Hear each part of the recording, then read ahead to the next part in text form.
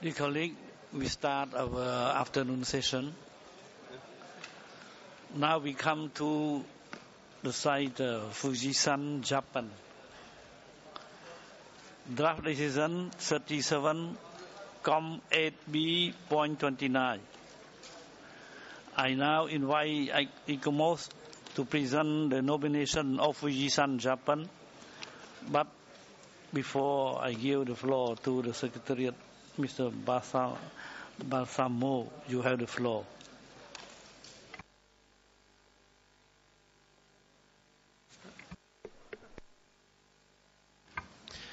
Thank you, Chair. Just to announce that on this nomination we received a factual error letter which could be found on page 31 of the English version and page 29 of the French version of the information document 8B4.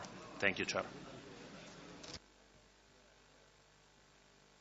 ICOMOS, you have the floor. Thank you, Mr. Chair. I'd now like to present Fujisan, Japan. Next slide, please. Here, a location map showing its position in the South Island of Japan. Next slide. The beauty of the solitary, often snow-capped volcanic Mount Fuji, known as Fujisan, rises above villages and tree-fringed seas and lakes.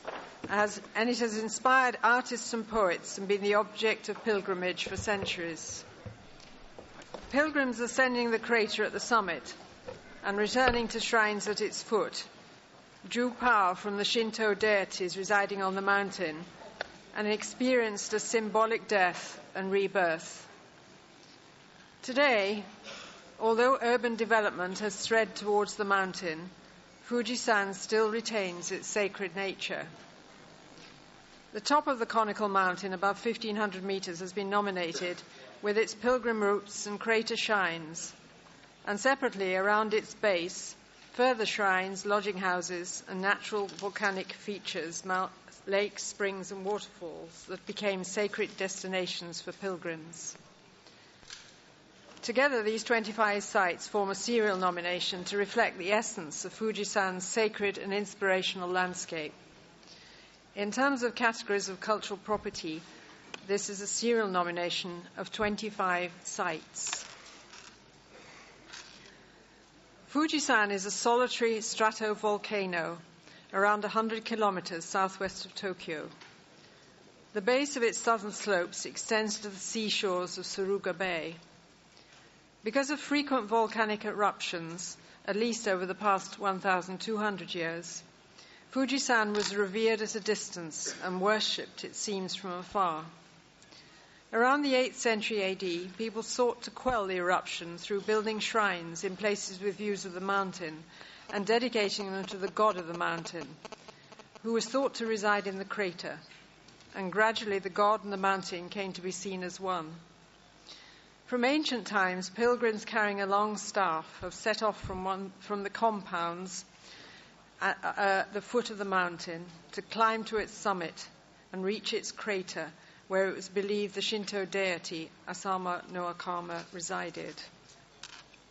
Pilgrims progressed up the mountain through what they recognized as 3 zones: the grass and forest area around the base, with Shinto shrines and religious facilities for pilgrims, and beyond that, the burnt or bald mountain with defined ascent routes, and then the final destination, the summit, the world of gods and Buddha, the other world after death.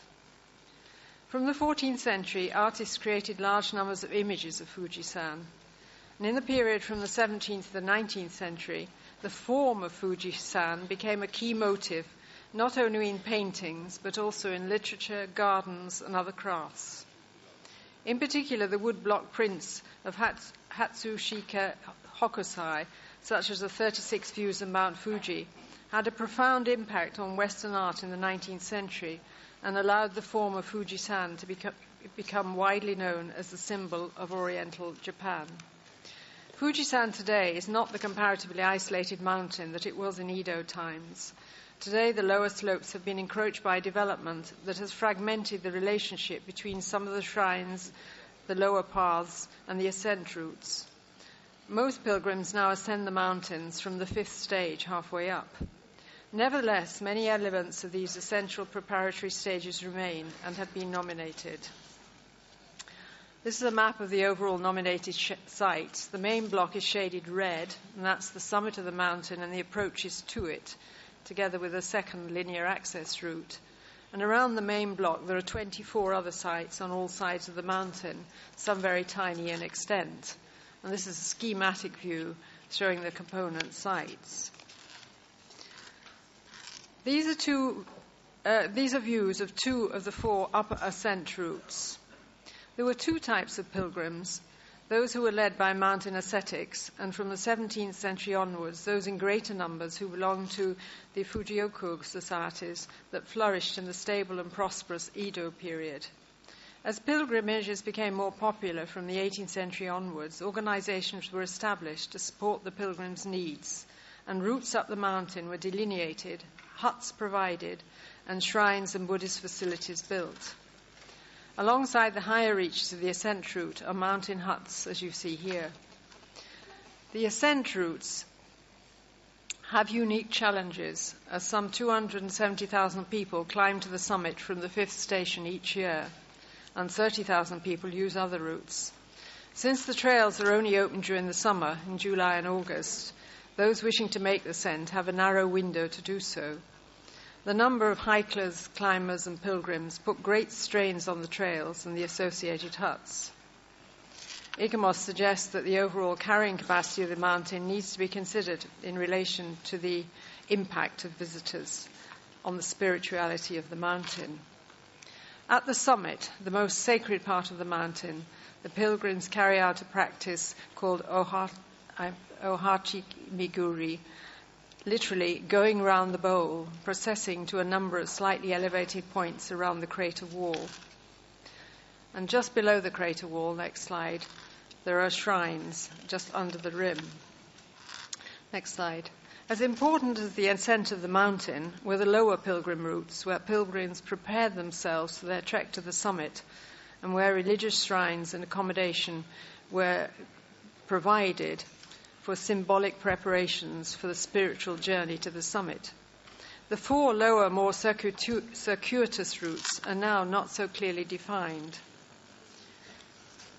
The nominated shrines at this lower level include natural elements, lodging houses, and together they have been nominated, but without a very clear understanding of how they were once related to each other as urban development has intervened. Next slide, please. And these are 2 of the 3 lakes. Based on a tradition that dates back to the 16th century, religious training around the circuit of these 8 lakes was undertaken by the Fujiko adherents. 7 shrines are spread out around the lower slopes, and here are images of just 2 of them. Next slide, please. Many of these shrine buildings have only recently received legal protection in the past 2 years, and many of them have been undergoing considerable renovation and restoration to prepare for this nomination. Next one, please.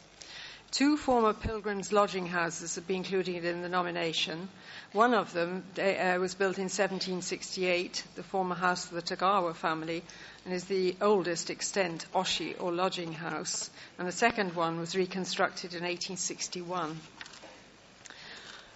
Further elements of the lower pilgrim routes are the 8 springs around which the pilgrims made a circuit, conducting ablutions before resting and setting out on the ascent of Fujisan next morning. As with many of the shrines and other nominated sites at the lower level, it's now sometimes difficult to appreciate how the ponds as a group, in their current context, with low-rise development, once had such a strong spiritual connotations. However, steps are being taken to improve the relationship of the ponds by the local community. Next slide, please. Lava tree molds, these are caves created when the lava flow engulfs trees and solidifies. And among them, those resembling the shape of hollowed-out human bodies became objects of worship. And many Fujiko adherents regarded them as important and considered them part of the series of spiritual sites. And this is an example of two of them. Next slide, please. Another component of the series is this group of 230 monuments and pagodas that were erected by the various Fujiko adherents who visited the mountain. Next slide, please. The final component, Mihona Matsubara Pine Grove, is part of the serial nomination, but not part of Fujisan, as it is located some 45 kilometers southwest of the mountain. It consists of a sandbar with a grove of pine trees facing Suraga Bay, and it is a place from which could be gained one of the most famous views of Fujisan, as depicted by the artist Hiroshige. This single viewpoint is not part of the mountain, but rather from where you can view the mountain. And clearly the view needs protecting, as do so many other views of the mountain. But there seems to ICOMOS to be no justification for including it in the nominated area, as it's not part of the spiritual and artistic mountain itself. The image of Fujisan is clearly of outstanding value for the impact it has had on Western art as an expression of Japanese culture. Fujisan has long been a sacred place, related to the idea of its perfect form and its associations with deities.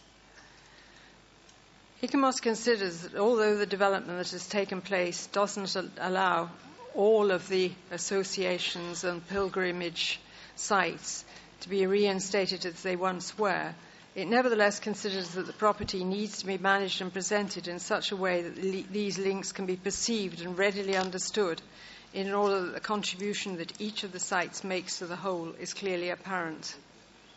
To this end, ICOMOS considers that the overall vision for the property needs to be strengthened so that it informs the way the series is managed and interpreted, to allow an understanding of the component sites as all being part of one mountain and all linked to one overall landscape. Although much of the ascent routes are in good condition, there are steep sections where reinforcements have been introduced. The nomination mentions proposed civil engineering works to be undertaken to prevent further erosion and collapse on some of the mountain slopes that are heavily visited. ICOMOS considers that attention needs to be given to the means used to stabilize paths and prevent water erosion. Currently in places, these are of industrial nature, and for a spiritual landscape, more sensitive interventions could be seen to be appropriate. Perhaps there could be exchanges of ideas with other mountainous areas where erosion by walkers has had also to be dealt with. Next slide, please. The challenges that the management of this huge property will have to face include how to balance conservation of the special qualities of the mountain landscape with commercial and recreational activities that could have the potential to undermine the harmonious qualities of the lakes and impact adversely on the waterfalls and other sites. If this is a sacred landscape, that aspect needs to inform development. Fortunately, local communities through workshops have begun to work together to ensure the environment is given appropriate controls and to improve the setting of some of the sites around the lower pilgrim paths. However, ICOMOS considers that an overall visitor management strategy is needed as a basis for some of the decisions on carrying capacities, service buildings, and so on. ICOMOS recommends that this strategy needs to be developed as soon as possible and before the further decisions are taken on two World Heritage Interpretation Centres that are proposed.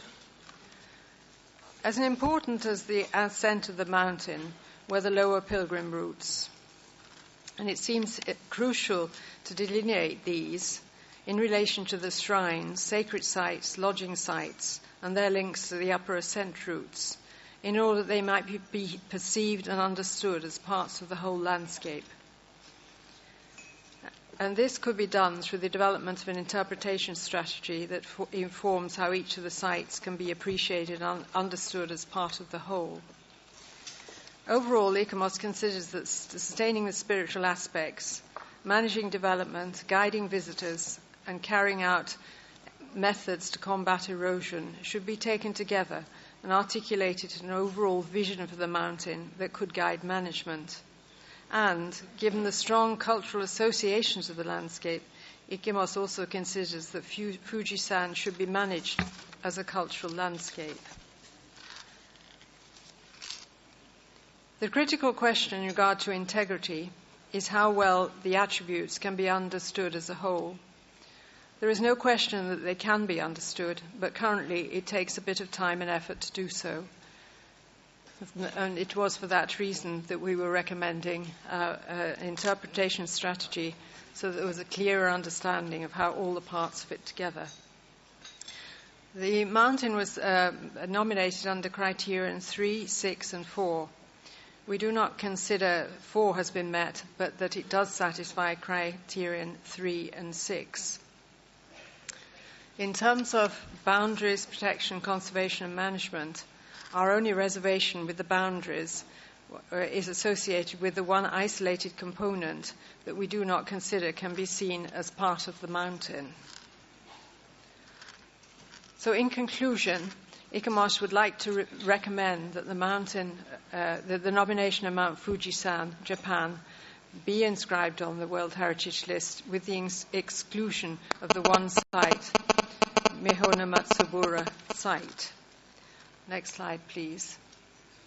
We do have some recommendations and would like to ask that the State Party give consideration to operationalizing the management system in order to manage the property as an entity and as a cultural landscape, to put in place an overall vision for the property that relates to the conflicting needs of access and recreation and spiritual and aesthetic qualities, to delineate the pilgrim routes on the lower slopes of the mountain in relation to shrines and lodging sites, to develop a visitor management strategy based on carrying capacities for the upper access routes, to develop an overall conservation approach for the upper access routes, and to develop an interpretation strategy, as well as strengthening the monitoring indicators to reflect spiritual and aesthetic aspects of the mountain.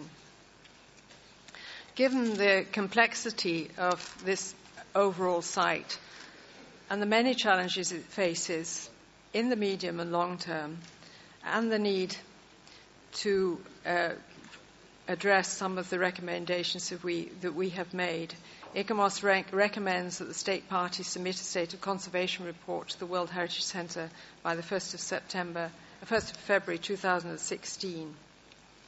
And ICOMOS will be very ready and willing to offer advice, if requested, on the approaches that we have suggested. May I make just one final point?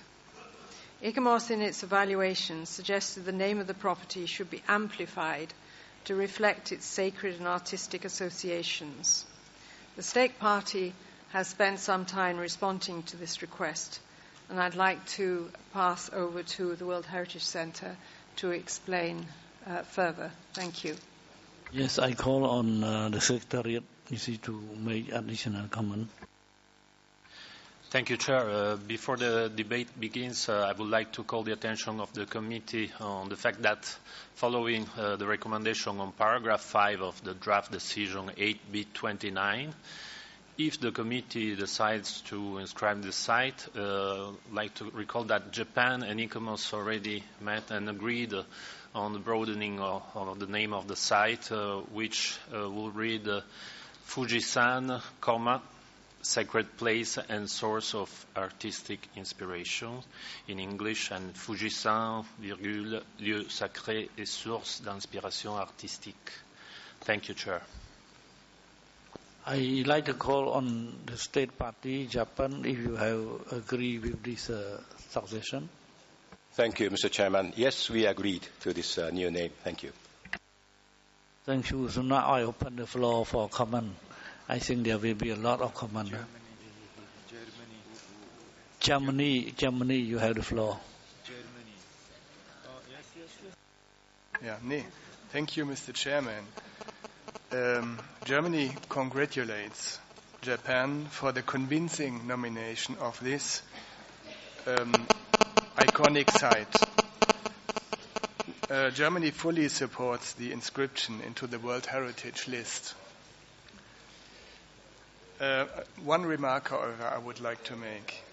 We do not go along with the draft decision concerning exclusion of the Mihono Matsubara site. ICOMOS has confirmed criterion 6. Indeed, the images of Fujisan influenced in an outstanding way, in particular, the development of fine arts in the 19th and 20th century. To my opinion, Mihono Matsubara site is, as one of the most prominent viewpoints of the world, the authentic place for the intangible values. Therefore, we propose to delete the words excluding the Mihono Matsubara site in para 2. Thank you, Mr. Chair. I call on Mexico.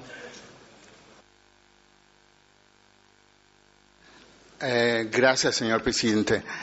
México iría en el mismo sentido de la intervención del honorable representante de Alemania, pero con algunos comentarios adicionales que me parecen importantes también. Quisiéramos felicitar a Japón por esta osada propuesta de inscripción de quizá uno de los sitios más icónicos y más importantes para el imaginario de los paisajes japoneses. También quisiéramos, por supuesto, reconocer y felicitar al ICOMOS en el informe que nos ha dado tan detallado de la evaluación, tomando en consideración que es una nominación muy compleja y que en su relatorio nos da cuenta de que han tomado casi todos los aspectos. Y agregaría un tema que ya tocó Alemania, pero en el cual quisiera yo insistir, que más que un problema es un enorme desafío y un acierto, sobre todo un acierto del Estado parte de Japón para incluir este sitio de Mihono-Matsubara, porque es ahí justamente fuera del lugar, del centro, del núcleo que forma parte de la nominación, que se piense cómo se tiene que ir para el futuro protegiendo estos sitios bajo los cuales pueden ser apreciados de manera mucho más amplia un patrimonio de esta naturaleza. Y quisiéramos oír justamente al Estado parte cuál es la opinión que tiene con respecto a la exclusión que recomienda el ICOMOS. Gracias.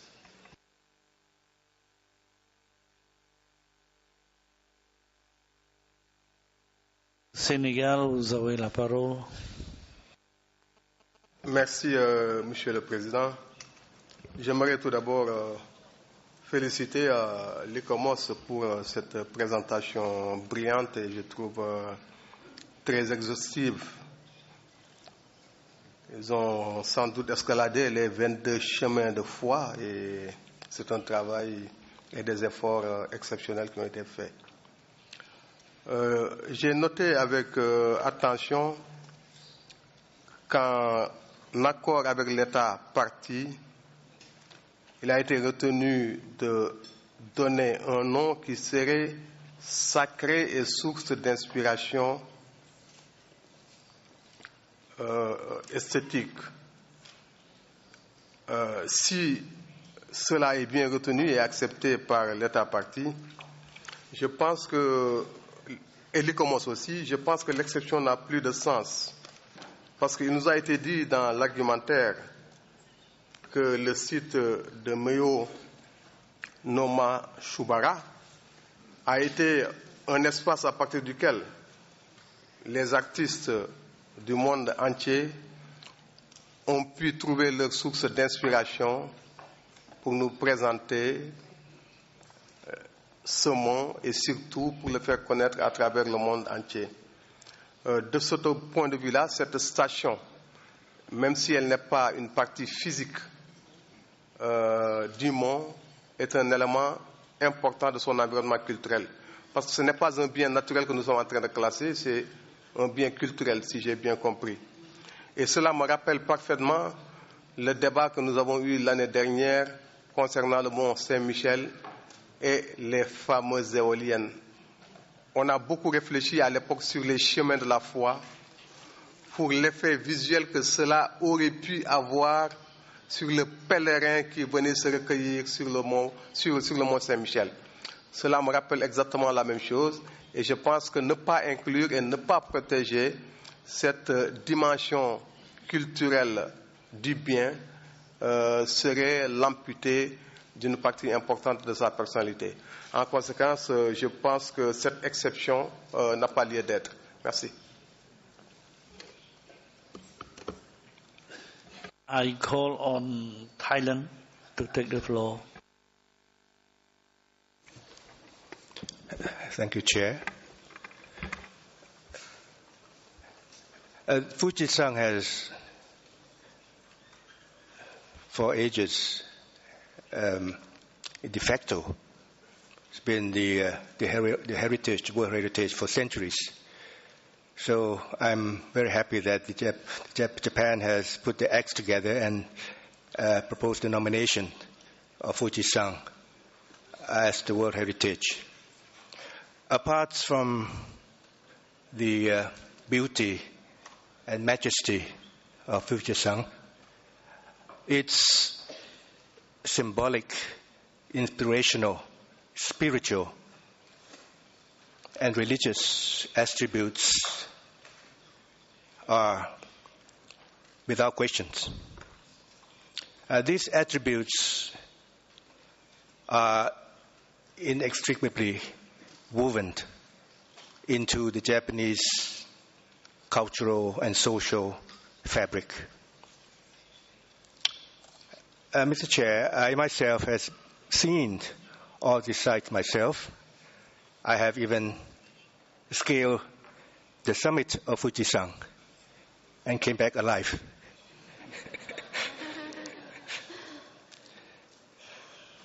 Therefore,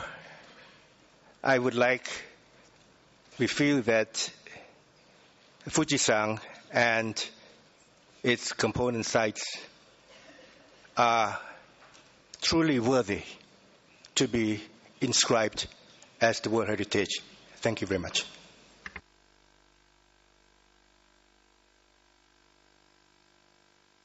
Malaysia, please. Thank you, Chair. We think that the world is surprised that this mountain, synonymous with Japan, is only inscribed today. The whole Malaysian delegation shares this important moment with Japan, our neighbor, in this meeting room, and we would like to warmly congratulate Japan on this very important nomination and to ICOMOS for their role on this exceptional and unique site to continue to be shared by mankind for generations to come.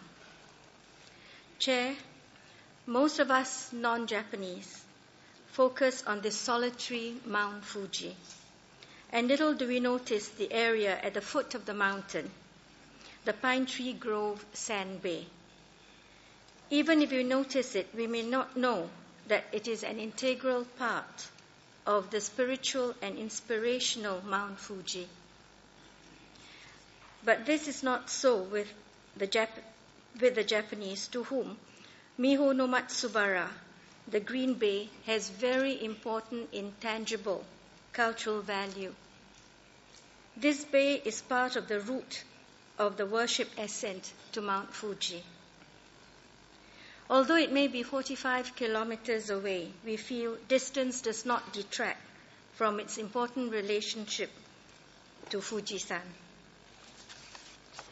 Secondly, it is one of the two important viewpoints that have inspired artists and poets for centuries. Hence, this pine grove is of important intangible value for Japanese culture. Therefore, Malaysia would like to propose Miho no Matsubara to be included as part of Fujisan, and we have made some changes to the draft recommendations for the committee to consider. Thank you, Chair. Je donne la parole à la délégation du Cambodge.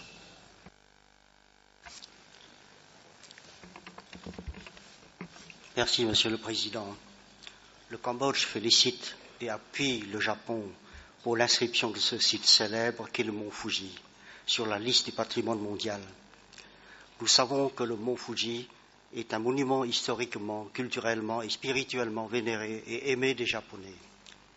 Bien que nous comprenons la justification de l'ICOMOS d'exclure le site de Miho no Matsubara de l'ensemble des 25, le Cambodge soutient les propositions des précédents délégués visant à l'inclure dans cette inscription. En effet, le point de vue fascinant, connu de tout le monde, de Fuji, vient de ce point de vue-là, et ce cliché, entre guillemets, appartient également à la littérature poétique du haïku et les blocs estam uyoke. Merci, Monsieur le Président.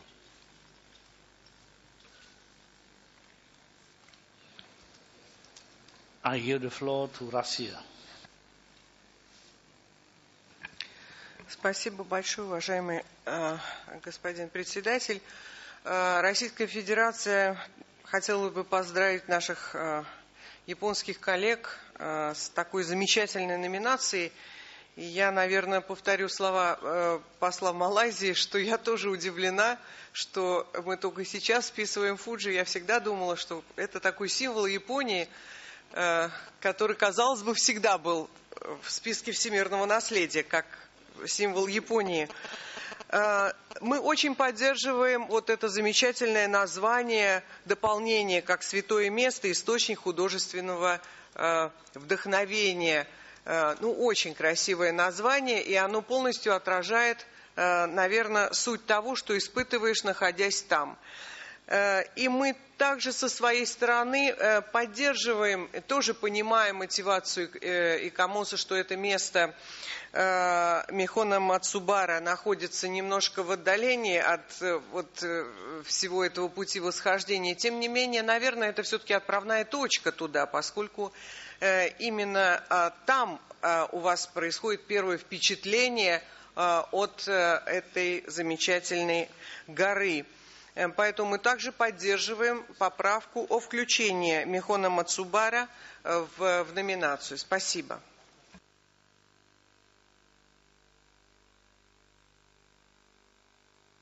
France, vous avez la parole.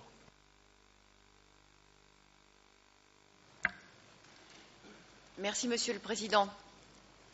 La France soutient la proposition qui vient d'être faite par la délégation de l'Allemagne, du Mexique et plusieurs autres délégations, et qui vient renforcer les valeurs paysagères du bien au-delà de ses valeurs spirituelles et comme source d'inspiration des artistes. À cet égard, vous ne me tiendrez donc pas rigueur de me référer à un homme de plume, Paul Claudel, grand écrivain, ambassadeur de France au Japon, qui a fait du mont Fuji une belle description allégorique. Je le cite donc. La grande ligne droite du Fuji, comme une toiture de glace, comme l'aile d'un grand ange, sur laquelle les volutes des nuages viennent se promener. Le Fuji accueille le soleil levant. Et la France, quant à elle, accueille et salue la proposition d'inscription du mont Fuji. Je vous remercie, Monsieur le Président. Call on Ethiopia, please. Thank you, Chair. We would also like to echo what most state parties had been saying, and especially the Thailand's explanation that Fiji town had been World Heritage already.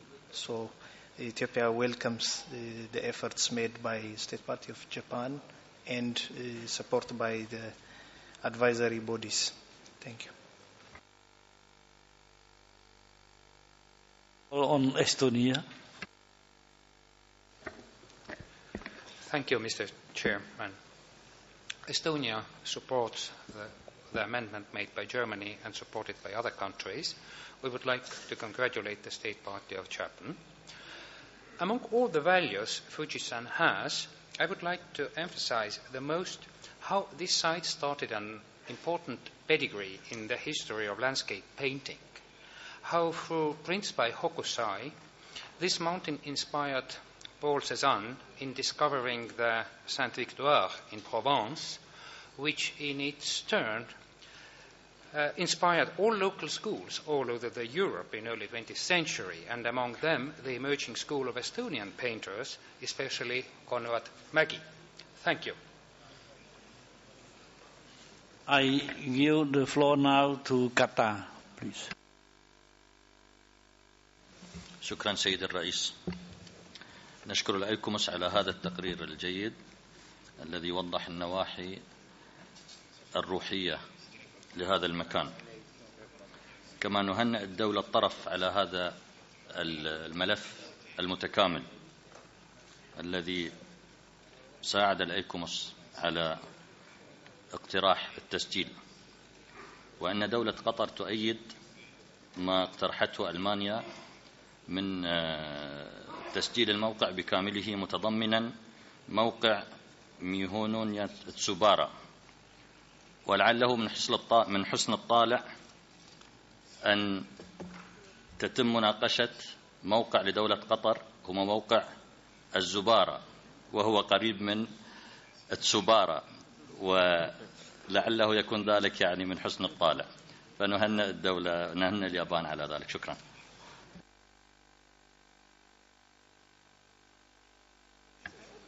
La Suisse, vous avez la parole. Merci, Monsieur le Président. La Suisse aimerait se joindre à tous celles et ceux qui ont félicité l'État partie de cette nomination. Nous avons le plaisir d'appuyer pleinement cette inscription complète et nous nous réjouissons d'avoir dorénavant un autre site iconique sur la liste du patrimoine mondial. Merci, Monsieur le Président. Call in India. Thank you, Chair.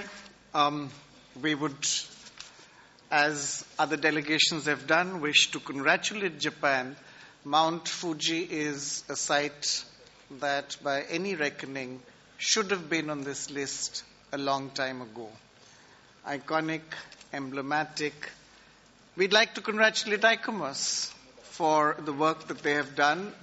Extremely comprehensive, extremely well brought out. But I'd like to, with your permission, Chair, come to an issue that has been raised by Germany, by Malaysia. There is an amendment. For us, from India, from our people, and from many other countries and peoples, there is no culture without faith.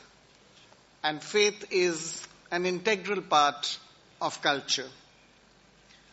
Not only on this site, but later during our examination of the inscriptions, we will see other nominations where this interplay of faith and culture will be evident. And I hope that we will similarly discuss these and bring out this extremely important relationship.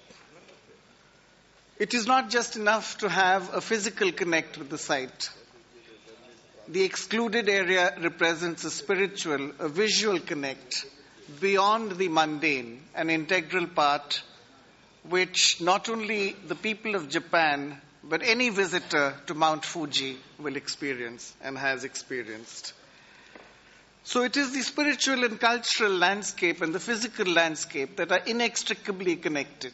You cannot separate them. You cannot put them into component parts and categories. And we welcome the use of criteria 6 which I think will enrich World Heritage, the list of World Heritage, the lexicon of World Heritage in the years to come. All of this is bounded together by faith, inspiration, and I believe the intangible values that are being promoted are extremely important. Coming as we do from the land of the Lord Buddha, where every single site associated with the lifetime and works of the Lord Buddha is located in India, except one, to us it is not just the destination, but it's the journey that is as important. We would want to support the Malaysian amendment to bring the excluded area back into the nomination and into the inscription. Thank you, Chair. I call on United Arab Emirates, please.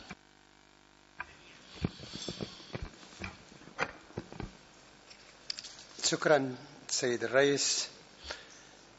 الإمارات في هذا الوقت لن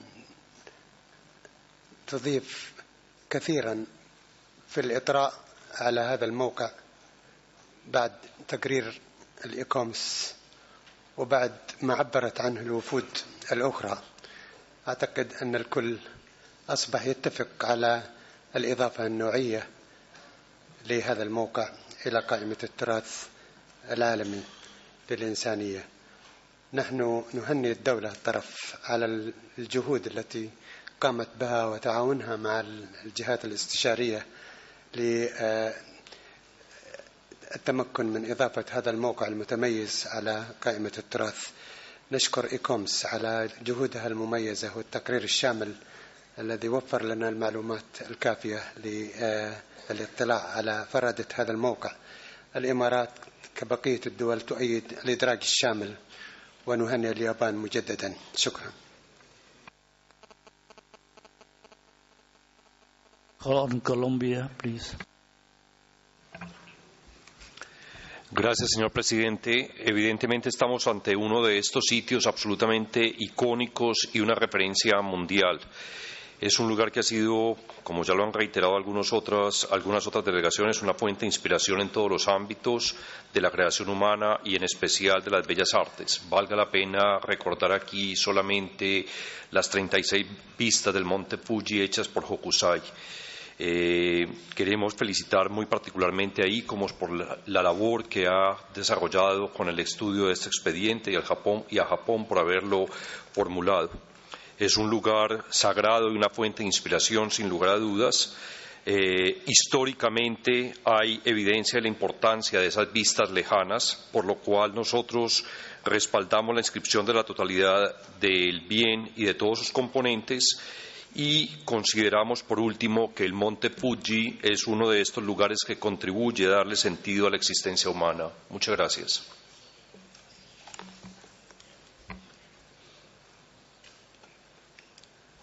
Je donne la parole à la Mali, please. Merci, Monsieur le Président. Le Mali voudrait s'associer aux autres pays pour saluer cette proposition d'inscription d'un site emblématique, mais également féliciter l'ICOMOS pour la qualité du travail réalisé. C'est vraiment un travail fantastique. Nous félicitons vraiment encore une fois le Japon pour la proposition d'inscription. Merci.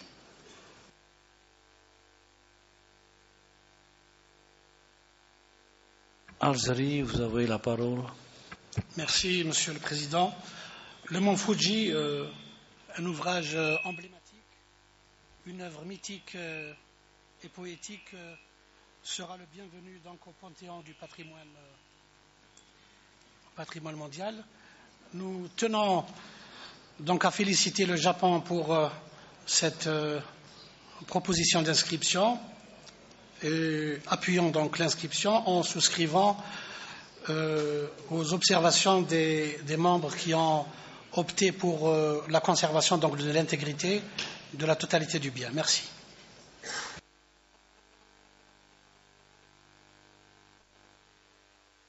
Call on Iraq.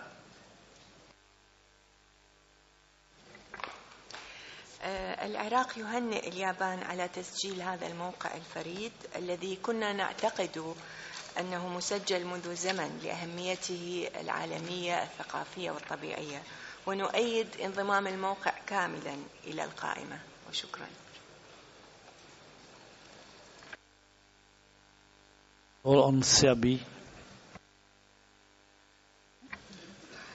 Thank you, Mr. Chairman. We would like to join previous speaker in supporting the nomination of Fujisan on World Heritage List, and thanks to Japan as state parties. We would also like to stress that we listen with great interest ICOMOS introductory statement. Thank you.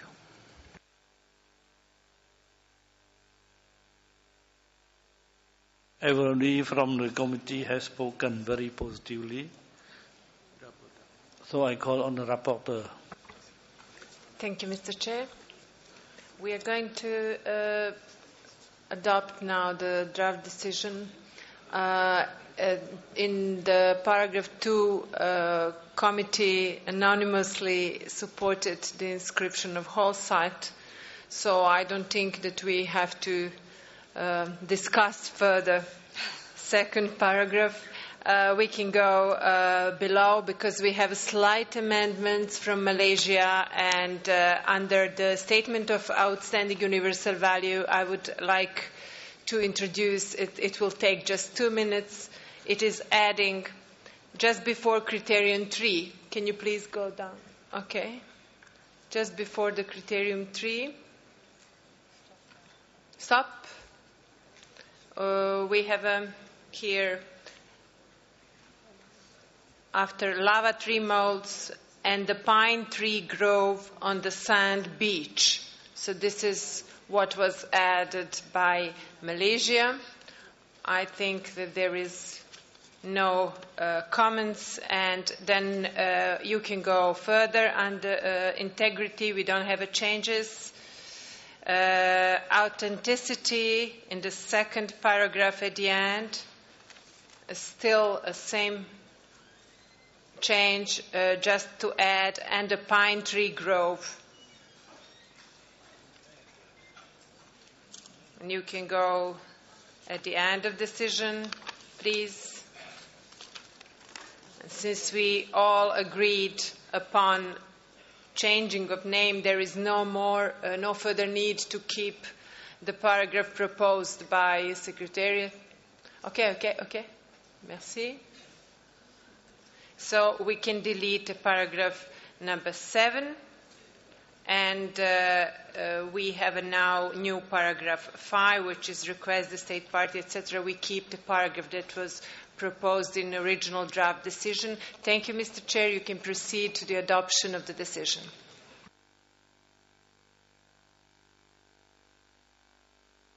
No objection and no more comment. I now declare the decision 37.8b.29 adopted.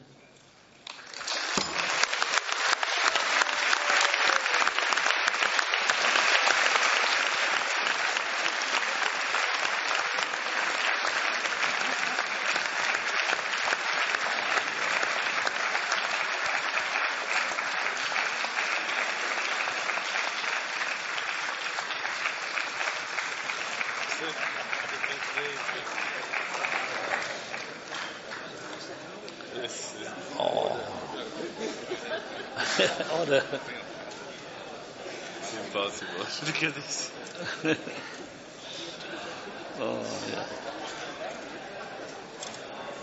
Okay. Ask for the... A little bit more.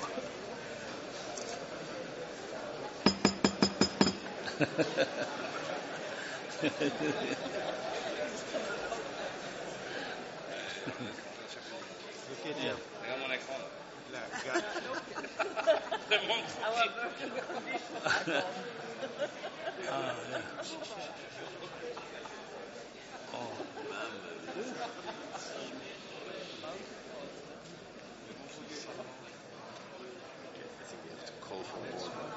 To call.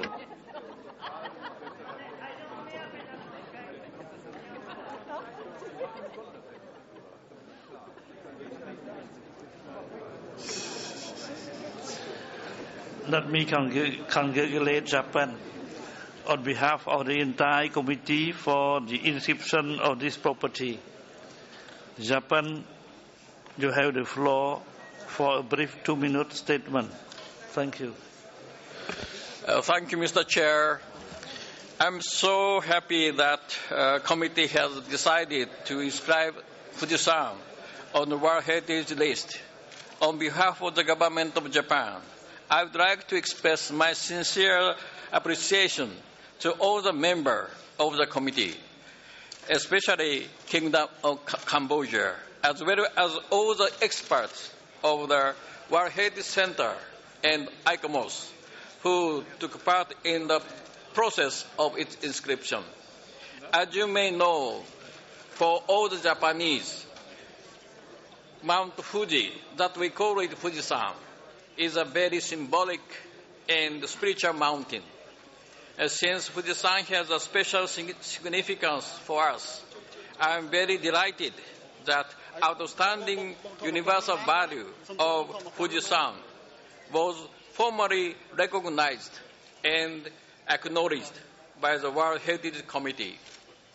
I am confident that the local community and relevant government authority of Japan will work together and spare no effort to ensure better conservance of Fujisan. Today, we have 2 governors from local authority, that is Mr. Yokouchi from Yamanashi Prefecture and Mr. Kawakatsu from Shizuoka Prefecture. So I'd like to stop here and invite Mr. Yokouchi to say a few words first, and then Mr. Kawakatsu. Now, Governor, Mr. Yokouchi, please. The 2 governors are welcome to make a very short statement. First, I would like to express my sincerest gratitude to all members of the committee. Since ancient times, Fujisan has been at the heart of the Japanese consciousness. Accordingly, it is a great pleasure for the people of Japan to hear of Fujisan's inscription on the World Heritage List. We shall not forget this honor and will continue to do our utmost to preserve the natural environment and cultivate the landscape surrounding our Fujisan so that it will forever be loved by the people of the world. Thank you very much.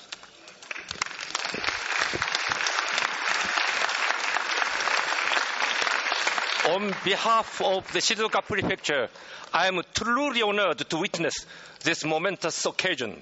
Fujisan, a natural creation of the earth, has just been designated a World Cultural Heritage.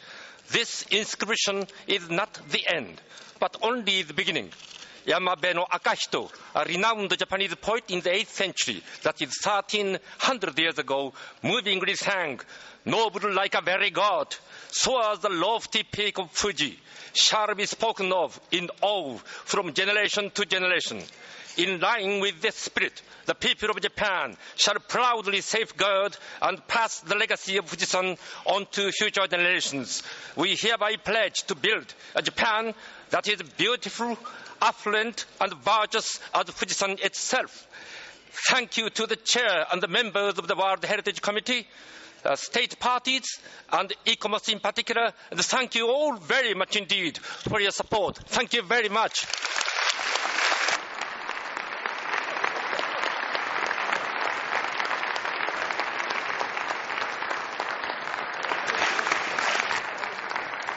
I appreciate the statement of thanks of Excellency Ambassador and Excellency Governor.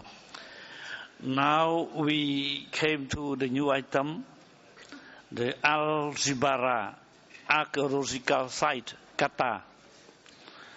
Draft Decision 37.8b.23.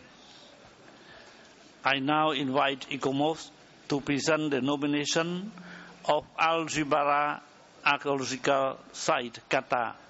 The draft decision concerning this nomination can be found in document 8b.8 point ECOMOS, you have the floor. Thank you, Mr. Chair. Next slide, please.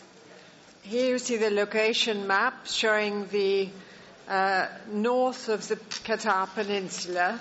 Next slide, P. Azabara lies within a sheltered bay, which is enclosed in parts by a maritime buffer zone. Next one, please. The walled coastal town of Azabara flourished for a short period of some 50 years in the late 18th and early 19th centuries, when it was one of the most important pearling trading centres in the Arabian Gulf. At the height of its prosperity, Azabara had trading links with the Indian Ocean, Arabia, and Western Asia. The town was mostly destroyed in 1811 and finally abandoned in the early 20th century, after which its remaining rubble, stone, and mortar buildings collapsed and were gradually covered by a protective layer of sand blown from the desert.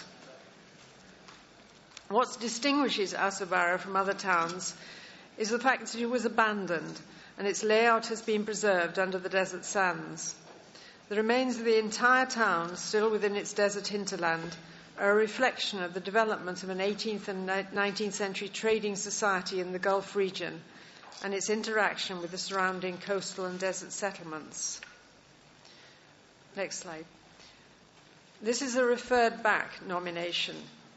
At the 36th session, the committee referred back the nomination and requested the State Party to further develop its understanding of how the fabric of Azabara and its desert hinterland were an exceptional testimony to a specific interaction between traders, fishermen, and nomadic herders that characterized the way of life in the Gulf, by presenting the results of surveys and excavations and completing the archival and oral history research developed already within the project.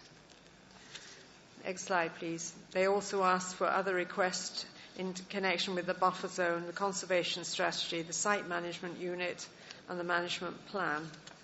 Next slide, please. So here we have an aerial view of Azabara, located, as we heard, in the Arabian Gulf between the Indian Ocean and Western Asia. It was one of the many towns to have existed in the Gulf over the past millennia, whose prosperity was based on sea trade. Azabara was not the largest, but certainly was one of the most prosperous towns in a short period that it existed at the end of the 18th and early 19th centuries. It is believed to have been founded in the late 18th century by Uttab people from Kuwait. It sits in a desert landscape within which have also survived the remains of small fortified coastal and inland settlements, some of which have had symbiotic relationships with the town, providing fish, livestock, water, and so on. These smaller settlements are not included in the nominated area and are outside of the buffer zone, but are part of its wider setting and contribute greatly to an understanding of its context. The harbour was protected to the north by a spur of the town wall that extended into the sea, culminating in a round tower. The supplementary dossier submitted by the State Party reflects the results of 2 years' extensive and intensive work on Azabara and its hinterland since the drafting of the first nomination dossier. This has included archaeological excavations, regional surveys, more archival and oral history research, conservation and heritage management. This work has led to advances in understanding the cultural, social and political framework within which the town of Azabara developed its relationship with its hinterland and its wider trading links. Analysis has shown that before the 18th century, the settlement on this site consisted of tents or palm frond structures that were rebuilt many times. So Azabara appears to have been built as a new town on this site at the end of the 18th century. The town has 2 walls, the inner one representing the main face of the building, and the outer wall, which is constructed of undressed coral limestone and includes 22 circular towers. And the later inner wall has some 11 towers, and these are preserved in layout over several kilometres. The town today consists of low mounds which mask the buried traces of traditional, vernacular, religious and other structures. Within the town there are two distinct palatial compounds of a form that is found in other parts of the Gulf, such as Saudi Arabia or Oman. However, at Azabara, they are clearly seen to be part of a planned urban form, and their complete layout has been preserved. In the last 2 years, further excavations in one of the palaces has revealed its fortress-like appearance, with circular defensive towers up to around 4 meters in height. The presence of an influential family can be inferred from the finds of imported porcelain and glass, and from evidence of the hunting of a gazelle, often seen as the activity of ruling elites. The town plan shows clearly the subdivision into neighbourhoods with clusters of courtyard houses. Between 500 to 600 buildings have been identified, suggesting a population of 5,000 to 6,000 people. Many houses are of very generous size and display porticos and entrance halls, sometimes with elaborate traces of gypsum plaster decoration. One house has been analysed in detail, and it includes a room with 20 cooking ovens and space for fish preparation. Evidence has been uncovered of specialised date syrup production facilities, and throughout the site there is evidence of date presses associated with this production. Further archaeological investigation over the past 2 seasons have added significantly to the details provided in the first nomination dossier. The classification, documentation and study of material culture recovered from excavations has offered insights into the cultural and economic life of the town and its wider region, including extensive trade within the Gulf and beyond. Near to the palaces are 2 public squares, and adjacent to one of these, a mosque site has been identified. Recent excavations of an area identified as a souk has confirmed this attribution and revealed complexes of warehouses with evidence of imported high-value goods such as Iranian pottery, blue porcelain, glass beads and hematite diving weights. And a few of the finds shown here reflect this long-distance trade. A canal runs inland for a distance of almost 2 kilometres. From written records, it appears to have facilitated the transport of goods and water to and from the fort. 2 almost parallel screening walls with round towers extend from the outer town wall inland, and these appear to have offered protection for a water supply from the small fort near the desert. This is the small fort that was constructed in 1768 and destroyed in the 1960s, and the remains of 3 wells in there and a large cistern for storing water. Next slide, please. The site also includes a further fort constructed in 1938. Although it's nothing to do with Azobara, the fort is being restored and will be developed into a visitor centre dedicated to presenting the cultural and natural heritage of Azobara and northwest Qatar. Over the past 2 years, there has been extensive exploration of Azobara's hinterland in order to locate, record settlements and activities, including from the time when Azobara was flourishing. Those site studies have shown how Azobara appears to have had this very close relationship with other smaller inland settlements, which perhaps supplied it with water and other commodities such as cattle. All of this work has set Azobara within a wide cultural framework in which it stands out clearly as the largest and most intact manifestation of the small independent states that evolved in the Gulf and which form the basis of today's modern states. The physical remains are highly vulnerable to erosion, both those which are still undisturbed and those which have been excavated.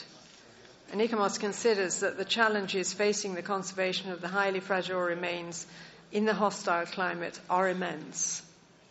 In 2009, the Qatar Islamic Archaeology and Heritage Project was started. This is a 10-year research, conservation and heritage initiative to investigate the site, preserve its remains and work towards the presentation to the public. And the first phases of the project have covered documentation using laser scanning to provide an assessment of the overall conservation of the area and an exemplary inventory and catalogue of the state of conservation of 2 parts of the site, one of which has been excavated. At the time of the first nomination, ICOMOS noted that there was no defined conservation strategy.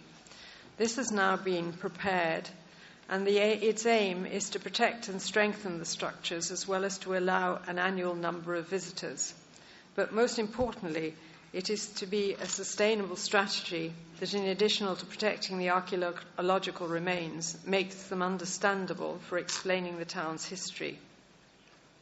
And it has explored many different ways for stabilizing the excavated remains and moved from trying to stabilize them with lime mortar to a shelter coat that is focused on the use of earth mortars. Next slide, please. ICOMOS noted in its first evaluation that the abandoned coastal town of Azabara, within its setting, is a rare survival. What the revised nomination has set out, on the basis of all the extensive new work, is knowledge of how Azabara and its wide desert hinterland can now be understood in an exceptional way. Azabara is one of many towns around the Gulf that relied on inland settlements, and they probably competed with each other as part of their role in the Indian Ocean trade. What distinguishes Azabara from these other towns is it lasted a very short space of time, that it was abandoned, and that it has lain untouched since being covered by the desert sands. It is thus exceptional for the way it can be seen to exemplify the string of urban foundations which rewrote the political and demographic map of the Gulf during the 18th and 19th centuries and led to the development of small independent states that flourished outside the control of Ottoman, European and Persian empires, and which eventually led to the emergence of modern-day Gulf states. We have no issues with integrity, authenticity and comparative analysis. The nomination was put forward under criterion 3 and 5, and we think these are fully justified. But ICOMOS also considers that criterion 3 should be, we considered that criterion 3 was appropriate because of the reasons I've just given for the way the recent work has allowed a full understanding of how Azabara can be seen as an example of the way the independent states in this area emerged. The management unit of the property has been fully operational since 2010-11, and the management plan is in operation. ICOMOS also notes that the conservation project has a remit to develop a master plan for the whole of the north of Qatar, which includes the abandoned villages and other archaeological sites that have been investigated. So in conclusion, ICOMOS recommends that Azabara archaeological site be inscribed on the World Heritage List on the basis of criteria 3, 4 and 5. Next slide. We have a couple of recommendations. We recommend the State Party give consideration to carrying out impact assessments for major projects and also continuing its wide-ranging survey, research and analysis of the wider setting of the property, and in particular the relationship with other coastal towns and inland settlements. Thank you very much. Now I open the floor for comment, please. I call on Mexico first. Muchas gracias, señor presidente, y muchas gracias a ICOMOS por esta presentación también excepcional de un sitio mucho más excepcional realmente. Quisiéramos hacer memoria, no historia del sitio, porque ya la hablaron y es un sitio realmente excepcional en esa región, sino hacer un breve recuerdo de lo que este Estado parte ha significado en la Convención. Ellos ratificaron la Convención de Patrimonio Mundial en 1984, al igual que México. Yo creo que por eso siempre estamos al lado uno del otro. 28 años después tienen su primer mandato en el comité a partir de 2011 y 30 años después van, para fortuna de todos, a inscribir su primer sitio en la lista de Patrimonio Mundial. Al igual que durante la sesión 36, como lo mencionaba ICOMOS, aceptaron plenamente la devolución de este expediente para complementarlo y realmente fue un trabajo impresionante el que ahora presentan para cumplir con esa petición. Ahora están ratificando su compromiso por la correcta implementación de esta convención y queremos agradecerles nosotros que enriquezcan la lista de Patrimonio Mundial con este sitio realmente excepcional. Felicidades. Thank you. I call on United Arab Emirates, please.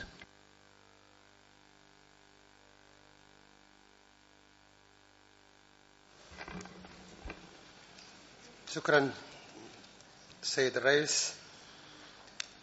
الإمارات تهني بحرارة الشقيقة قطر على هذا الإدراج الفريد وتهنيهم على الجهود الكبيرة التي بذلت من أجل جعل إدراج هذا الموقع حقيقة.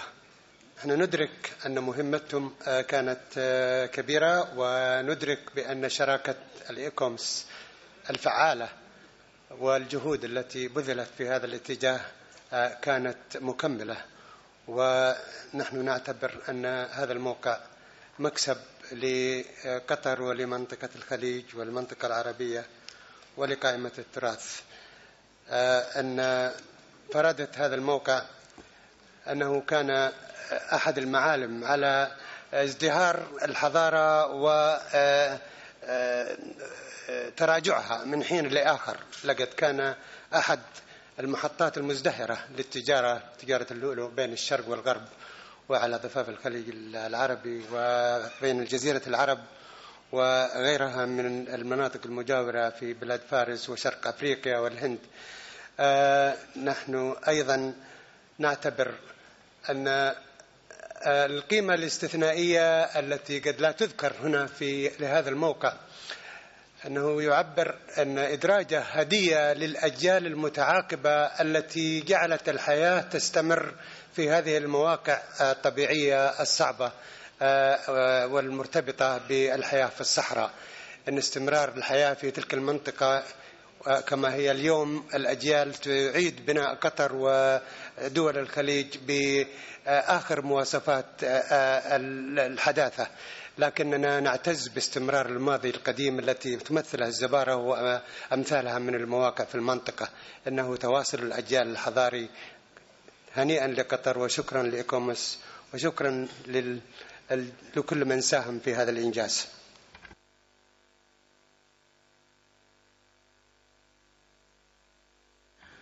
I call on the third country to make comment because we noted that there are already 15 requests for comment. So I call on India now, please.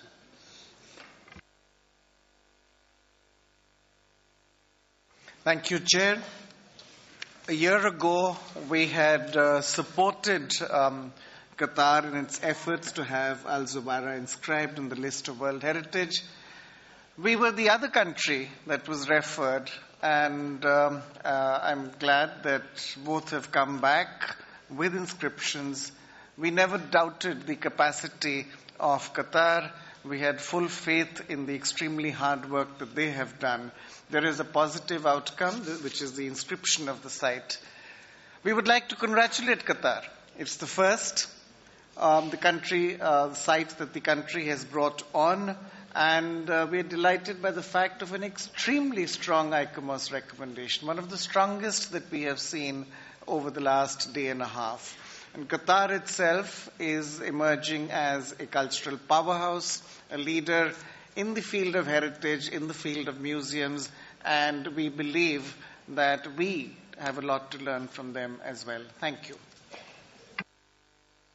I call on Iraq to make the comment, please. شكرا سيد الرئيس. نهنئ دولة قطر الشقيقة على هذا الملف المتكامل لتسجيل موقع الزوارة كأول موقع لدولة قطر يتم طرحه للتسجيل على لائحة التراث العالمي فمدينة الزوارة التي ازدهرت في نهاية القرن الثامن عشر وبداية القرن التاسع عشر تبقى شاهدا على المدن الساحلية في منطقة الخليج العربي، حيث كانت مركزا لتجارة اللؤلؤ وأنواع أخرى من المواد التجارية. ونهنئ دولة قطر على هذا الموقع الفريد، كما نهنئ إيكوموس على عملها الذي سمح بإضافة معيار ثالث للموقع، إضافة للمعيارين الذي تقدمت بهم الدولة الطرف. فألف ألف مبروك لدولة قطر الشقيقة. شكرا.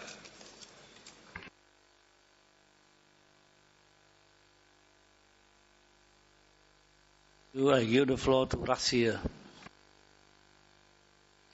Спасибо, уважаемый господин председатель. Российская Федерация со своей стороны поздравляет Катар с завершением с той непростой работы, которую они вели очень много лет. Это интереснейший объект, который находится в месте с очень суровым климатом, и можно понять, насколько непростая работа была проведена Катаром и экспертами ИКОМОС. Я еще раз от всей души вас поздравляю с первым объектом Катара, который вписан в список всемирного наследия. Спасибо. Thank you. I call on Ethiopia now. Thank you, Mr. Chair. The Ethiopian delegation would also really like to congratulate the State Party of Qatar, first of all, for preparing of such a strong nomination file. For that matter, the site is such a tremendous that even ICOMOS proposed it for additional criteria, which is criteria 4, on top of the 2 criteria claimed by the State Party last year. This really shows strong engagement and understanding of the advisory body, ICOMOS, which is something it needs to be praised at. As we can clearly understand from the documents, the site of Al-Zubarah gives evidence to what extent the Gulf region was active in the pearl trade, whereby my country was amongst the then partners. Pearls from this region are known in many countries all over Asia, Europe, and Africa. This first nomination of the State Party of Qatar underlines the tremendous and successful effort that Qatar has undertaken to preserve and protect its cultural heritage and now the cultural heritage of the world. Once again, would like to congratulate Qatar. Thank you.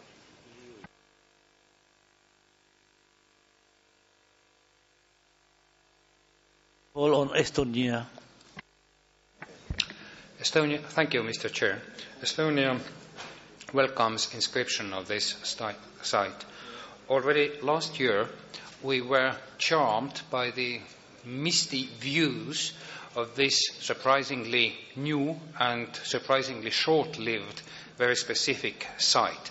And we are happy that we gave an extra year to the State Party to resubmit a new, improved nomination, which is now really correct, and we are happy about it. Thank you. Do I call on Japan, please? Thank you, Mr. Chair. We also share the great pleasure to congratulate Qatar on their first World Heritage Site inscribed on the list. This is such an important and unique archaeological site, but referred back in the previous session. Qatar government made a tremendous effort, including undertaking an excavation and improved the content of the nomination dossier and won this honor today. So once again, we congratulate. Thank you. La France, vous avez la parole.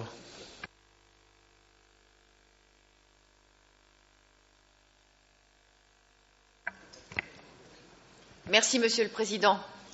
La France salue les efforts du Qatar pour se conformer à l'ensemble des recommandations faites par l'ICOMOS, avec lequel il a très étroitement coopéré, avec succès, nous le voyons aujourd'hui. La France félicite donc très chaleureusement le Qatar pour ce dossier et pour cette toute première nomination au patrimoine mondial. Merci, Monsieur le Président. En Colombia. Gracias, señor presidente. Es un extraordinario sitio, un extraordinario expediente elaborado por Qatar y una extraordinaria evaluación hecha por el ICOMOS. Enormes felicitaciones por la inscripción de este sitio arqueológico de Al-Zubarán y bienvenido Qatar a la lista del Patrimonio Mundial. Muchas gracias.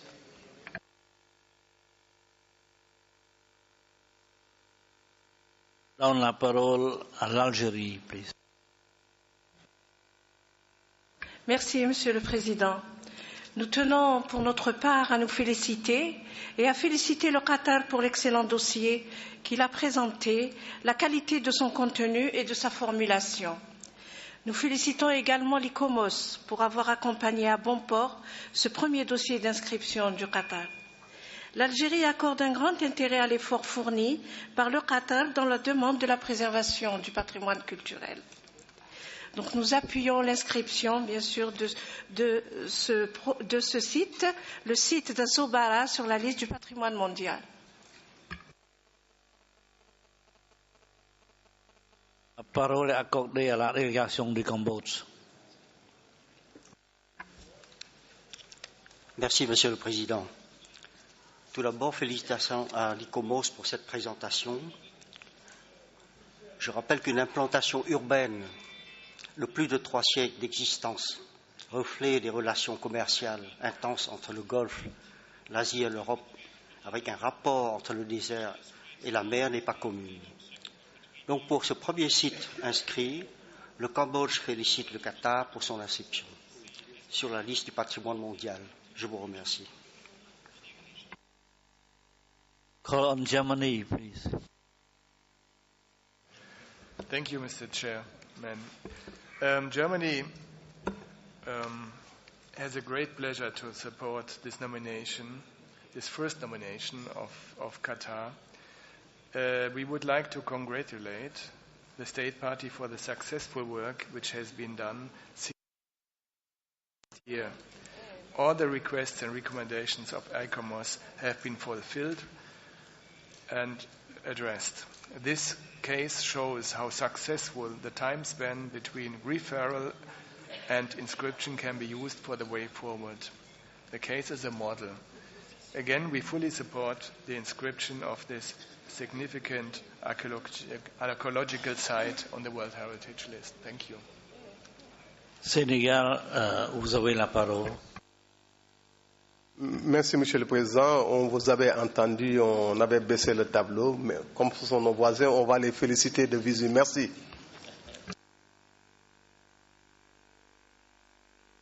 Allez-y, please.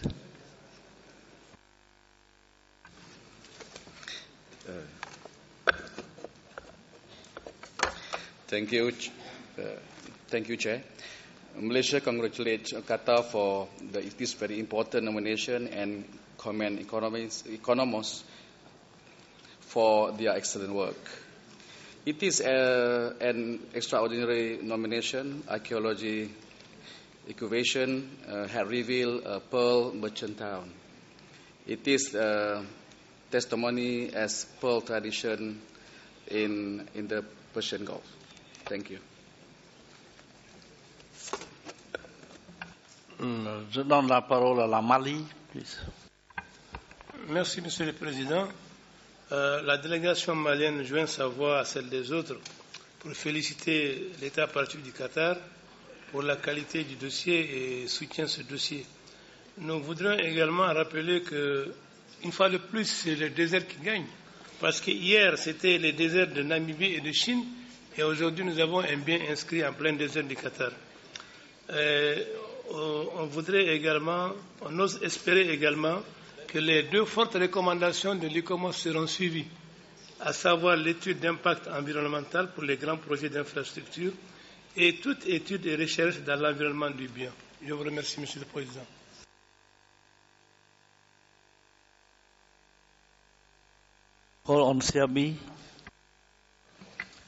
Thank you, Mr. Chairman. We would like to support the inscription of this property on the World Heritage List, having in mind that outstanding universal value is very well justified, and we would like to congratulate State Party and ICOMOS on a very well prepared nomination dossier. Also, it is important to stress that there are adequate management plan and conservation strategy in place.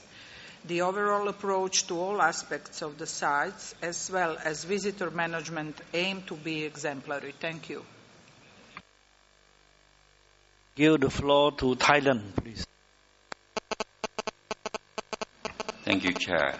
We wish to join the previous speaker in congratulate Qatar to be able to bring its archaeological site back to the consideration of the committee. We'll really enjoy it. Thank you. Already 19 comment. You see, very positive comment. And I now call for the adoption, you see, of the decision 37.8b.23. No objection, no more comment. I declare the decision adopted.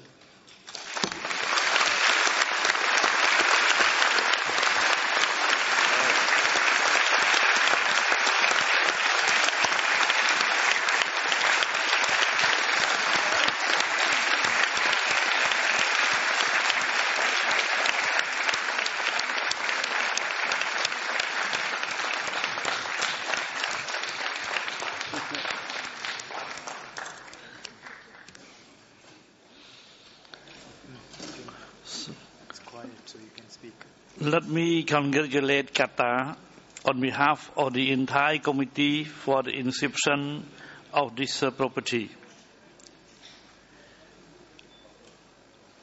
Her Highness Sheikha Al Mayasa, you have the floor.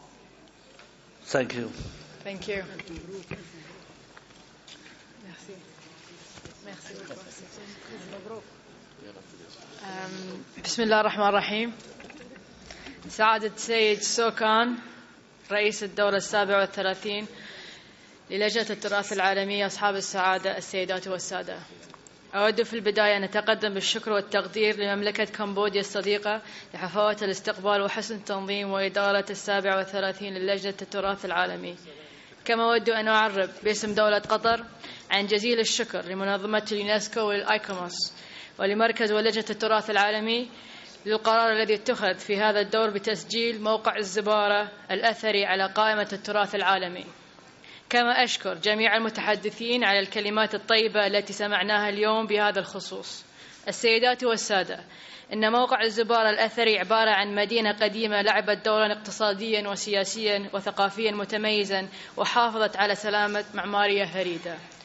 إنها مدينة التجارة والحضارة التي ربطتها جسور من التعاون من مختلف الجهات في آسيا وأوروبا وأفريقيا، وبقيت قوية مزدهرة خلال القرنين 8 و19 الميلاديين، وكانت نافذة التواصل والتفاعل مع جوارها القريب والبعيد.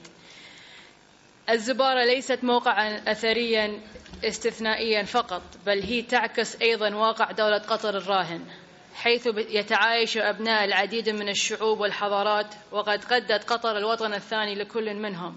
كما كان للزبارة إلى جانب أخواتها من المدن الخليج المعاصرة دور بارز في تشكيل الواقع السياسي والاجتماعي الراهن لمنطقة الخليج.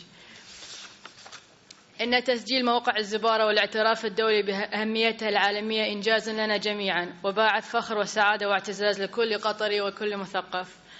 إنها البداية وليست النهاية، فسوف نلتزم بحماية وعدم المساس بتاريخ موقع مدينة الزبارة. مجددا نشكر اليونسكو والهيئة الاستشارية والخبراء الذين عملوا على إعداد الملف، ونرحب بكم في دولة قطر السنة الجاية. شكرا، والسلام عليكم.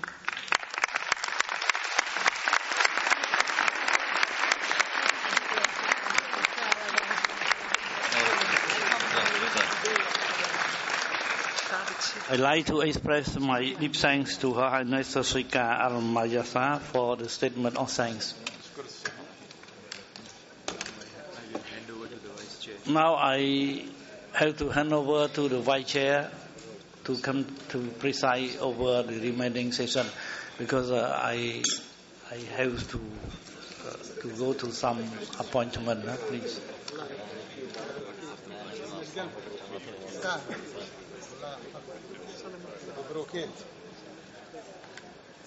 Congratulations.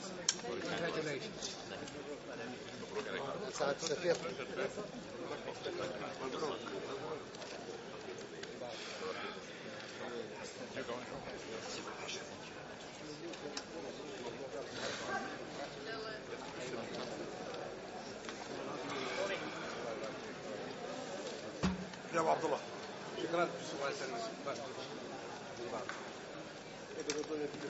ما لا عشان الزبارة الله يبارك فيك شكرا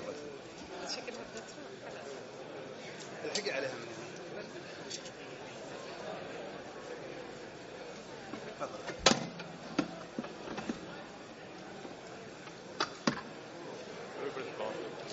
ها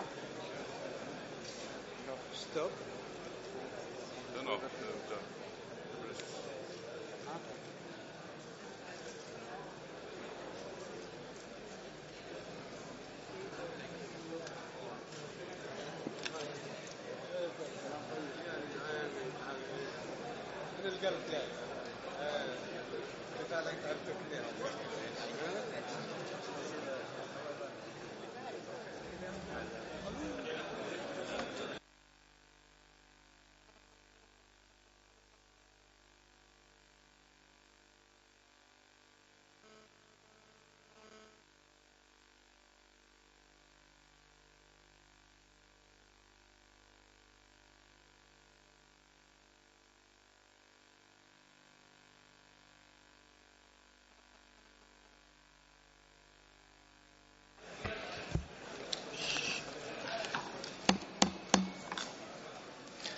Dear colleagues, we now move to the next item, and under request of Portugal, we are going to examine the draft, the nomination, the document number 37-8B38.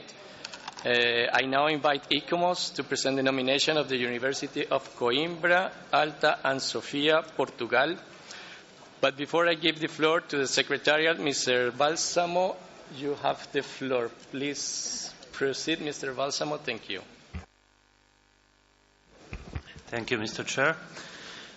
Just to remind that about this site, we have a factual error letter, which is to be found at page 39 of the English version and page 37 of the French version of information document 8B4. Thank you. Thank you, Mr. Balsamo. Now I give the floor to ICOMOS. Please proceed, Madam. Thank you very much, Mr. Chairperson. I'm going to present the University of Coimbra, Alta and Sofia in Portugal. And please note that ICOMOS has acknowledged factual errors in this evaluation.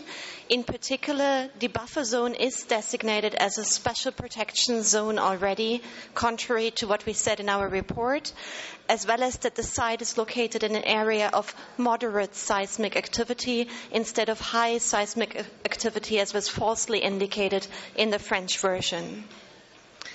The University of Coimbra has grown and evolved over more than 7 centuries to form its own well-defined urban area of 2 components within the old town of Coimbra, Alta and Sofia. It illustrates the interdependence between city and university, in which the city's architectural heritage language reflects the university's institutional functions.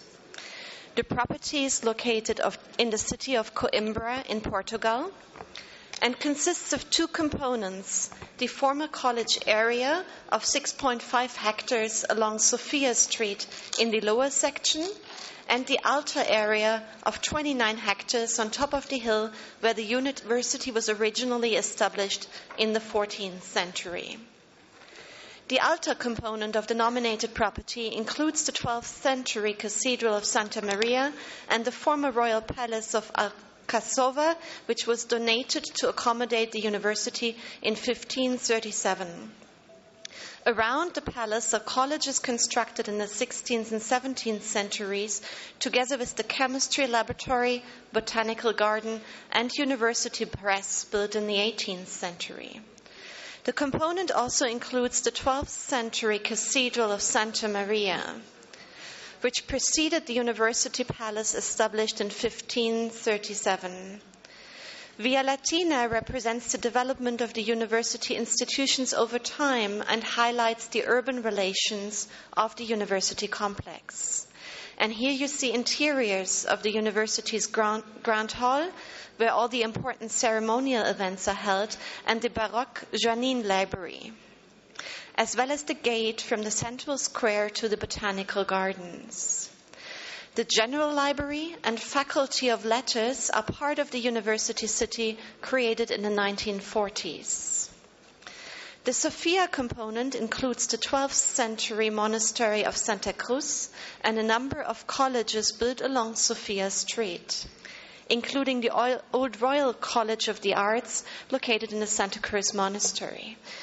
The university maintains its formal and informal traditions and ceremonies, which have been adapted by other universities.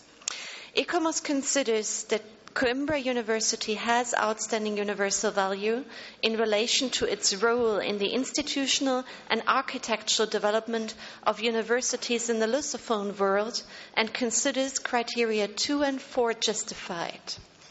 The conditions of authenticity and integrity have been met, but integrity remains very vulnerable to future urban development.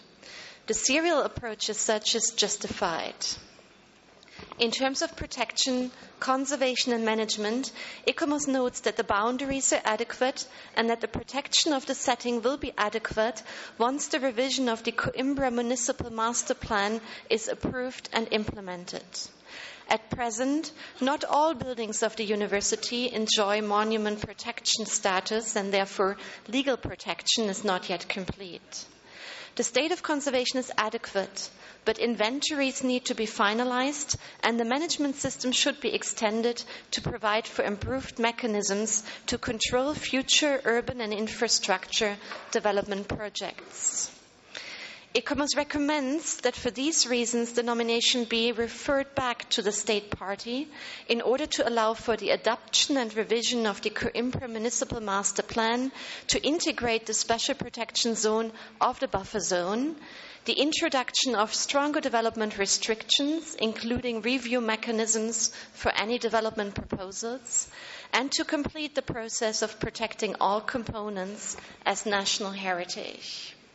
The referral would further allow the authorities to complete the inventories and to augment the monitoring system presented. ICOMOS suggests that the property may further benefit from further community and NGO involvement, including the student unions, in the management process. Thank you very much, Mr. Chairperson. Thank you very much, Madam. Now I turn to the committee members for the presentation of the comments they have. Now I give the floor to le doy la palabra al representante de Colombia, por favor. Gracias, señor presidente. Son 7 siglos de historia.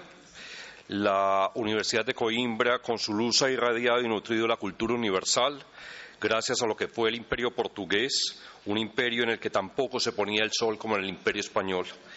Es uno de los sitios que nos sorprende a todos que no estuviera antes inscrito en la lista del Patrimonio Mundial. Portugal ha cumplido ampliamente con todos los requisitos y ha demostrado los mecanismos para su conservación y gestión. Yo le pediría a usted el favor de que le diéramos el uso de la palabra a Portugal. Sin embargo, nuestra delegación recomienda desde ahora la inscripción en la lista del Patrimonio Mundial. Muchas gracias. Muchas gracias, señor representante de Colombia. Ahora le doy la palabra al representante de México.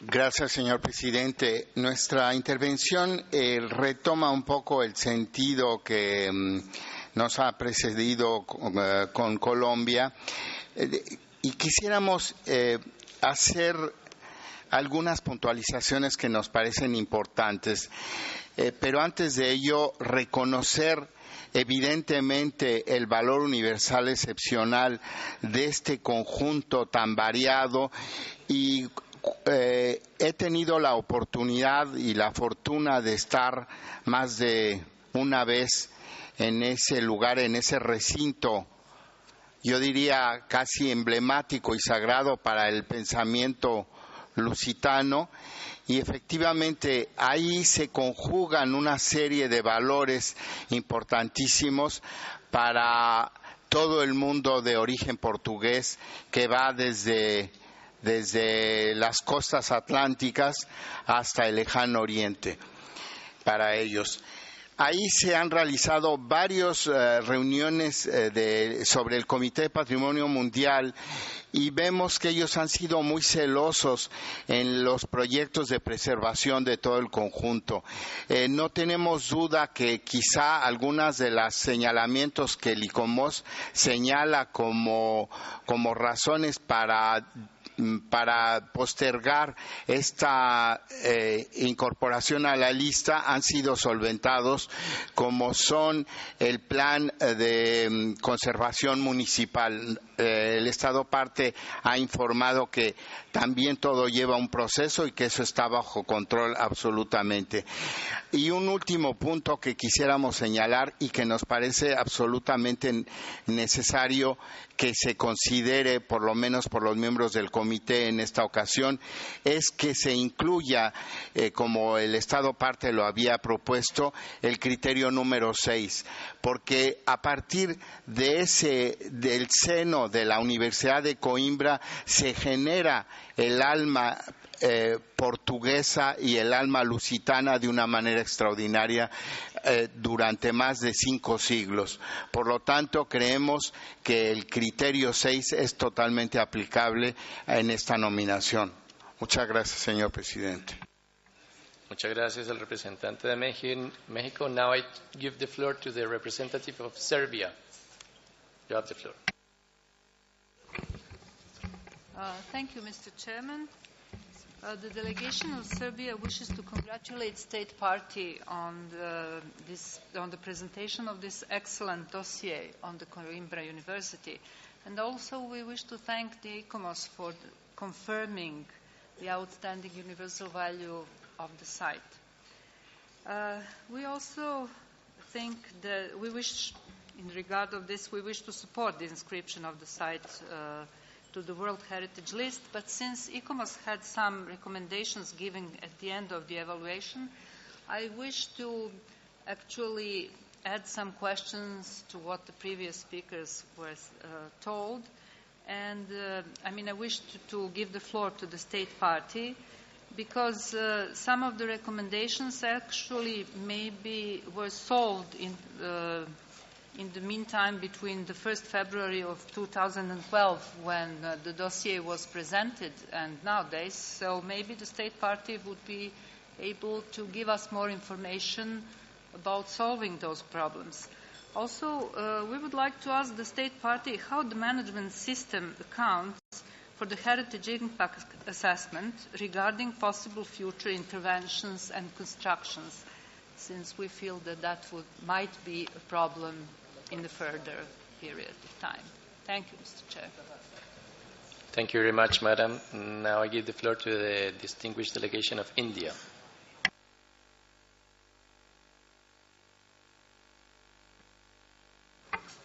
Thank you, Chair.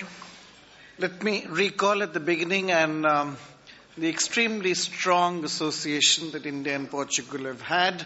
When you look at the list of Portuguese-speaking countries, the Lusophone area, I think you should also include India. Portuguese Goa has been a very important part of our heritage. The Portuguese were the first Europeans to come to India and establish an empire, and incidentally the last to leave. We also have the churches and convents of Goa, the old churches inscribed on the list of World Heritage. And this university has associations that go back a long time, 7 centuries, 6 centuries, with our world as well. So we are actually absolutely convinced that this is a site ready and fit, as ICOMOS said, in its outstanding universal value, we believe that we should come back to inscription from this referral. There are some areas, and some of these have been pointed out, the remarkable factual errors statement, where I think the factual errors that have been pointed out are actually, in a way, game changers, that when we examine these, we would tend to believe that the site is actually free from all of the infirmities that ICOMOS has pointed out. So we would support, at this stage, giving the floor to the state party. Convinced as we are of inscription and the need for inscription, we have actually proposed an amendment, which I believe we will discuss in due course. But at this stage, we would favor giving the state party the floor to explain the many issues that have arisen. Thank you. Thank you very much, Mr. Ambassador. Maintenant, je donne la parole à la délégation de la France. Merci, Monsieur le Président.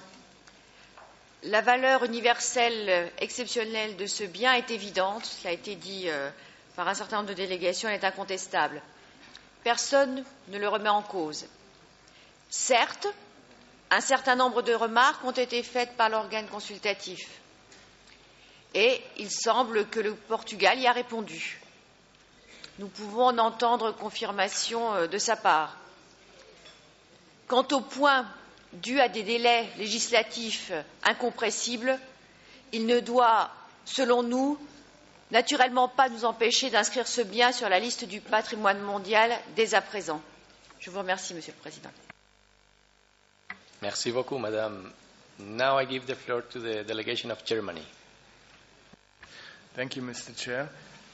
Germany would like to thank Portugal for this extremely important contribution to which we expect to be inscribed into the World Heritage List. Coimbra is a cradle of wisdom and science. The ICOMOS report confirms that the nomination fulfills the requirements for inscription under criteria 2 and 4, and that the conditions of authenticity and partly of integrity are met. We would like to ask this, as previous speakers already have done, to ask the state party if there are updated information concerning the missing elements and recommendations of ICOMOS. Thank you. Thank you very much, Mr. Ambassador. Now I give the floor to the United Arab Emirates. Sir, please proceed. شكرا السيد الرئيس. الإمارات تود أن تثني على جهود الدولة الطرف في اختيار هذا الموقع الفريد، وكلنا يعرف أن هناك العديد من المدن بنيت وارتبطت بوجود جامعة معينة فيها، وهذا يرمز إلى علاقة الجماعة المحلية والمجتمع المحلي بالجامعات. أننا نثمن أن يكون للجامعات نصيب في قائمة التراث العالمي. ليست هذه الجامعة العريقة ببعدها التاريخي وبرمزيتها وبما أشادت بالإيكومس على القيمة الاستثنائية، لكن الجامعات تمثل جزء أساسي من التكوين الثقافي والرمزي لكثير من المجتمعات والجماعات البشرية. نحن نتعاطف كثيرا مع هذا الموقع ونؤيد إدراجه مع تقديرنا البالغ لانشغالات الإيكومس، ونثق في أن الدولة الطرف قادرة على إضافة معلومات جديدة لتلبية هذه المشاغل، وبالذات فيما يتعلق بعلاقة المجتمع المحلي الطلاب كما أشارت إيكومس. وشكرا.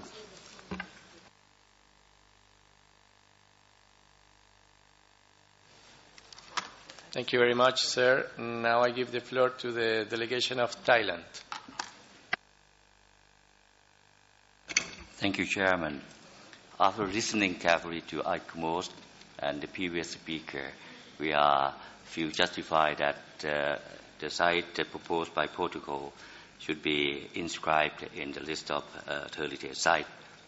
I wish also like to say that Thailand just celebrated 500 years of relationship with Portugal, who kind enough to bring spicy chili from South America to Thailand to make a beautiful Thai food. So thank you, Portugal. Thank you very much, sir. Now I give the floor to the delegation of Japan. Thank you, Mr. Chair. We also wish to join the previous speakers, so we wish to hear from the State Party to respond to the recommendation made by ICOMOS. Thank you.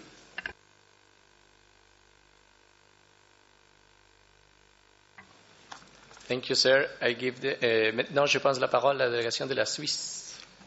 Merci, Monsieur le Président. La valeur universelle exceptionnelle de ce bien a été établie et si les éléments qui manquent à ce stade encore ont été remplis entre-temps, oui, pourquoi pas effectivement envisager une inscription aujourd'hui. Par contre, nous avons des doutes en ce qui concerne l'utilisation du critère 6 pour ce bien. Le critère 6 doit être utilisé pour des cas exceptionnels, uniquement en s'ajoutant à d'autres critères, et pour des associations qui seraient d'une importance universelle. Nous avons des doutes que tel est le cas ici, et nous aimerions avoir l'avis de l'ICOMOS sur ce point bien précis pour l'Université de Coimbra. Merci, Monsieur le Président. Merci beaucoup, Monsieur. Now I give the floor to the delegation of Russia. Спасибо, господин председатель. Нам кажется, что, во-первых, мы поздравляем Португалию с таким замечательным объектом.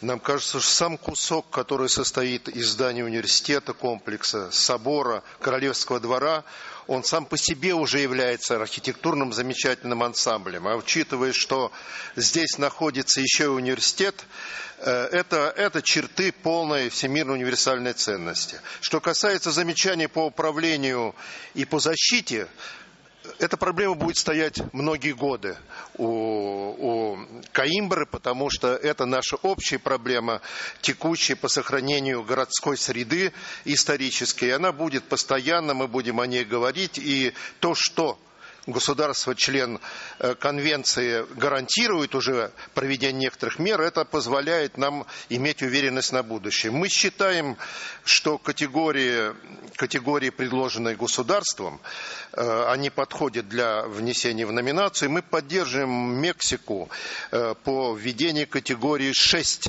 Потому что университет, собор, наверное, здесь сам квартал Коимбры – это место, которое несет высокую духовность.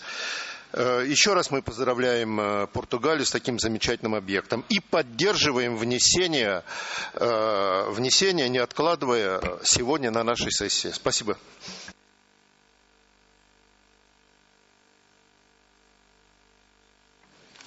Thank you very much, sir. Now I give the floor to the delegation of Estonia. Thank you, Mr. Chairperson. Estonia welcomes the inscription, and we would like to stress a very peculiar aspect of this nomination.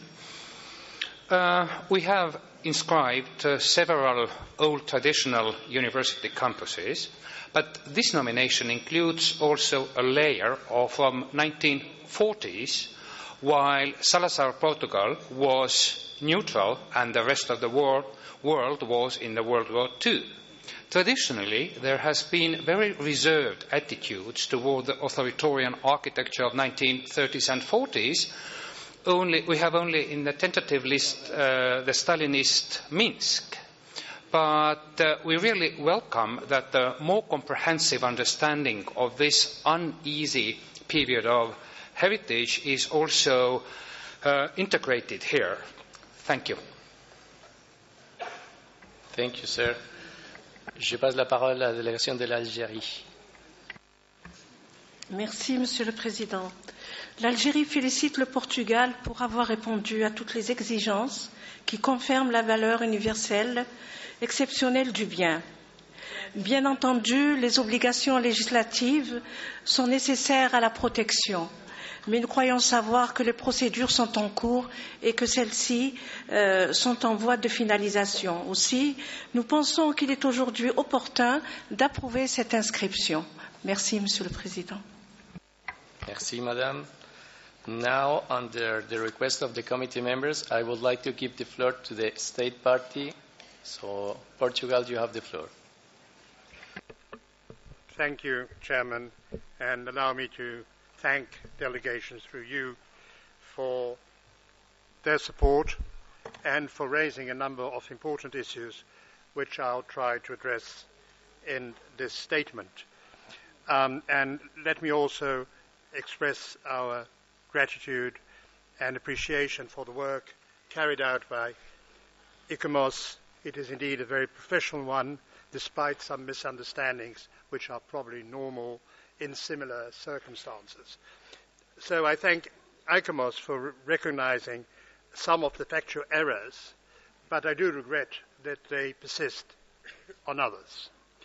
Mr. Chairman, let me tell you and assure delegations that during the last months, namely since ICOMOS evaluation mission to Coimbra, my authorities have developed an intensive activity in order to pursue all protection measures referred in the nomination file and also all the other measures to which Portugal committed herself during the additional information period. We used our time well, and we have approved and applied the urban management regulation for the nominated area and the buffered zone. This includes all necessary measures to protect the site, also as far as its visual protection is concerned. Furthermore, we created a team of 3 experts, 2 of them appointed actually by ICOMOS in Portugal, to inspect and evaluate possible visual impact that new buildings would have on the site and in the buffer zone. Therefore, no building can be built from now on if it does not respect the equal and limited height of existing surrounding buildings. This is something that we wish to stress very vividly. Moreover, there have been indeed several indecisive developments concerning the legal protection of the site.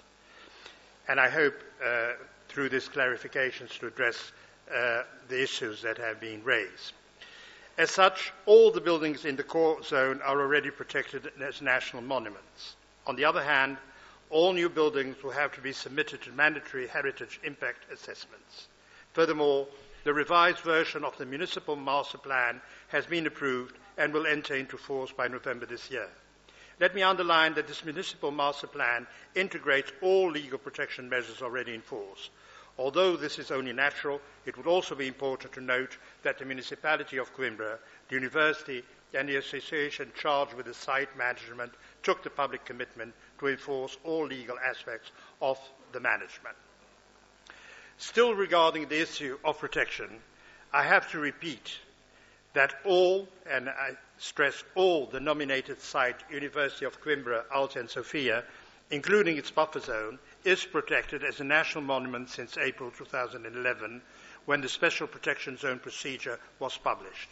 Some of these buildings had been, however, protected even for a longer period of time, already for some decades now.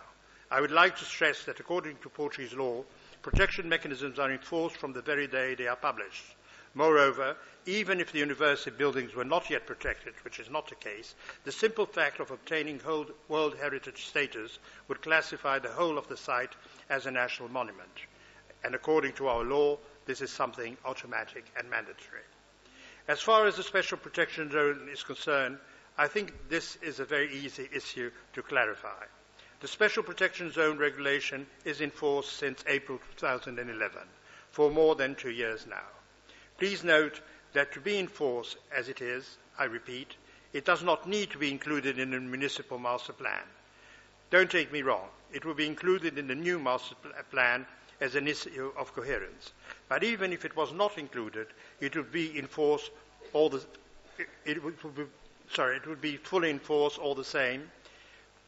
And the Special Protection Zone does not depend on the municipal master plan in order to exist and to be applied as it has been applied already for the last 2 years.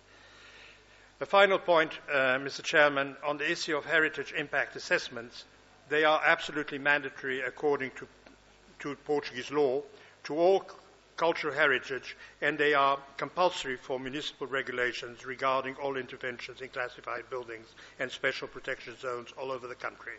As the university is already covered by a special protection zone frame, heritage impact assessments are obviously mandatory here also. Allow me 1 more minute of your patience, because there is, in fact, a very important issue which has already been raised by a number of delegations, and it has to do with the criteria under which the University of Coimbra may be inscribed in the list. And several delegations, and I thank them very heartily for that, have raised the issue of criterion 6. It was done by the ambassadors of India, of Mexico, of Russia, among others. And they all refer to the uniqueness of the University of Coimbra as a foyer of ideas, traditions, artistic and literary influence over the centuries. They are absolutely right, and they know what they are talking about. Indeed, scientific, religious, architectural and literary influence from Coimbra can still be felt today in Asia, in Africa and in South America, not to mention Europe. And this has been so in the world for the last 6 centuries without any interruption. Let me recall that the Spanish University of Alcalá de Henares, one of the only 2 universities in the World Heritage List today, was described also under criterion 6, which we deem absolutely correct. But for the same reason that justified that description, we deem that Coimbra must also benefit from the same criteria of evaluation. And I thank you, and I excuse myself. And thank you very much. Thank you. Thank you very much, Mr. Ambassador. Thank you very much for your important statement. And so before giving the floor to the representative of ICOMOS for the clarification, I give the floor to the delegation of Iraq. شكرا Followed by سيدي Ethiopia. الرئيس. Sorry. شكرا سيدي الرئيس. الآن وقد استمعنا إلى إجراءات الدولة الطرف في تلافي كافة الملاحظات مع تعهداتهم المستقبلية للحفاظ على الموقع من كافة النواحي، فإن العراق يؤيد الإدراج. شكرا.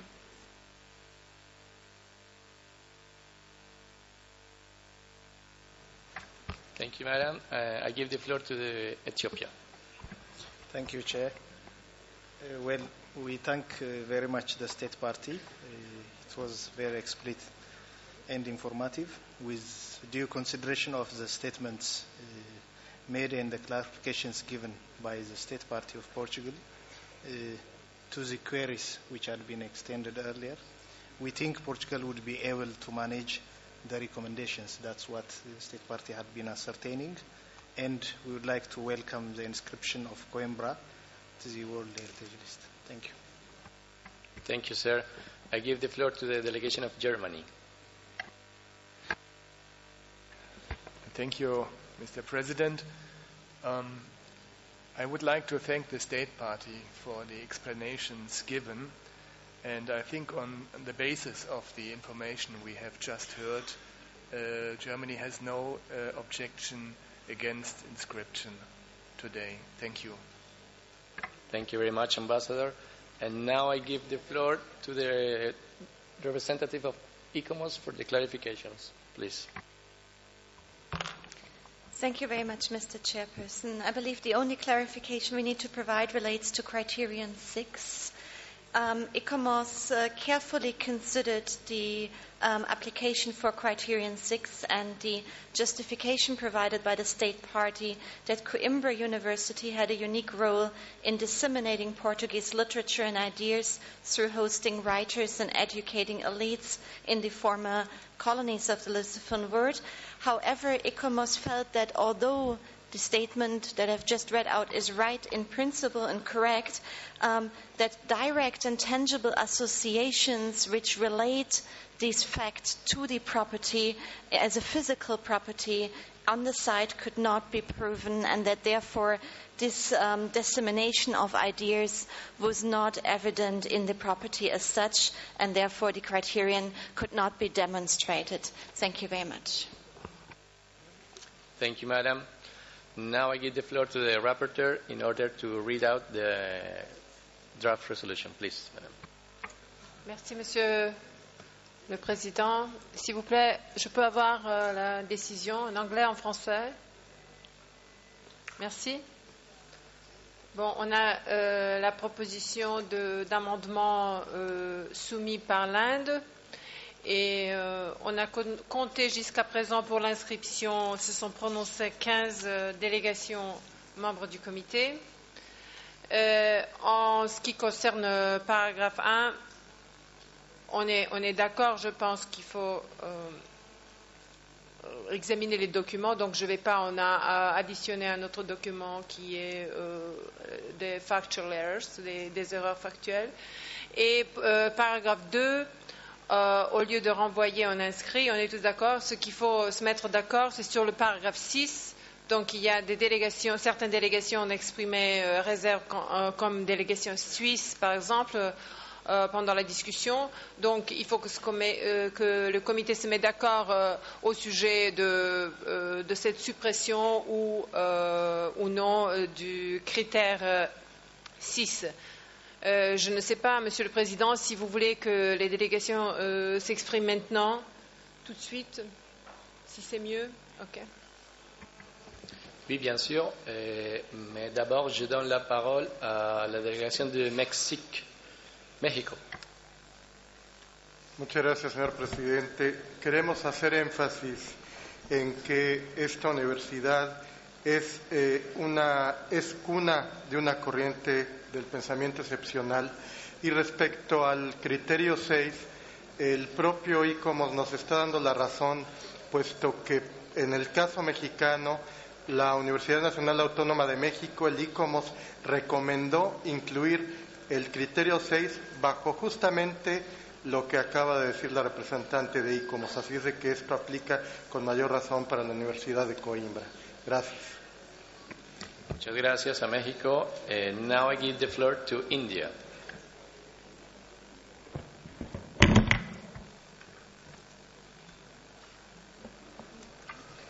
Thank you, Chair.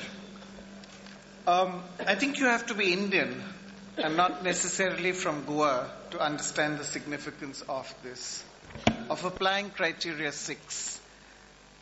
Over almost 500 years, there has been this interface, a continuing interface. The difference I would have is that it was not only the educated elites, it was not only the elites, it was more than that. And there has been a strong influence of the university on Goa's thought and ideas. You must remember that this was an enclave, the only non-English speaking enclave of any significance in India. The French and the Danes didn't really develop that, but it was here that it was established. It is here that this link has been sustained. I see that ICOMOS has insufficiently brought together the tangible and the intangible. I mean, it is not just the property. It's the thought and ideas which are transmitted from here, certainly to India and possibly to many others. But it is also from Goa that we have sent, and there has been this cultural exchange, this intellectual exchange, which continues to this day. Mr. Chair, I have no doubt in my mind that Criteria 6 is an inseparable part of this inscription. Thank you. Thank you very much, Ambassador. Ahora le doy la palabra al representante de Colombia. Gracias, señor presidente. Nosotros respaldamos plenamente la inscripción también bajo el criterio 6. Muchas gracias.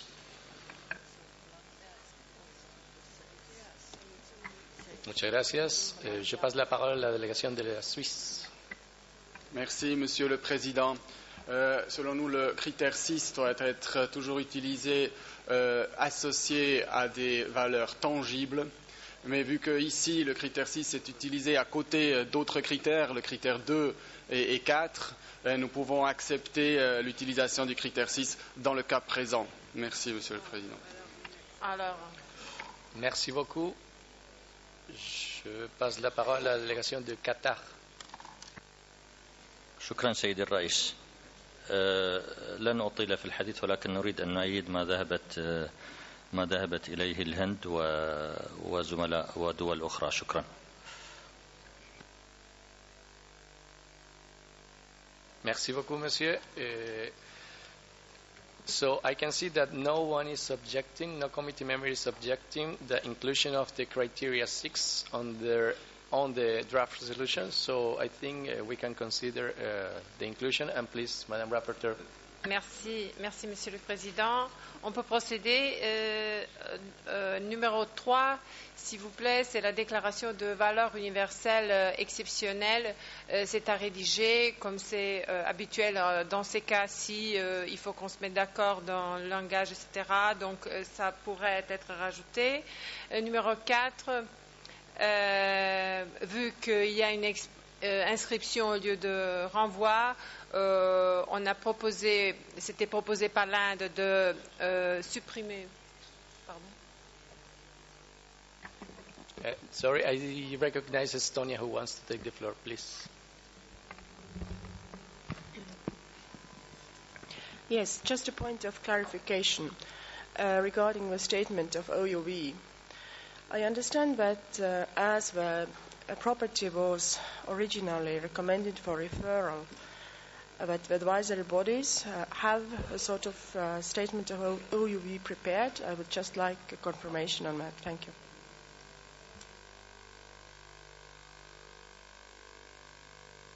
Please, Rapporteur. Oui, tout à fait, Madame la déléguée de l'Estonie. On a une valeur exceptionnelle universelle préparée, mais ce n'est pas habitué de la mettre pendant la procédure d'adoption parce qu'on ne sait pas si la décision va être adoptée. Donc, c'est à vous d'abord de dire, comme vous l'avez dit d'ailleurs, d'inscrire le bien et après, dans ce cas-là, on a, donc ne vous inquiétez pas. Merci. Je peux continuer? Je vous remercie. On a la proposition de l'Inde de biffer les paragraphes A, B, C et D de la proposition originale et de garder le paragraphe qui était auparavant E et le garder au nom de petit a. Bon. Et à la fin, le paragraphe 3 devient nouveau 5. Donc ce serait tout en ce qui concerne la proposition de cette décision. Monsieur le Président, vous pouvez procéder à l'adoption de la décision 37 comme 8B 38 telle qu'amendée. Merci.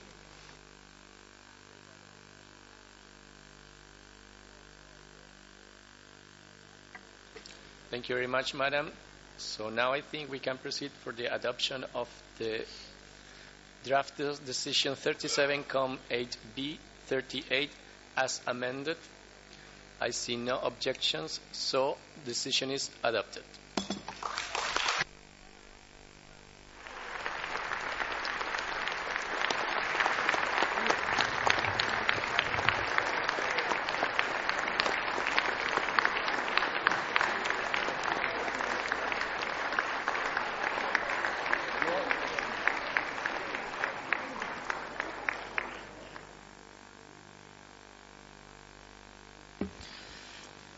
Let me congratulate Portugal on behalf of the entire committee for the inscription of this property.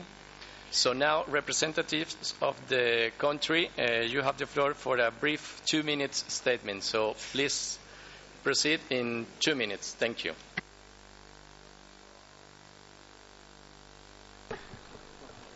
Sorry.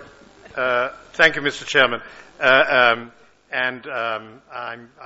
very happy, of course, that Coimbra the university has been inscribed in the World Heritage List. It's an act of justice, I believe, but I've spoken already too long, so I would like only to thank all delegations for their support, thank them for giving us the opportunity to clarify a number of important issues indeed, and thank you for chairing this part of the meeting, and if you allow me, I'll pass the floor to the Mayor of Coimbra that wants to say a couple of words. Thank you. Thank you, Mr. Chairman and members of the committee. Thank you for recognizing the University of Coimbra as World Heritage. For more than 700 years, the University City of Coimbra has been a life-changing experience for generations after generations of young people. The ups and downs of narrow streets of the historic city centre that surround the old buildings of the university, the student way of life, the scientific and academic achievements of its researchers, the cultural atmosphere were all deeply rooted in the memories of the countless young men and women that lived and worked and, of course, had a good time in Coimbra since 1290, the year the university was founded. The university has been the cradle of Portuguese language, and the corridors and rooms of the historic buildings that have just been inscribed in the World Heritage witness many remarkable events with very big impact in different regions of the world.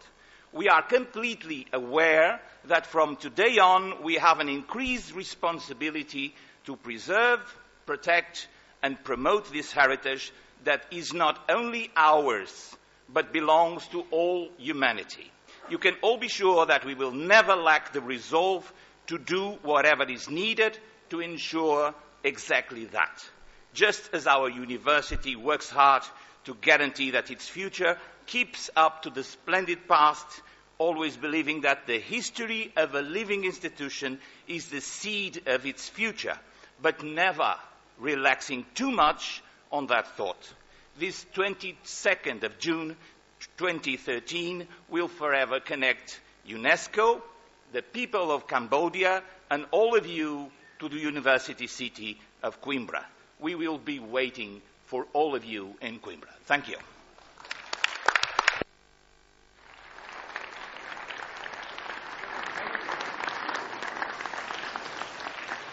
Congratulations again to Portugal for this inscription.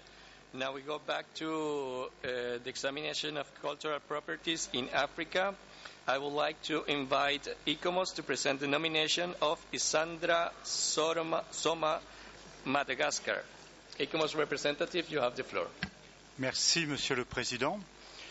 Zoma de Lysandra, Madagascar.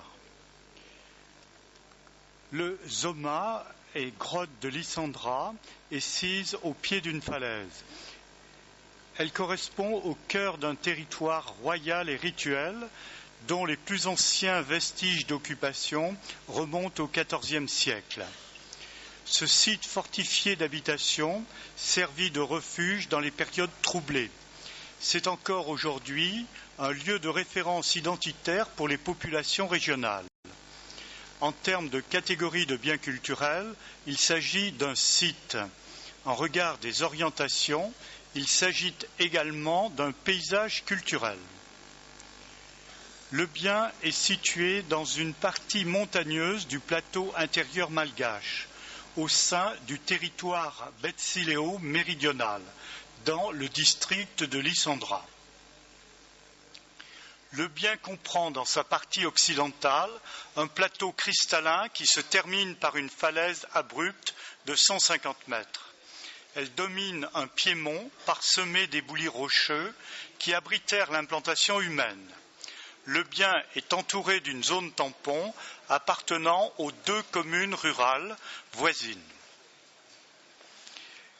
Les dispositions naturelles de la falaise et de ses éboulements ont été propices à l'établissement d'un système défensif aménagé par l'homme.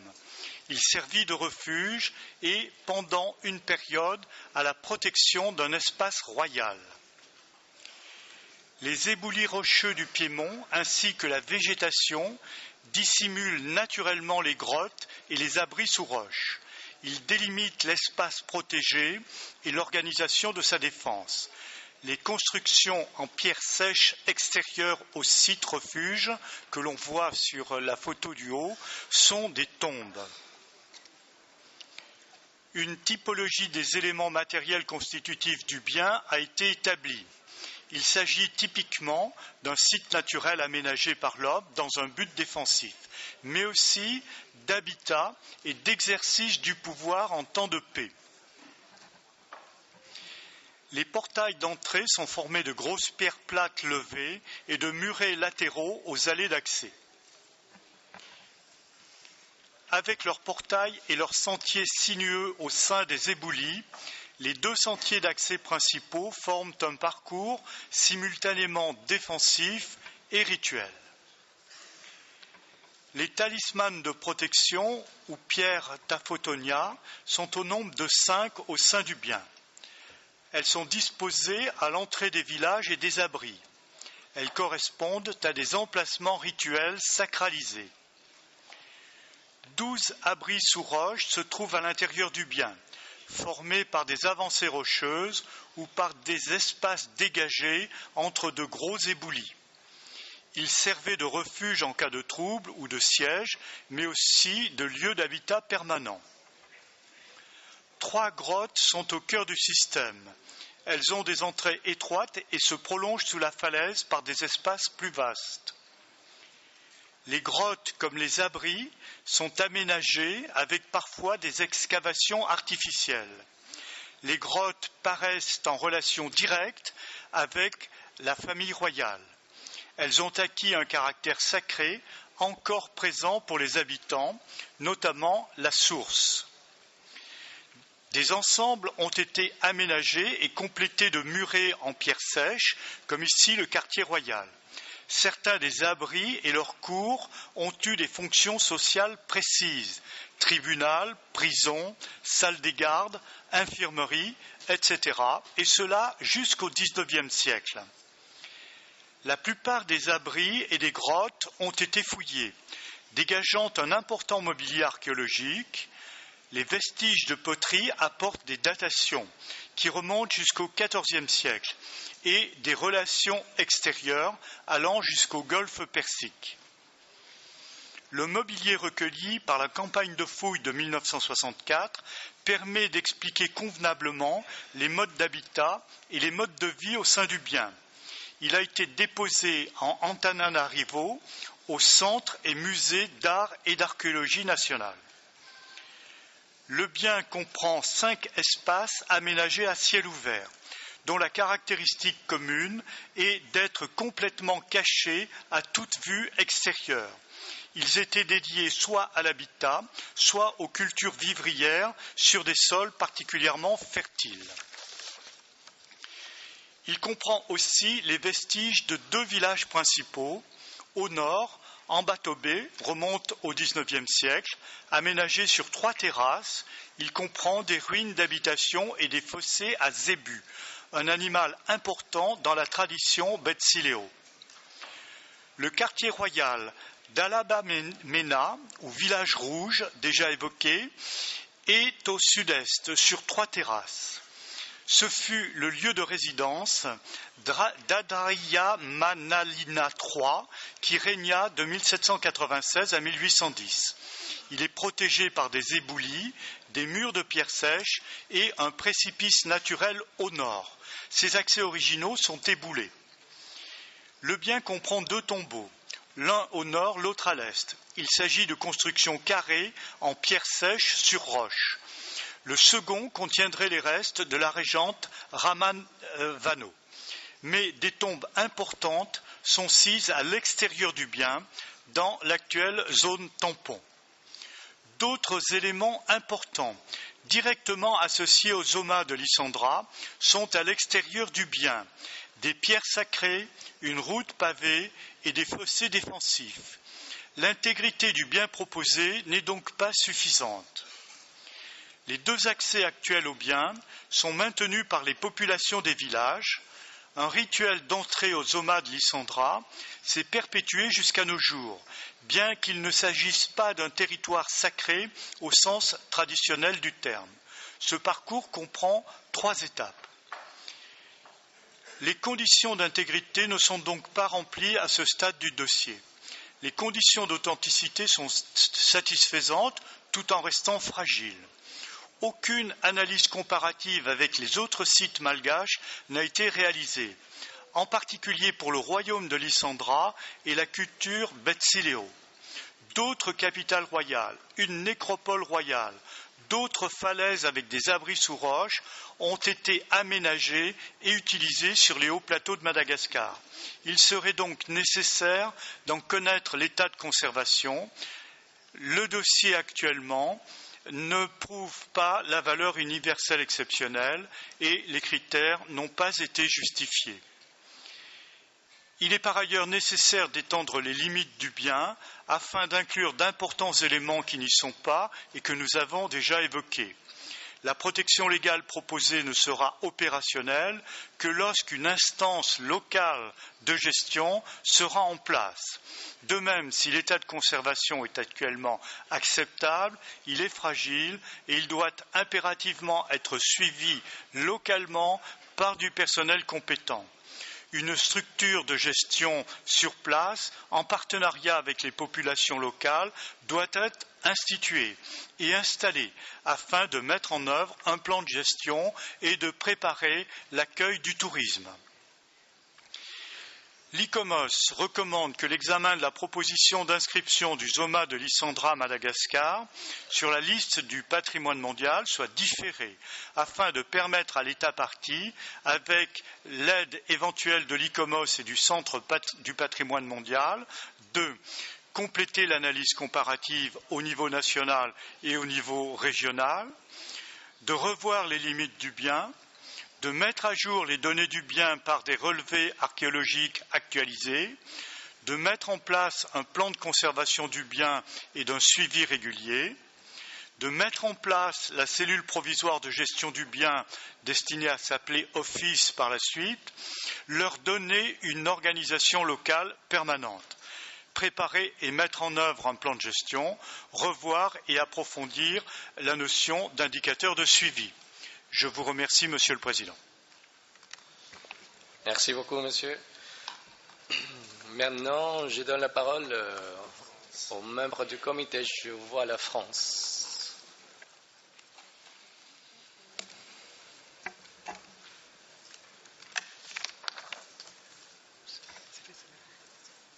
Merci, Monsieur le Président. Ce dossier contient incontestablement de très gros atouts. Mais il mérite d'être revu et approfondi comme le recommande l'ICOMOS. Dans ces circonstances, la France exprime sa disponibilité pour apporter son soutien à Madagascar dans l'élaboration de ce dossier. Je vous remercie, Monsieur le Président. Merci beaucoup, Madame. Je passe la parole à la délégation du Sénégal.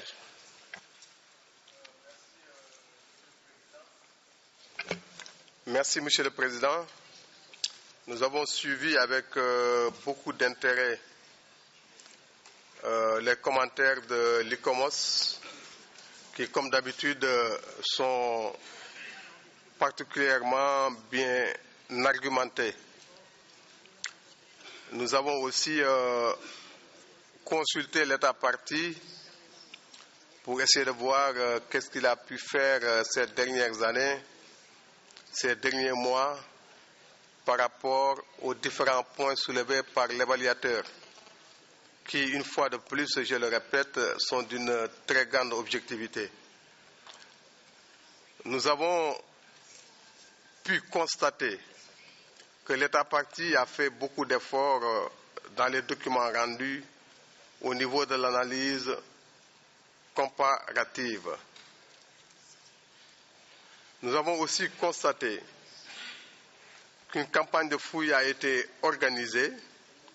Ce n'est pas suffisant, mais c'est important.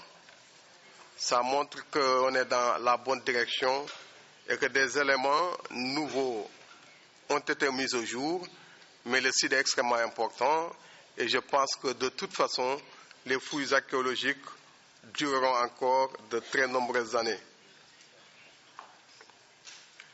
L'État aussi a travaillé sur le plan de sauvegarde et de conservation pour la période 2012-2016, ce qui nous paraît être quelque chose d'important.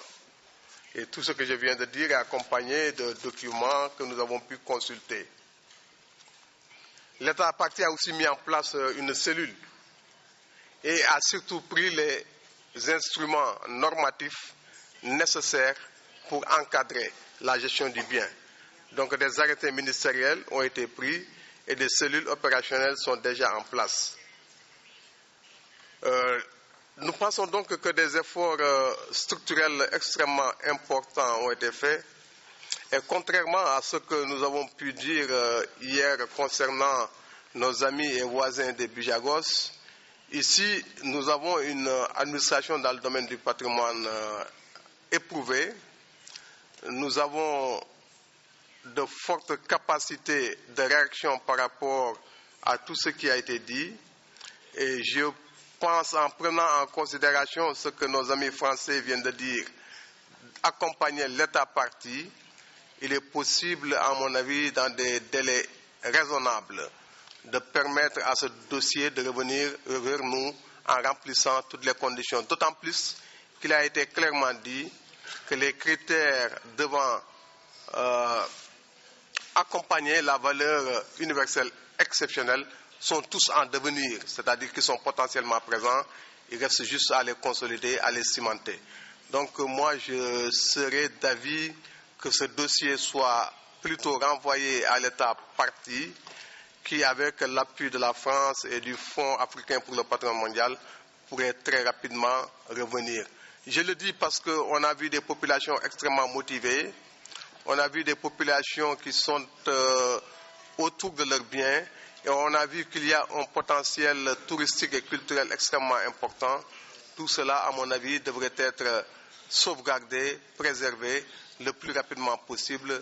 Sinon, c'est les facteurs dégradants qui vont l'emporter sur les facteurs positifs. Je vous remercie. Merci beaucoup, monsieur. Je vois l'Éthiopie. Vous avez la parole. Thank you, Chair. Noting the efforts and undertakings of the State Party of Madagascar and considering it all in a possibility of assuring all the comments of ICOMOS, we share the proposition of the State Party of Senegal and wish to welcome the site of Isandra Zoma for a referral. Thank you. Thank you, sir. Je passe la parole à la délégation du Mali. Merci, Monsieur le Président.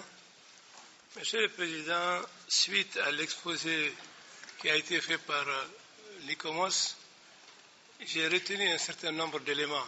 J'ai l'impression d'être en face d'un site qui a des potentialités culturelles extrêmement riches, des valeurs culturelles. Parce que nous avons parlé d'espaces aménagés, nous avons parlé de tombeaux, mais surtout des rituels vivants. Donc nous sommes en face, si vous voulez, de riches, de sites qui présentent vraiment une valeur culturelle importante. Et l'ICOMOS l'a souligné dans son évaluation. L'authenticité du site a été également prouvée. Ça, c'est extrêmement important. C'est un des éléments de la VIE. Il existe, d'autre part, un état de conservation acceptable. Et tout de suite, le délégué distingué du Sénégal nous a parlé de l'existence d'une cellule provisoire de gestion du bien, qui a été également citée par l'ICOMOS dans son évaluation. Moi, je pense qu'au vu de tous ces éléments, on peut dire que l'État partie a fourni des efforts substantiels et vu également la disponibilité de la France d'accompagner l'État partie dans l'amélioration du dossier. Je ma voix à celle de l'Éthiopie et du Sénégal pour demander un renvoi. Je vous remercie. Merci à vous, monsieur. Je passe la parole à la délégation de la Suisse. Merci, Monsieur le Président.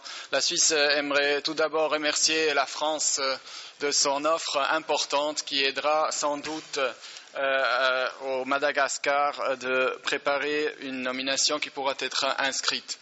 Nous avons écouté également très attentivement à ce que notre collègue du Sénégal a dit et nous partageons ses point de vue. Toutefois, nous aimerions attirer l'attention du comité au fait que le changement d'un différé à un renvoi pourrait à la fin être un mauvais service pour l'État partie.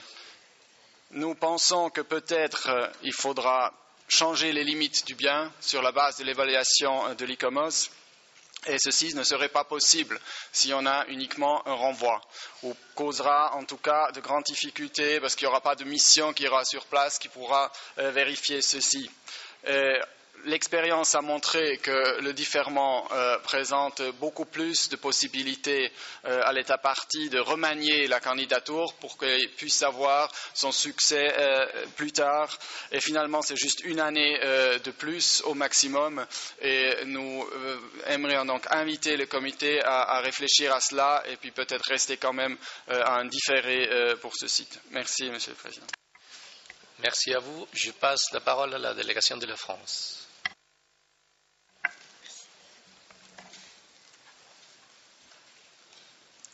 Merci, Monsieur le Président.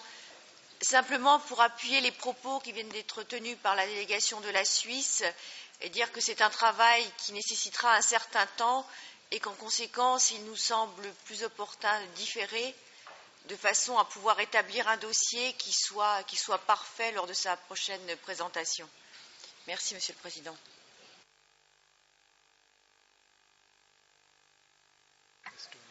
Merci à vous, Madame. I recognize Estonia who wants to take the floor. Thank you, Mr. Chairperson. Estonia fully supports what was said by the delegation of Switzerland. Thank you. Thank you, sir. Is there any comments? I see none, so I give the floor to the rapporteur to read out the draft resolution. Madame. Merci, Monsieur le Président. On attend l'écran. Bon, vous avez la décision telle qu'amendée par Sénégal, présentée sous vos yeux. Je vous prie de regarder bien. On a noté, d'après votre discussion, on a noté que la Suisse, l'Estonie et la France sont pour le maintien qu'on diffère la décision et que Sénégal, Éthiopie, Mali pour renvoi. Donc, il faut trouver une solution ici et je vous prie de vous exprimer un peu plus, peut-être discuter ou... Merci, Madame. Je vois le Sénégal qui sera suivi par la Colombie. Monsieur du Sénégal. Merci, Monsieur le Président. Je pense que dans cette affaire, il y a un acteur principal, c'est l'État parti de Madagascar. Je pense qu'il serait souhaitable de lui donner la parole pour qu'il nous dise en âme et conscience s'il est capable de tenir les délais dans le cadre d'un renvoi ou s'il préfère plutôt que son dossier soit différé. Merci. Merci beaucoup, monsieur. Le doy la palabra al representante de Colombia. Gracias, señor presidente. Nuestra delegación respalda lo dicho por Suiza, Estonia y Francia. Gracias. Muchas gracias. I give the floor to the delegation of South Africa. Thank you, Chair.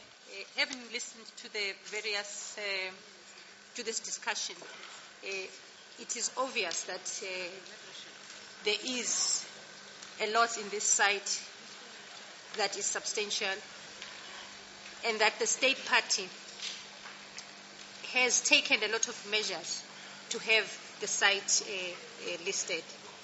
However, I do understand the arguments made by the advisory body as well as the various countries for deferring or referring.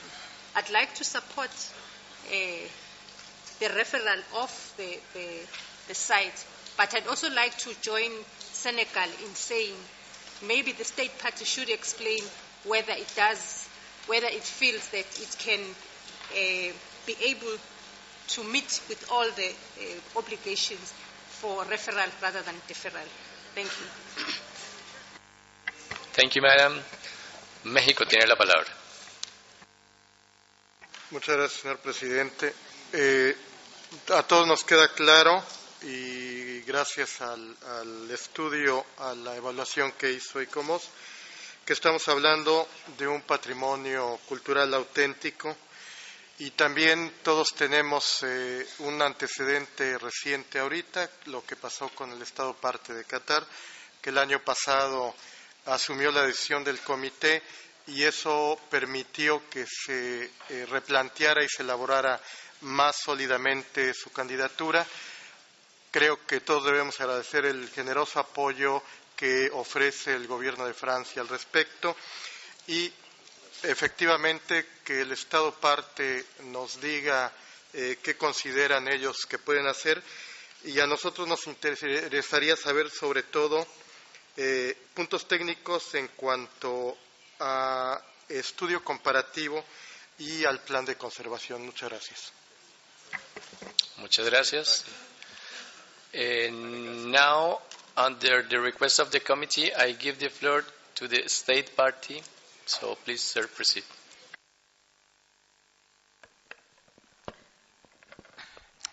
Merci, Monsieur le Président. Tout d'abord, l'État partie tient à remercier le comité et l'ICOMOS d'avoir considéré le dossier de proposition d'inscription du Zoom de l'ISAND sur la liste du patrimoine mondial. Donc, je vais tout de suite droit au but. Par rapport aux recommandations du comité et de l'ICOMOS, l'État partie voudrait quand même apporter quelques précisions.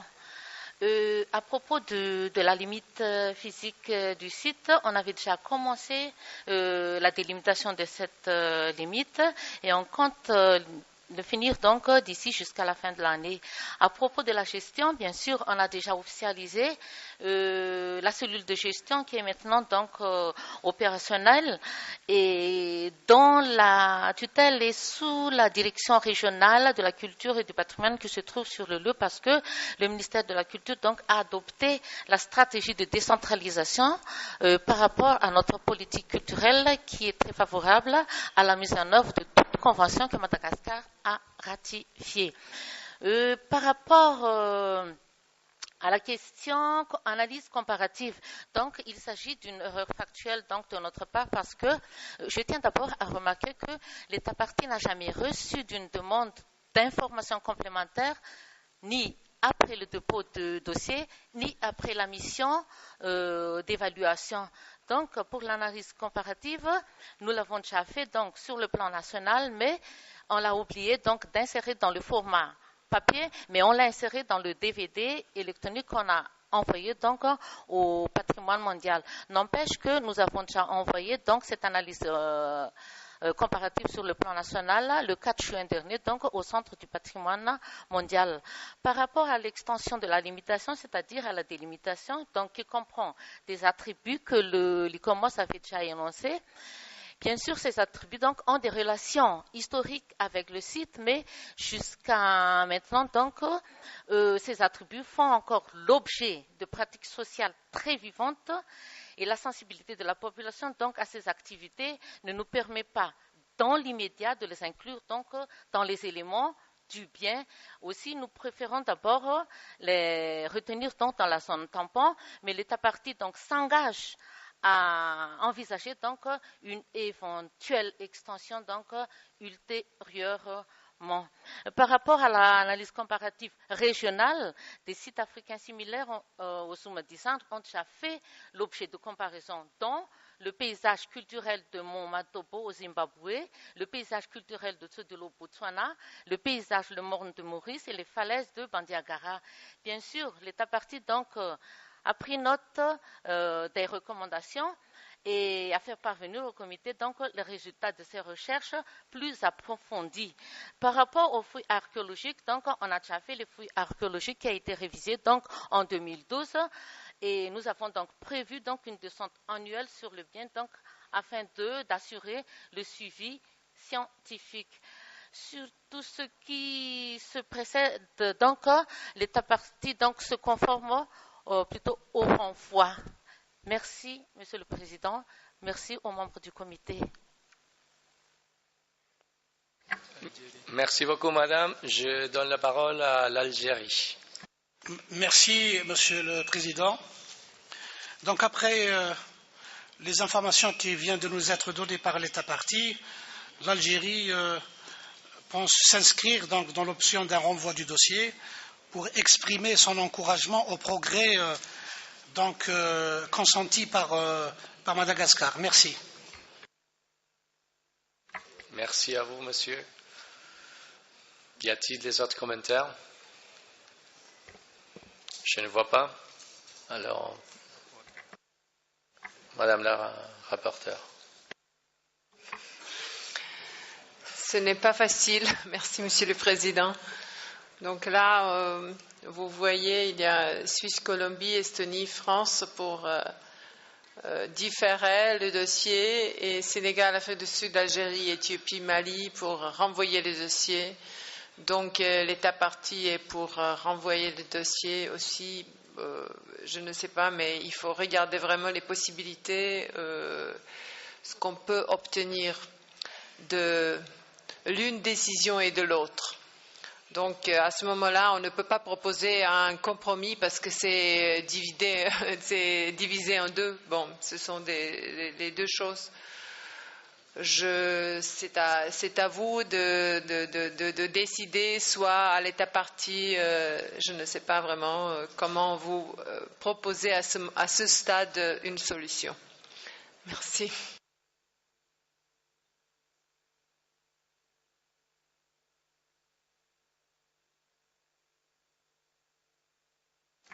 Merci beaucoup, Madame. Bon, bien sûr, cette décision est à vous, membres du comité. Je suis dans vos mains. Donc, j'aimerais bien juste, après d'avoir écouté les explications de l'État parti et des autres membres du comité à ces propos, j'aimerais bien peut-être revenir aux délégations de la Suisse, la Colombie, l'Estonie, la France, pour demander votre avis après avoir écouté les explications de l'État parti et les autres membres du comité. Donc, la parole est à vous.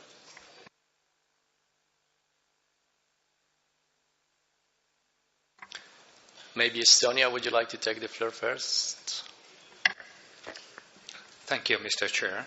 Estonia still believes that this nomination needs more time and more work than the option of referral would give to the state party. Deferral would be more helpful for Madagascar, as it would allow for the expert mission to the site and further elaboration of the nomination file that would do justice for this wonderful property. Thank you. Thank you, sir. Peut-être la Suisse peut nous aider un peu. Merci, Monsieur le Président. La Suisse peut faire sienne les paroles de notre collègue d'Estonie. Merci, Monsieur. Merci à vous, Monsieur. La France.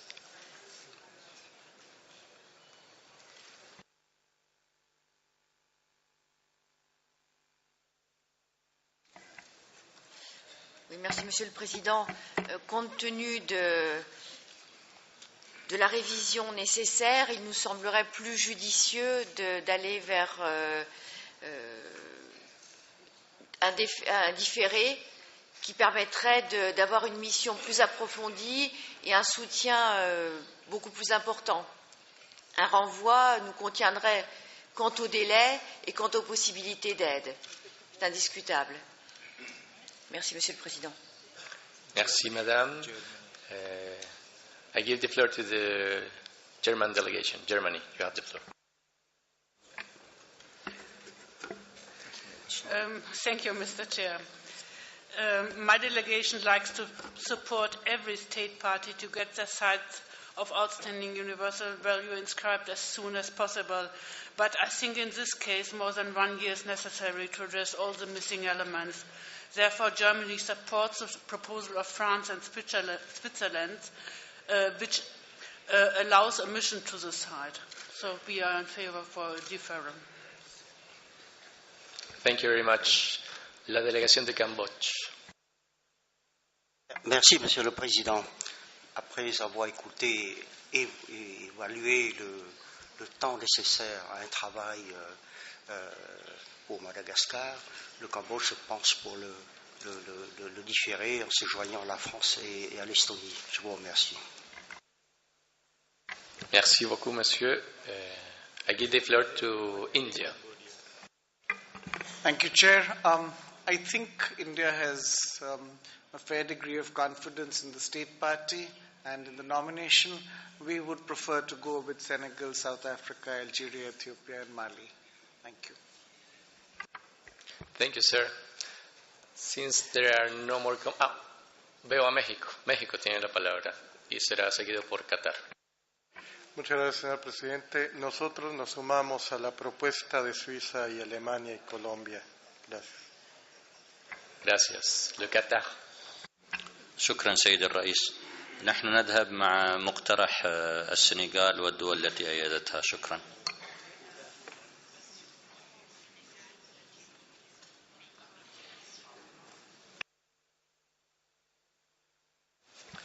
Merci, monsieur.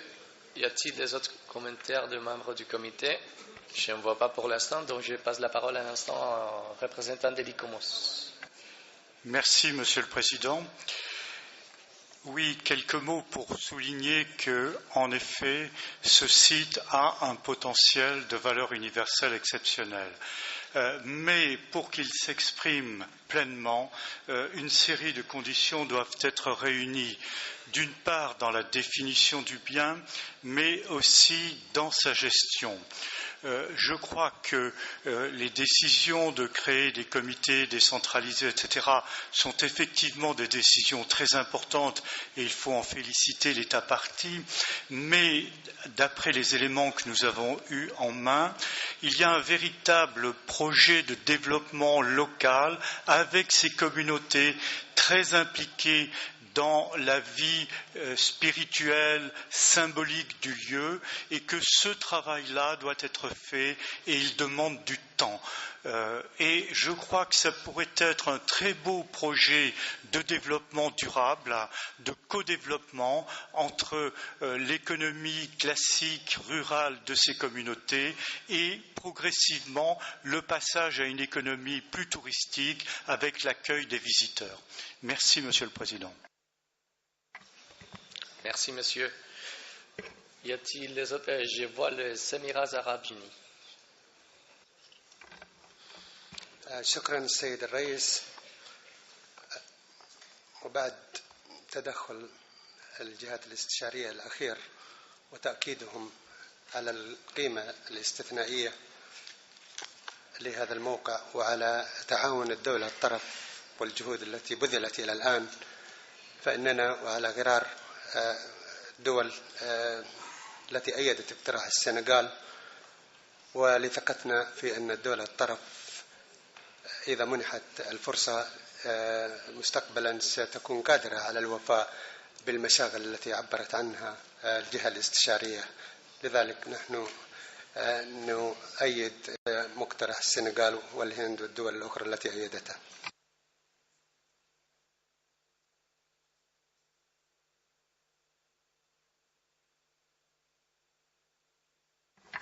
Thank you, sir. I give the floor to Thailand. Thank you, Chair. Thailand trusts in the ability of the state party to do its mission. Hopefully, with the help of France, it will be able to complete their work very immediately. Thank you.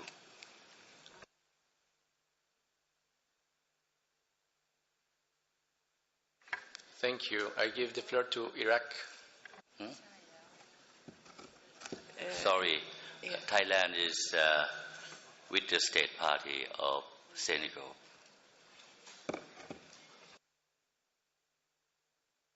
Iraq, please. شكرا. العراق يود أيضا أن يؤيد المقترح السنغالي وإعطاء الفرصة إلى الدولة الطرف للمزيد من التعاون. شكرا.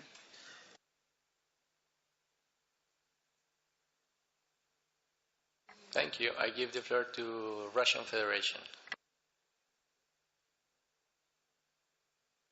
Спасибо, господин председатель. Мы тоже, выслушав ответы страны государства, в общем, понимаем, что работа ведется очень большая. Поэтому Российская Федерация поддерживает предложения Сенегала, Катара, Индии и других входящих в эту группу государств.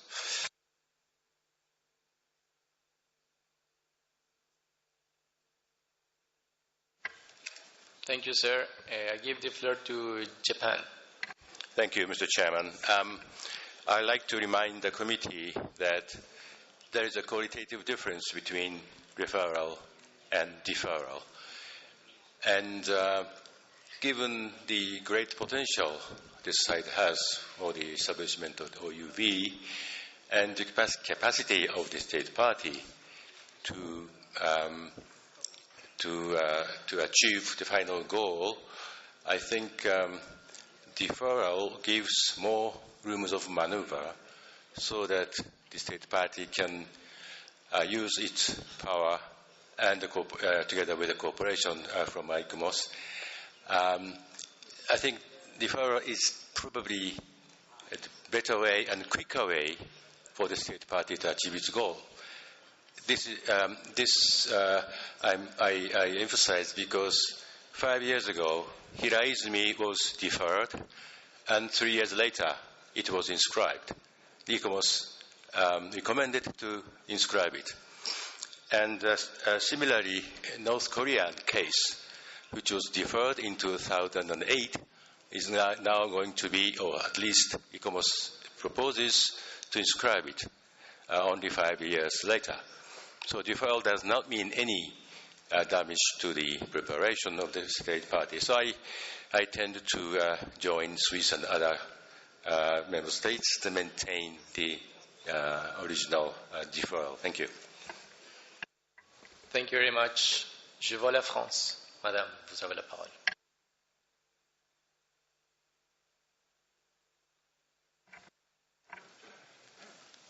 Merci, Monsieur le Président. Comme cela vient d'être dit par la délégation du Japon, il y a des précédents. Sans la durée, malheureusement, et compte tenu de ce qui reste à faire, la France ne sera pas en mesure d'apporter cette aide efficace à Madagascar, ce que nous regrettons, parce qu'il y a encore beaucoup d'éléments à revoir, notamment sur le périmètre et sur les limites. Merci, Monsieur le Président. Merci, Madame. Le Sénégal. Merci beaucoup, Monsieur le Président. Heureusement, ce n'est pas le Nord et le Sud. J'avais une grosse crainte pour cela. On voit bien que notre comité est très équilibré et que les collègues se prononcent suivant la lecture qu'ils font des choses. Je pense, ceci dit, que l'on ne peut pas être plus royaliste que le roi. Et c'est pour cela que nous avions tenu à donner la parole à l'État parti. Je pense que l'État parti est un État majeur, souverain, qui sait prendre ses responsabilités. Et je pense qu'à partir du moment où il a décidé de prendre ses responsabilités, de se donner les moyens de répondre aux interrogations objectives et très sérieuses de l'organisation consultative, je pense qu'à partir de ce moment-là, il n'y a aucune bonne raison de considérer que l'État parti était dans l'incapacité de tenir ses engagements. Je pense qu'il n'y a aucune bonne raison de dire cela. En conséquence, je souhaite que les États partis fassent confiance à un partenaire qui prend un engagement sur le temps et qui est conscient des risques qu'il prend en prenant cet engagement-là. Merci. Merci à vous, monsieur. Y a-t-il les autres commentaires?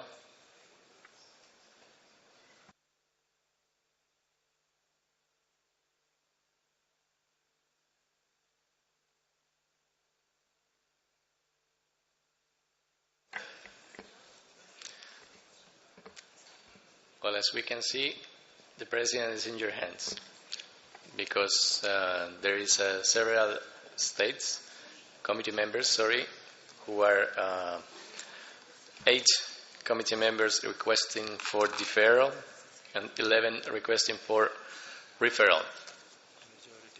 Of course, I understand that we need to trust on the efforts and the very important efforts that the state party has been implementing until now, because, of course, it is a very important site for them. So the committee has to recognize this effort. But even though, in order to get a dossier very well prepared, strong, and in accordance to what is necessary. Of course, those committee members who has expressed their point of view for the deferral, of course, we can value, and we should also value their arguments. So, I said again, the decision is in your hands. As I repeat, we have 8 committee members, asking for deferral, and 11 asking for referral.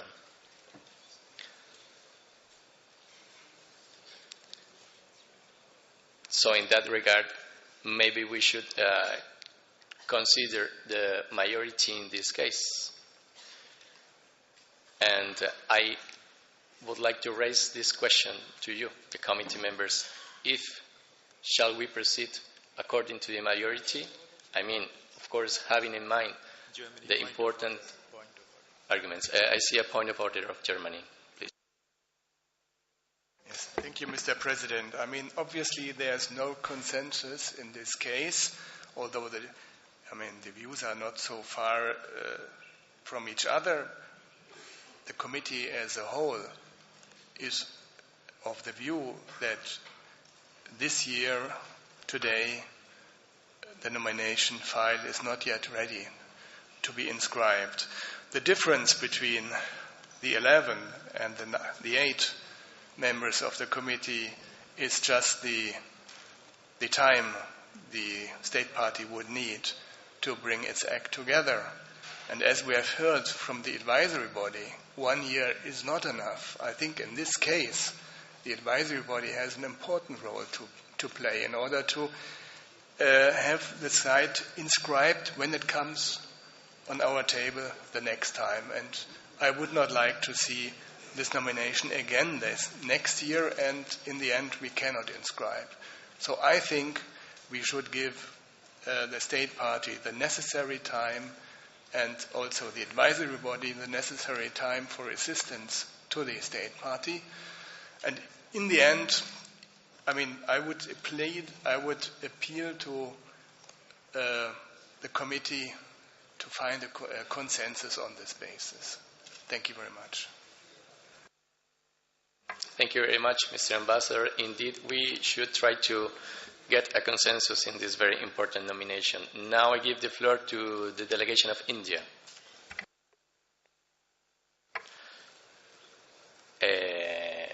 India has no comment, so I give the floor to Senegal.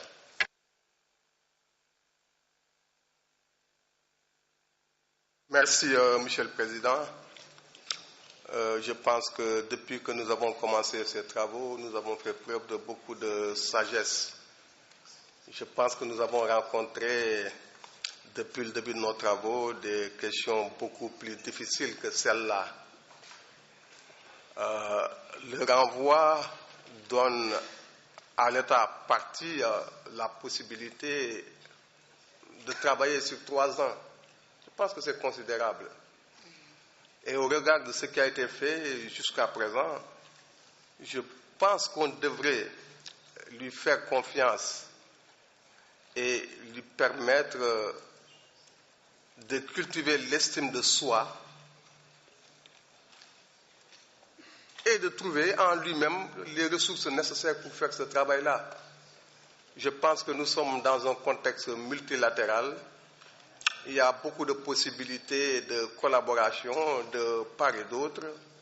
Et sur cette base-là, je continue à dire que nous devons cultiver la tolérance, la compréhension, l'estime des uns et des autres, nous faire confiance, d'autant plus que notre convention nous permet de sanctionner si l'engagement pris n'est pas respecté.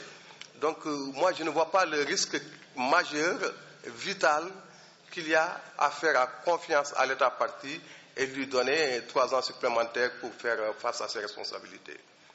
Alors vraiment, je voudrais inviter les autres États membres qui ne seraient pas tout à fait de cet avis-là, d'essayer de se mettre dans la peau de l'État parti et d'être à l'écoute de ce discours alternatif par rapport à l'estime de soi qu'ils ont chacun individuellement. Merci. Merci, Monsieur. I give the floor to India. Thank you, Chair. The pace and path of progress depends upon certainly the capabilities of the state party, but also on the will of the advisory body. And we have seen cases where there has been a great deal of speed, of progress, and the advisory bodies are capable of it, and we know that. Secondly, UNESCO as a whole is committed to something called Priority Africa. We would like to see it reflected in practice. We would like to see it reflected on the ground. Thirdly, this year, the Arab region and and Africa, between them, had only 6% each of the recommended nominations. That single-digit figure gives us cause to worry, because that is not the way you're going to create a balanced list, a representative list. That is not the way you're going to get Africa and their wonderful heritage recognized. I would say that the state party, please give them the option, and they have expressed their confidence. I think the advisory bodies need to be advised, and the World Heritage Center needs to be encouraged, if necessary, to help the state party, and let us leave it at that. And I think we should actually put in practice a lot of what we've spoken of, not only at the World Heritage Committee, but also at the Executive Board and others, where there is a collective imperative to encourage Africa. Thank you. Thank you, sir. Je passe la parole à Mali. Merci, Monsieur le Président. Je pense que il faut tenir compte de l'engagement de l'État parti, et nous soutenons le renvoi parce que l'État parti effectivement s'est engagé en tenant compte de facteurs externes et internes au pays. C'est extrêmement important. Le renvoi, ça demande un travail, j'allais dire, à court terme.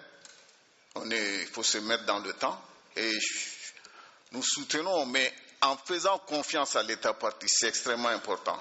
Et je crois que l'État parti s'est engagé pour ce renvoi, mais tout le monde est d'accord qu'il y a des problèmes. Ça veut dire que l'État parti est en mesure de lever ces problèmes. Merci.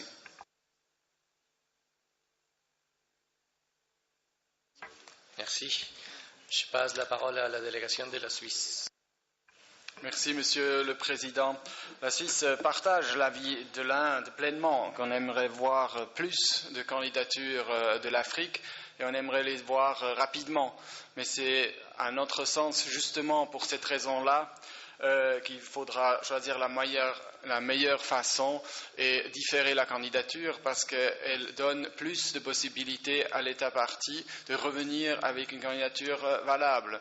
Et on n'est pas ici en train de juger la capacité de l'État parti. Ce n'est pas non plus une question purement de temps, mais c'est une question de procédure, parce qu'un différement permet d'envoyer une mission des organisations consultatives qui est une garantie que l'État parti puisse avoir une évaluation complète d'une candidature, qui puisse avoir de nouvelles limites, qui puisse avoir une autre construction de la valeur universelle exceptionnelle si besoin est, et donc aussi une garantie que la nomination puisse être inscrite dans relativement peu de temps. Cette garantie, on l'a beaucoup moins si on renvoie la candidature, et on doit rester dans les limites de la candidature actuelle. Merci, Monsieur le Président. Merci. Bueno, evidentemente tenemos un caso en el cual entendemos vuelvo y señalo, el compromiso del Estado parte para trabajar más el expediente y completarlo, así como también tenemos los comentarios de las delegaciones que señalan que es necesario dar más tiempo y que han ofrecido además su colaboración para prestar su cooperación al Estado parte para reforzar este procedimiento, esta nominación, perdón. En este momento, y teniendo en cuenta los procedimientos del comité, vuelvo nuevamente a preguntarle a los miembros de este comité si es que hubiera alguno de los de aquellos miembros que están a favor de el defer, después de escuchar las explicaciones que estamos escuchando en este momento, si tal vez hubiera la posibilidad de que alguno de ellos apoyara, teniendo en cuenta el compromiso del Estado parte, la proposición del refer. Si ese es el caso, tienen la palabra.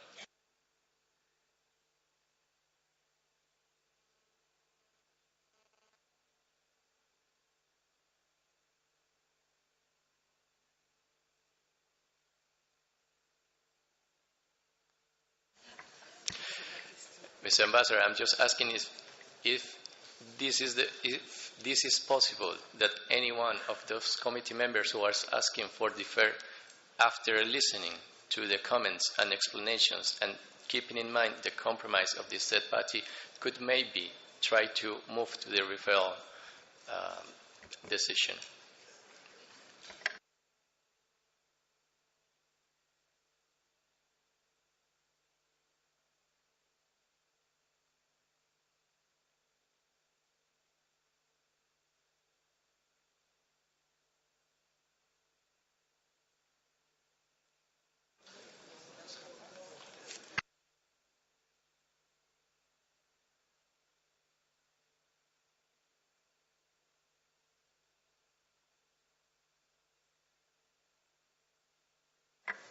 Colombia tiene la palabra. Gracias, señor presidente. Esto es un cuerpo colegiado que, en la medida de lo posible, debe tomar sus decisiones por consenso, pero igualmente, cuando no se llega a un consenso, como en este caso, creo que se deberían tomar las decisiones por mayoría. Y hay una mayoría que respalda la propuesta hecha por Senegal. Gracias. Muchas gracias. ¿Algún otro comentario?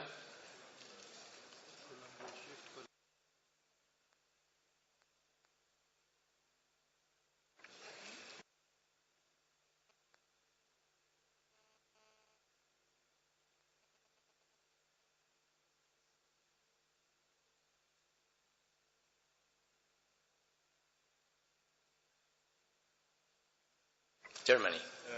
Mr. President, do I understand that you are going for a vote?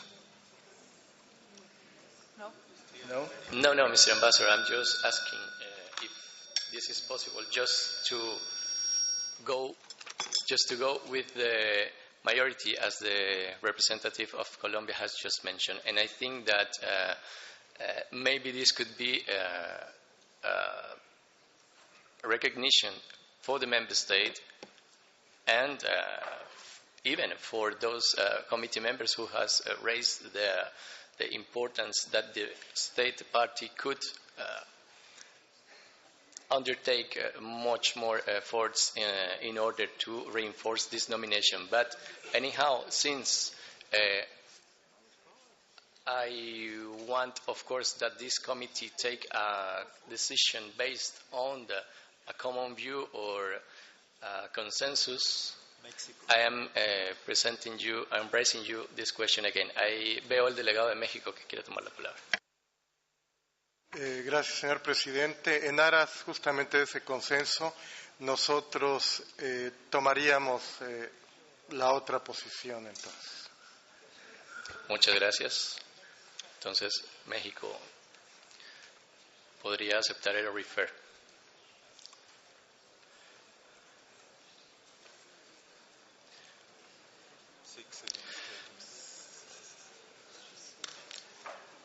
La Suisse, s'il vous plaît. Merci, Monsieur le Président. Peut-être une proposition pour qu'on puisse aller de l'avant. Si vous nous demandez si nous nous opposons formellement à un renvoi, je pense que nous allons nous taire. Merci, Monsieur le Président.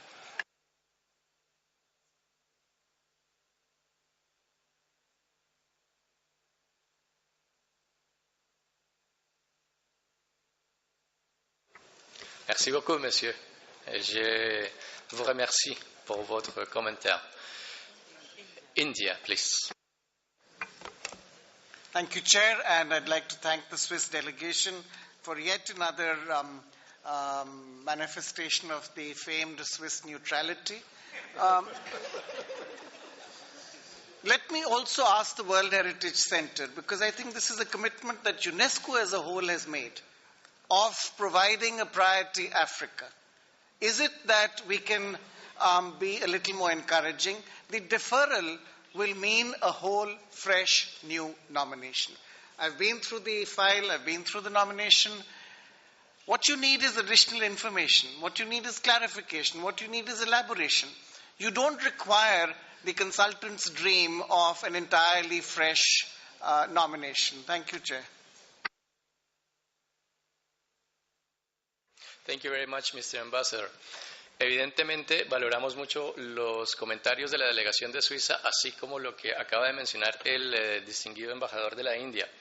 Teniendo en cuenta esto, creo y veo que no hay una oposición como tal y directa a que tomemos la decisión de refer back to the State Party. En ese sentido, entonces, pido al comité que podamos tener en cuenta estas consideraciones, así como tratar de avanzar teniendo en cuenta los dos puntos de vista que aquí se han explicado, y entonces les pido que pudiéramos estar entonces de acuerdo con adoptar la decisión de refer back to the State Party. Si no hay objeción directa a este punto, entonces procedemos a adoptar esta decisión. ¿Podemos hacerlo? Entonces adoptamos la decisión de refer back to the State Party.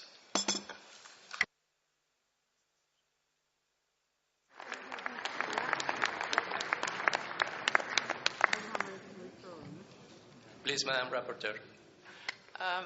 Merci, Monsieur le Président, mais ils n'ont pas vu la décision entière, donc je voudrais vraiment, parce que peut-être il y a des délégations qui vont s'opposer encore, mais bien sûr, je suis très contente qu'on ait un accord. S'il vous plaît, Sénégal a proposé, parce qu'il y avait des avancements en ce qui concerne l'État parti, donc ils ont proposé des changements dans la décision, et je vous prie d'aller au petit C, s'il vous plaît.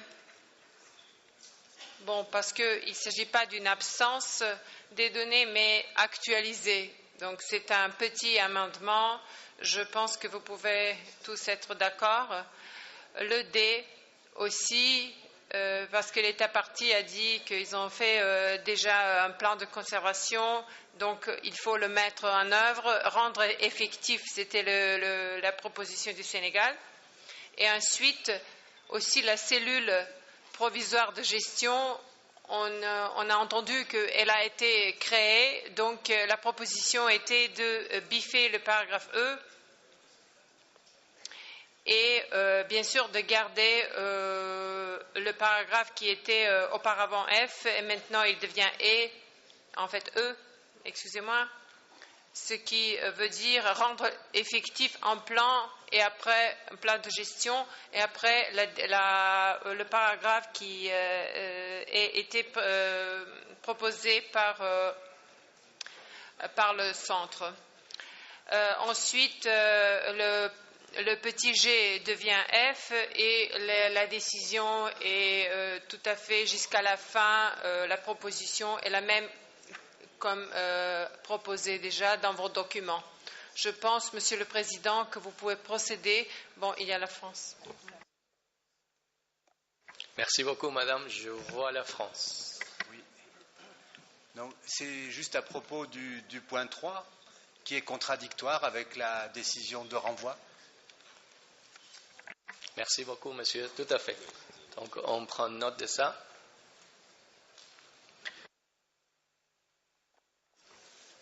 Merci à la France de nous faire signaler. On va biffer aussi, là, parce que ce n'est pas possible au cas de renvoi d'avoir une mission. Donc, on va biffer de conséquent le paragraphe 3. Et on peut procéder à l'adoption, je pense, si vous n'avez pas d'autres commentaires. Merci. Merci beaucoup, madame. Donc, y a-t-il des objections à ce projet de décision tel qu'amendé? Je ne vois pas.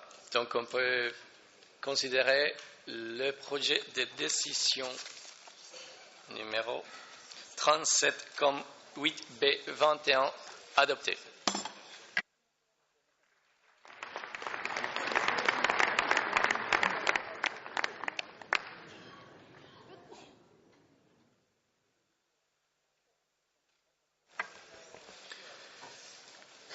Now we move to the next item. I now invite ICOMOS to present the nomination of the Historic Center of Agadez, Niger. ICOMOS, you have the floor. Merci, Monsieur le Président. Centre historique d'Agadez, Niger. La ville historique d'Agadez remonte au XVe et XVIe siècle, lorsque le sultanat de l'Aïr s'y installe, favorisant le regroupement de tribus touaregs et le développement des échanges économiques et culturels transsahariens. En termes de catégorie de biens culturels, il s'agit d'un ensemble. La ville d'Agadez est située au sud-est du désert du Sahara, à l'extrémité méridionale du massif de l'Aïr. Elle fut de longue date une étape majeure des caravanes reliant le Maghreb oriental à la région sahélienne, entre la boucle du fleuve Niger et le lac Tchad. Le bien est formé par la totalité de la cité ancienne d'Agadez. Elle est au centre de la ville actuelle qui s'est étendue progressivement à son pourtour. La zone tampon est constituée par sa périphérie immédiate. Elle apparaît dans l'imaginaire collectif comme une porte du désert, ce qui indique bien sa fonction historique de centre commercial et d'organisation des caravanes. Le matériau unique de son bâti est l'adobe, dont subsistent des témoignages remontant au XVe et XVIe siècle. La cité historique comprend 11 quartiers aux formes irrégulières, témoins des limites des anciens campements des tribus touaregs au moment de leur sédentarisation. Ils constituent encore aujourd'hui la trame administrative de la ville historique. Le bien comprend 18 monuments ou sites majeurs. Le patrimoine bâti de la vieille ville a été pour l'essentiel conservé. Il forme une trame urbaine dense, mais aérée par de nombreuses placettes et rues aux formes irrégulières. Il est toujours densément habité. Les maisons sont entretenues dans le respect des traditions de l'architecture en terre. La grande mosquée d'Agadez remonte au début du XVIe siècle. Elle a été agrandie à plusieurs reprises dans le respect des options architecturales originelles. Ce lieu spirituel, hautement symbolique de l'islam, accueille toujours la grande prière du vendredi. Son minaret de 27 mètres, entièrement en terre crue, est le plus haut de ce type. Il dispose d'un escalier intérieur hélicoïdal. À son voisinage immédiat, le palais du sultan de l'Aïr a été conçu simultanément. Le palais du sultan exerce toujours ses fonctions traditionnelles de résidence de sa famille et de lieu de son gouvernement. Il comprend un bâtiment résidentiel sur plusieurs niveaux, des cours et des salons de réception. C'est un bel exemple d'ensemble architectural complexe en adobe. 2 mosquées de la vieille ville remontent au XVIe siècle. Les 2 gros piliers décorés de la mosquée Tandé illustrent l'exubérance stylistique des architectures intérieures à Agadez. Les façades extérieures et les balustrades des toits en terrasse sont également d'une grande richesse d'inspiration et de variation autour de thèmes communs. Un inventaire systématique du patrimoine urbain doit être complété, au-delà des seuls monuments et maisons remarquables. Différentes influences stylistiques s'expriment dans un ensemble original ou style d'Agadez. Certaines viennent du sud, depuis le fleuve Niger, d'autres d'Europe. Toutes les réalisations sont en adobe, qui montrent des capacités techniques étonnantes, comme les arcs croisés de la photo de droite. Les pratiques créatrices de l'architecture de la terre crue se sont poursuivies jusqu'au XXe siècle, jusqu'à une période récente pour des constructions privées, hôtels, boucheries, etc. L'intérieur de l'hôtel de l'Aïr illustre un art exceptionnel de l'arche de plein cintre en terre. La vieille ville historique est toujours le lieu de grandes manifestations religieuses, de fêtes traditionnelles et de parcours rituels du sultan, chaque année à date fixe. En lien étroit avec son rôle caravanier, Agadez est de très longue date un lieu d'artisanat diversifié et de haute valeur ajoutée. Travail du cuir, du bois, de la poterie, production de bijoux et d'ornements. Si la ville ancienne présente un niveau satisfaisant d'intégrité et d'authenticité, elle connaît toutefois des altérations. Usage de couvertures en tôle, murs de parpaing, remplacement des huisseries en bois par du métal ou du PVC, des agressions visuelles par des poteaux électriques et par des peintures publicitaires murales existent aussi. Le savoir-faire de l'adobe et de la construction des toitures en bois perdure, précieux pour la conservation régulière des bâtiments. Mais il faut les conforter en renforçant leur transmission et en s'inquiétant du renouvellement des ressources en bois traditionnels. Comme déjà indiqué, l'intégrité et l'authenticité sont d'un niveau satisfaisant et le bien est dans un état général de conservation assez satisfaisant. Mais il s'agit d'un système fragile auquel il faut prêter attention. L'analyse comparative a été renforcée, mais elle demeure un peu superficielle. La valeur universelle exceptionnelle est cependant démontrée et les critères 2 et 3 ont été justifiés. Les délimitations du bien et de sa zone tampon sont satisfaisantes.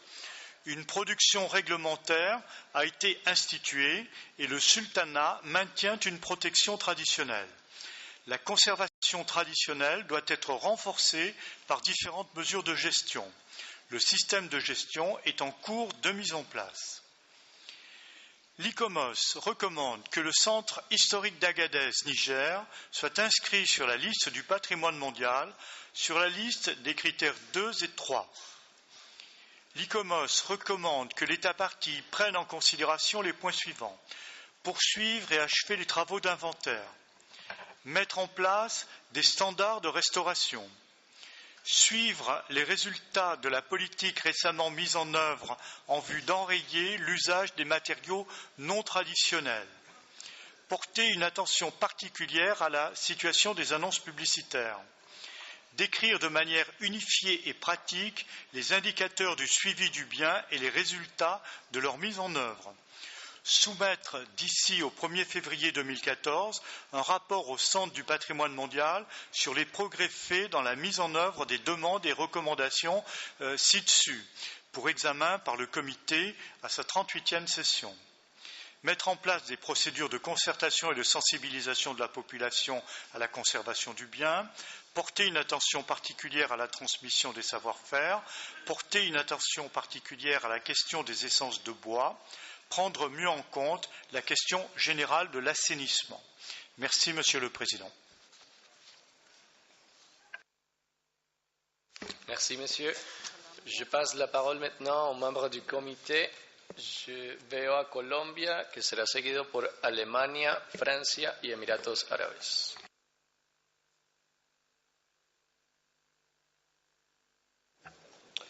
Gracias, señor presidente.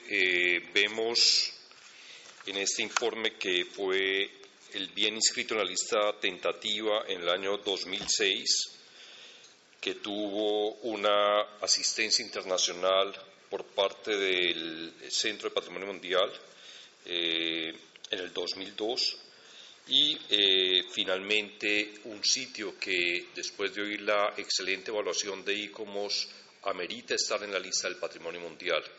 Hemos disfrutado enormemente también con estas bellísimas imágenes y nuestra delegación pues estaría completamente de acuerdo en inscribir este sitio y de antemano felicitamos al Estado de Níger por la preparación de este expediente. Muchas gracias.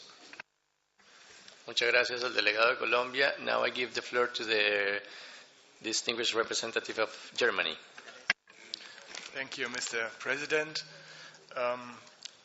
I would like to congratulate the State Party for the convincing nomination, which is well prepared and convincing. And I'm very happy. Germany supports the inscription of the site of the historic center of Agadez, and we are also very happy that another African site can be inscribed today. Thank you. Thank you very much, Mr. Ambassador. Of course, I'm sure that we all want to congratulate the State Party for this very important nomination. Now I give the floor to France. Madame. Merci, Monsieur le Président. La France tient à féliciter le Niger pour la grande qualité de son dossier, très bien préparé, en étroite coopération avec l'ICOMOS. Dans une région de nomadisme, Agadez vaut donc la peine d'être visité, comme le suggère son nom en tamakesh. Perle au milieu d'une zone sahélienne meurtrie, la France salue cette proposition d'inscription d'Agadez au patrimoine mondial, signe d'espoir pour toute cette région. Je vous remercie, Monsieur le Président. Merci, Madame. Maintenant, je passe la parole aux Émirats arabes unis.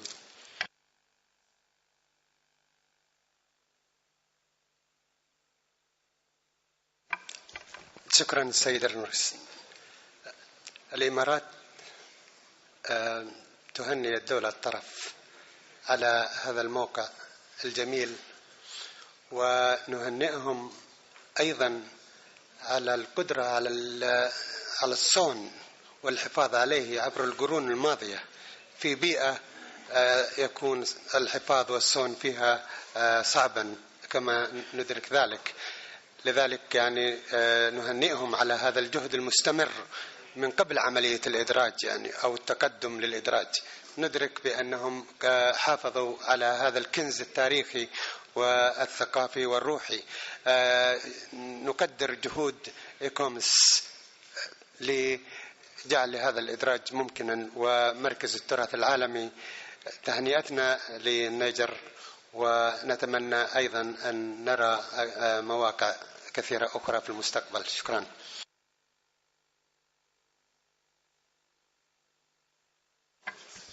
Merci, monsieur.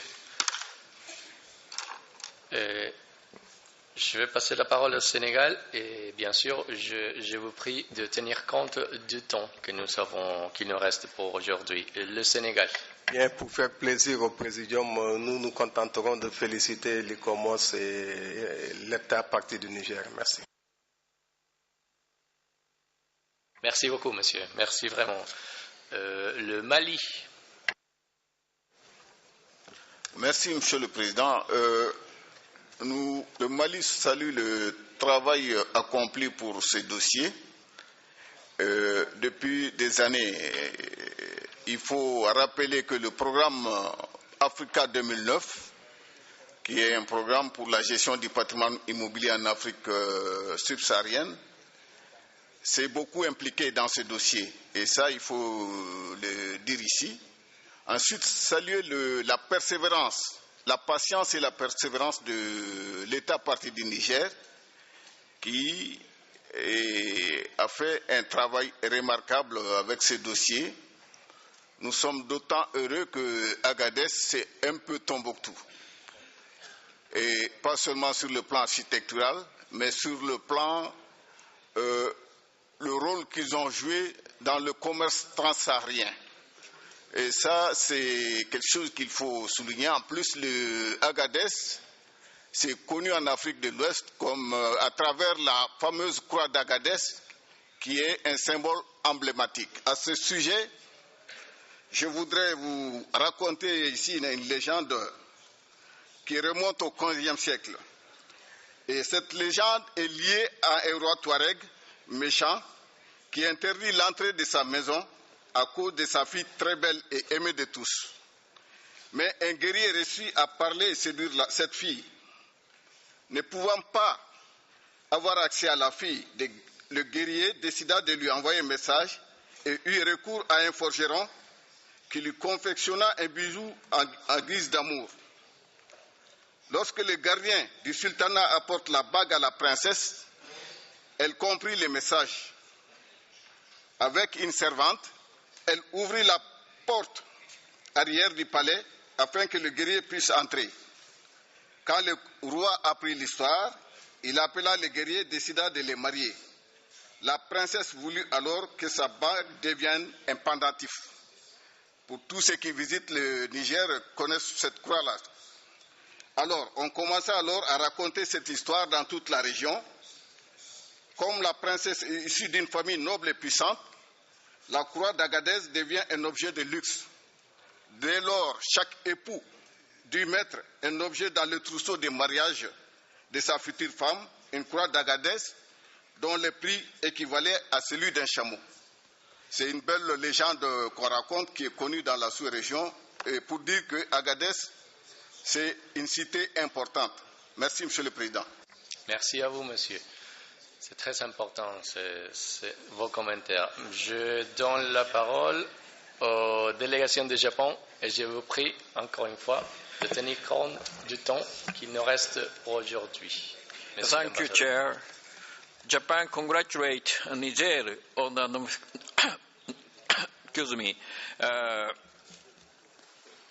the very magnificent historic site. This site is at an exceptional crossroads for the caravan trade, with outstanding monumental ensembles such as Sultan Palace. We are very pleased to have another gem like this on our heritage list. Thank you. Thank you very much. I still have five members, committee members who wants to take the floor. So with your permission, of course, I would like to remind you that we need to advance in our agenda. So having this in mind, I will give the floor to Estonia. Thank you, Mr. Chair. Estonia welcomes this huge achievement of Africa. Thank you. Thank you very much, sir, for your cooperation. I give the floor to South Africa, madam. Thank you, Chair. I would like to congratulate Niger for the excellent work they've done. And in spirit of brevity and respecting the Chair, there's much to be said about this site. But I'd like to say that this site serves as an inspiration to us Africans, that even with meager means, tenacity and hard work, you can achieve such good results. This is one of the few sterling works that has been done in the continent. Thank you. Thank you very much, madam. Je donne la parole au Qatar. شكرا سيد الرئيس. نود بدورنا أن نهنئ النيجر على هذا الموقع الجميل الممتلئ بالروحانيات الذي يشهد على مرور أناس تركوا وراءهم آثارا تدل على حضارتهم وعلى إبداعهم في تطويع الطبيعة ولخلق آثار باقية إلى مدى الحياة. وشكرا.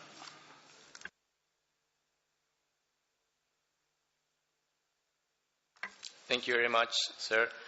I give the floor to Ethiopia, followed by Algeria, and after Malaysia, who will be the last speaker. So, Ethiopia, you have the floor. We congratulate Niger for the effort and ECOMOS for the wonderful work done. And this inscription is a jewel on the crown. Thank you. Thank you, sir. L'Algérie, vous avez la parole. Merci, Monsieur le Président. L'Algérie félicite le Niger pour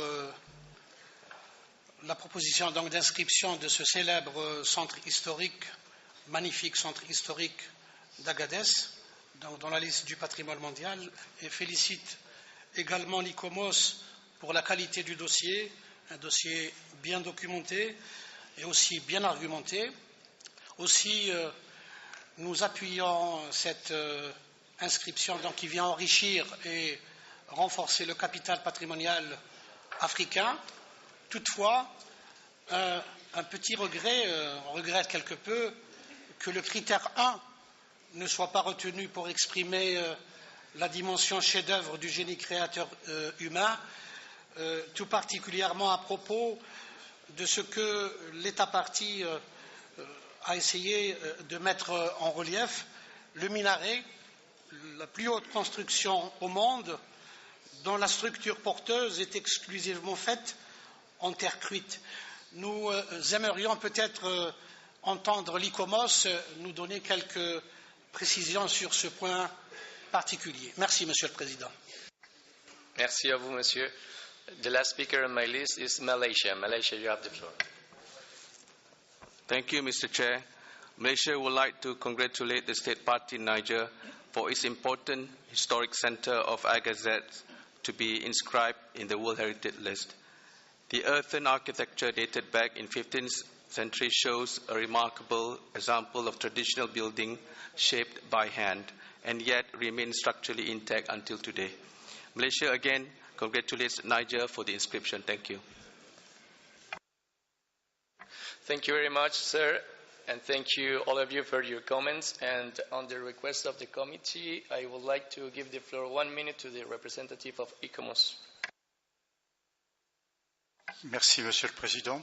Voici la justification apportée par l'ICOMOS à cette question du critère 1. L'ICOMOS considère que la hauteur du minaret exprime en effet une performance technique et qu'elle témoigne d'une maîtrise de bon niveau dans l'usage de l'adobe. Toutefois, les éléments stylistiques et l'ensemble formé par le minaret, la mosquée et ses dépendances n'atteignent pas par eux-mêmes et en tant qu'ensemble monumental complet le niveau d'un chef-d'œuvre à caractère unique. Les arguments avancés ressortent plus du critère 3 déjà retenu que du critère 1. Merci, Monsieur le Président. Merci beaucoup, Monsieur. Maintenant, nous passons la parole au rapporteur afin de nous lire la décision. Vous pouvez aller, merci Monsieur le Président, vous pouvez aller directement à l'adoption de la décision 37 comme 8B22 telle que présentée dans les documents parce qu'on n'a pas reçu aucun amendement. Merci. Merci Madame. Avec ceci étant dit, je peux considérer donc que la décision 37 comme 8B22 est donc adoptée.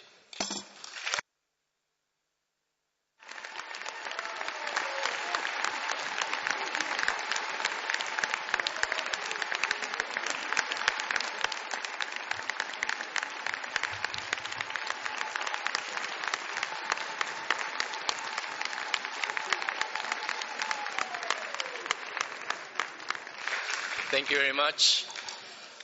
Thank you very much, and let me congratulate Niger on behalf of the entire committee for the inscription of this property. I've been informed that the mayor of Agadez is in the room. So, sir, you have the floor for 2 minutes for present your brief statement. Thank you very much. Merci, Monsieur le Président.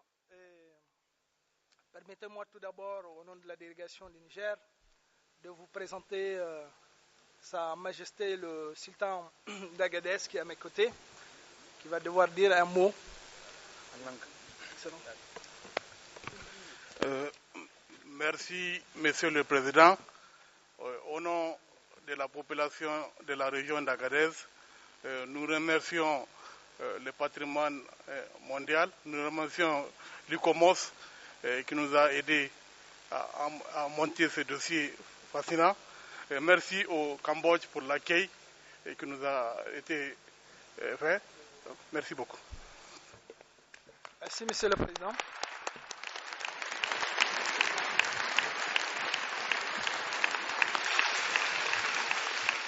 Thank you very much. Juste un mot pour, effectivement, Monsieur le Président, Mesdames et Messieurs les membres du comité. Mesdames et Messieurs, chers participants, je voudrais d'abord adresser mes sincères remerciements au Comité du patrimoine mondial ainsi qu'aux organisations consultatives et à tous les partenaires pour les efforts qu'ils ne cessent de déployer en faveur de la protection du patrimoine mondial.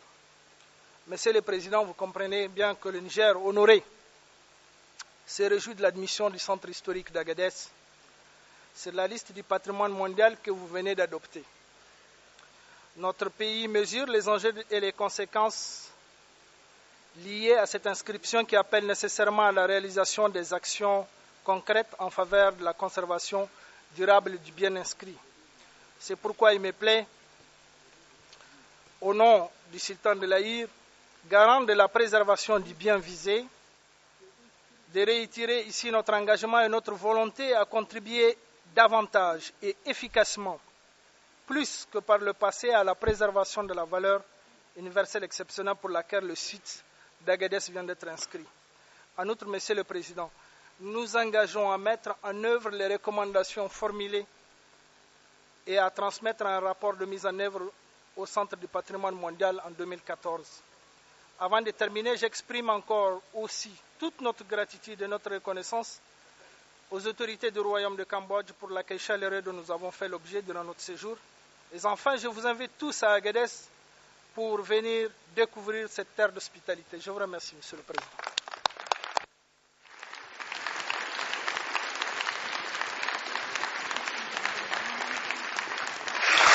Thank you very much. So, dear colleagues, now we turn to our next agenda item, which is the Levuka Historical Port Town in Fiji. I now invite ICOMOS to present the nomination. So, please, Madam, please proceed. Thank you very much, Mr. Chairperson. I will now be presenting the nomination of Levuka Historical Port Town, Fiji, and this nomination is the first proposal presented by Fiji to the World Heritage List. Levuka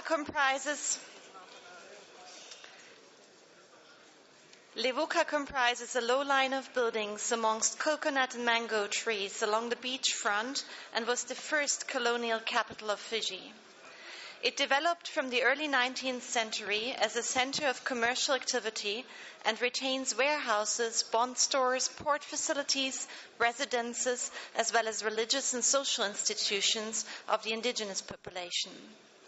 Levuka is located in the Fiji Islands, more specifically on the east coast of Ovalau Island in the Eastern Division. The site covers a total area of roughly 70 hectares.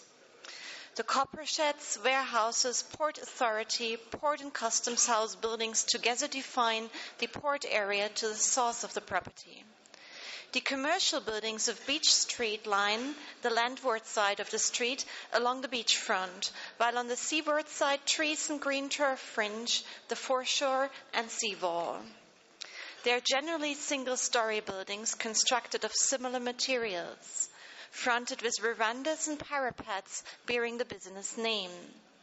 The waterfront is characterized by the wharf complex with port and copra shed, but also by the stone and concrete seawall which runs the entire length of Beach Street. Other buildings of the early colonial period are the courthouse and the government buildings seen here, as well as religious buildings such as the Sacred Heart Cathedral. The Royal Hotel, founded in the 1860s, is now the last surviving hotel in Levuka and one of the oldest surviving in the South Pacific. The Baba settlement, located further uphill, is associated with the Pacific Island labor trade for the sugar, cotton, and palm oil industries. And further monuments included in the property are the public school and the Masonic Hall.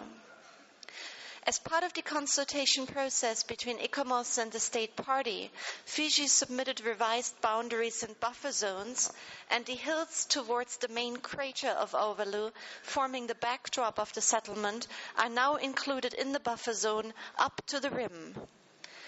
In its evaluation of the site, ICOMOS considered that the criteria, authenticity, and integrity were met, and that the comparative analysis was sufficient. The revised boundaries are adequate, and the management system established sufficient. In terms of protection, the state party has convincingly demonstrated the mechanisms of customary protection and is at present in the process of promulgating the Fiji World Heritage Decree, which will provide formal legal protection to the property. While conservation is adequate, it would further benefit from a medium-term conservation plan and professional development in this sector. ICOMOS recommends to inscribe Levuka Historical Port Town on the World Heritage List on the basis of criteria 2 and 4. ICOMOS further recommends to complete the process of promulgating the World Heritage Decree, establishing a conservation plan, and complete the inventory of archaeological sites. ICOMOS would like to draw special attention to the fact that maximum building heights and density have to be strictly controlled to preserve the unique setting of the property and to clearly integrate such provisions in the town planning schemes. Thank you very much, Mr. Chairperson. Thank you, Madam. Now I turn again to the committee members, and I invite you to present your comments, recalling you again about the time that we have left for today. So the floor is yours if this is the case. I can see Japan, please. Thank you, Chair. We would like to support the proposed inscription of Levuka Historical Port Town. I understand which is the first case of inscription for Fiji. I wish to heartily congratulate Fiji on a successful nomination of this exceptional site. Thank you. Thank you very much, Mr. Ambassador. I give the floor to Germany. Thank you, Mr. Chairman. Germany congratulates the State Party for the nomination of this beautiful site. We are deeply impressed by the group of buildings filling a gap on the World Heritage List. We fully support the inscription. I have only one little remark. ICOMOS states in its report that protection will be adequate when completed with regard to previous decisions, for instance, the last one. We should be consistent and ask for a report on the implementation of the Fiji World Heritage Decree and other recommendations. I have a proposal for this usual paragraph, which, like follows, requests the State Party to submit by the 1st February 2015 a report to the World Heritage Center outlining progress made in the implementation of the above-mentioned recommendations to be examined by the World Heritage Committee at its 39th session. So congratulations again to the State Party. We are happy, very happy to see a site of Fiji inscribed on the World Heritage List. Thank you, Madam. Je passe la parole à la délégation du Cambodge, qui sera suivie par l'Estonie. Merci, Monsieur le Président. Le Cambodge tient à féliciter l'État parti Fidji pour son inscription, donc première inscription sur la liste du patrimoine mondial. Merci.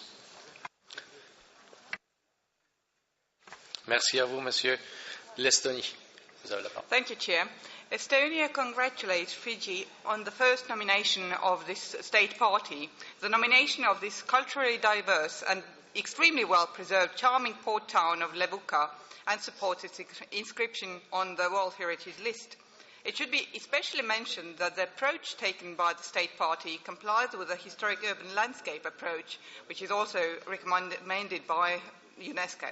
Thank you. Thank you, Madam. South Africa, you have the floor.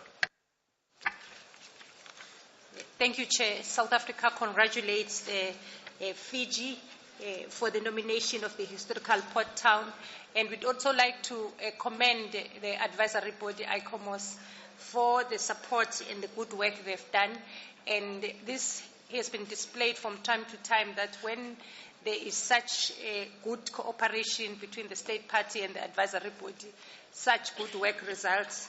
And this time around, we have had examples and lessons from small states. Fiji is a small island, very remote as compared to other places in the world, and this is a very good example from Fiji. Thank you. Thank you very much, Madam. Je passe la parole à la délégation de la France, suivie de l'Éthiopie, et je vous prie, chers collègues, de prendre note des commentaires du président. Merci, Monsieur le Président. La France soutient les recommandations de l'organe consultatif, félicite Fidji pour cette proposition et se réjouit de cette grande première pour cet État parti. Merci, Monsieur le Président. Merci, Madame. L'Éthiopie, vous avez la parole. Thank you, Chair. The State Party of Ethiopia congratulates the State Party of Fiji for its first site to be inscribed on the list, and the State Party commends ICOMOS as well for the work done. Thank you. Thank you very much, Madam. I give the floor to Malaysia, followed by the Russian Federation. Malaysia. Thank you, Chair. Malaysia strongly supports this inscription from Fiji and congratulates Fiji for its first World Heritage Site. We also would like to thank ICOMOS for working together with Fiji to help it in its inscription. Thank you very much. Thank you very much, Madam, for your comment. Russian Federation, followed by Algeria. Российская Федерация поздравляет Фиджи, поздравляет ИКОМОС как консультативный орган, наш комитет, все наше сообщество с принятием в список всемирного наследия удивительной, элегантной такой номинации небольшого государства. Спасибо.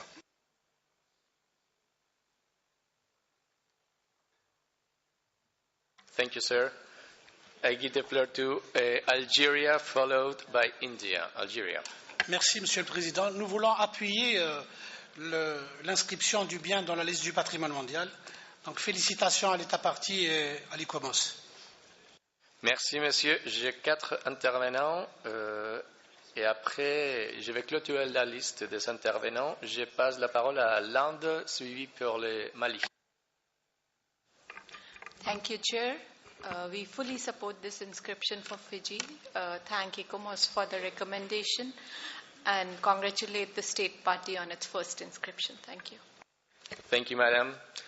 Le Mali, vous avez la parole, Merci, suivi par la Suisse. Monsieur le Président, le Mali félicite l'État parti pour la qualité du dossier, mais surtout l'ICOMOS, car au-delà, si vous voulez, du dossier présenté par l'État parti, il y a aussi les compétences de l'ICOMOS. Merci.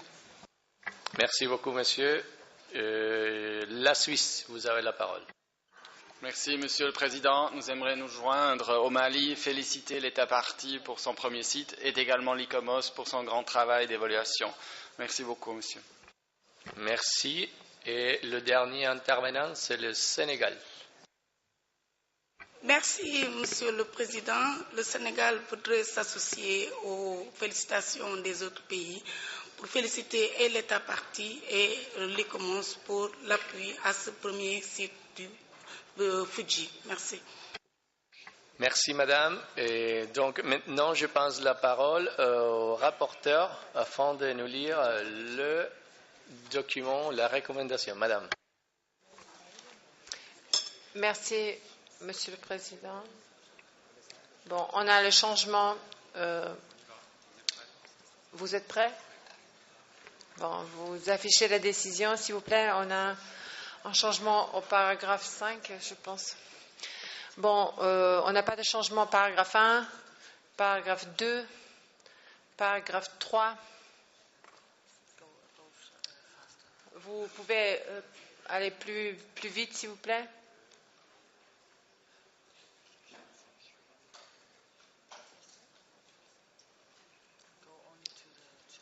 On a le changement dans le paragraphe 5. Voilà, stop. Nouveau paragraphe 5. Soumis par l'Allemagne, je vous lis. Demande en outre à l'État parti de soumettre d'ici le 1er février 2015 un rapport au Centre du patrimoine mondial soulignant les progrès il y a un progrès, vous devez rectifier, accompli dans la mise en œuvre des recommandations susmentionnées pour examen à la 39e session du Comité du patrimoine mondial. Si vous n'avez pas de commentaires sur ce nouveau paragraphe, j'invite Monsieur le Président, vous pouvez procéder à l'adoption de la décision en entier. Merci. Muchas gracias, señora relatora. Me dirijo nuevamente a los miembros del comité en el caso de que hubiera alguna objeción al proyecto de decisión. Si no es el caso, entonces podemos adoptar esta decisión.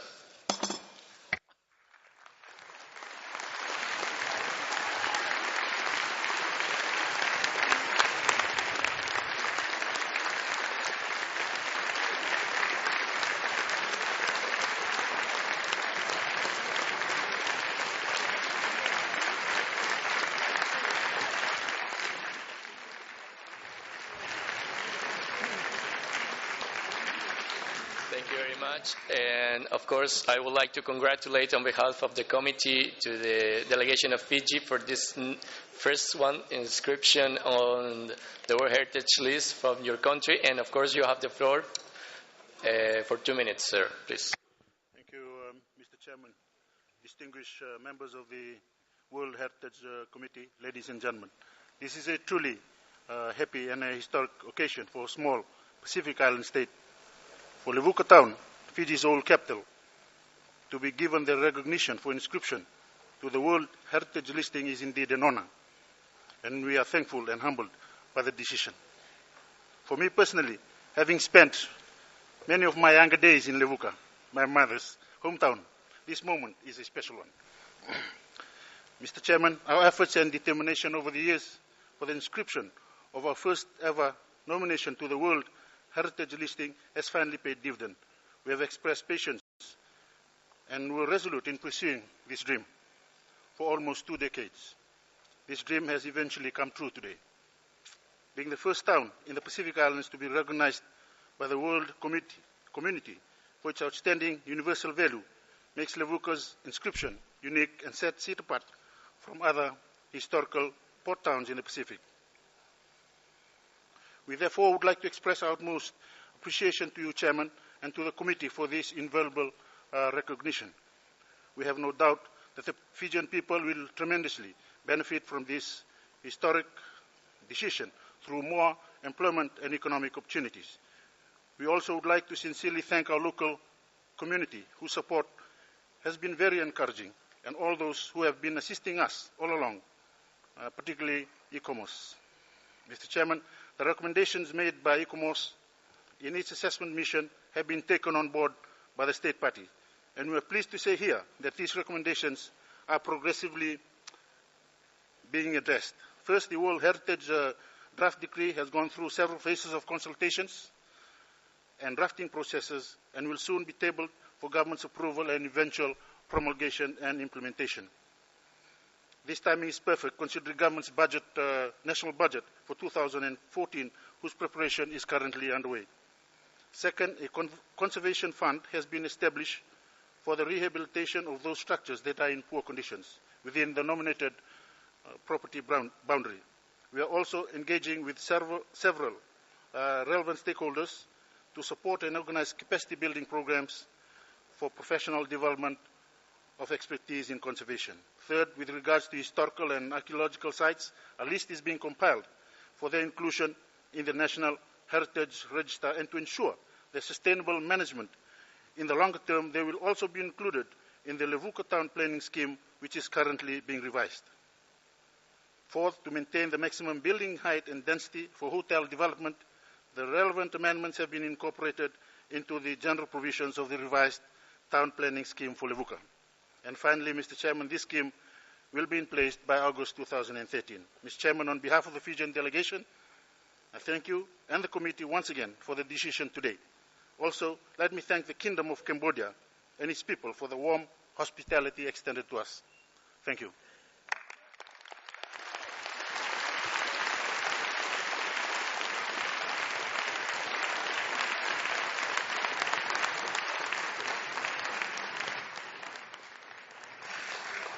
Thank you. Welcome to the convention and to the World Heritage List.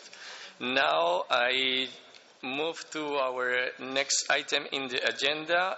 I invite ICOMOS to present the nomination of the Red Bay Basque Whaling Station, Canada.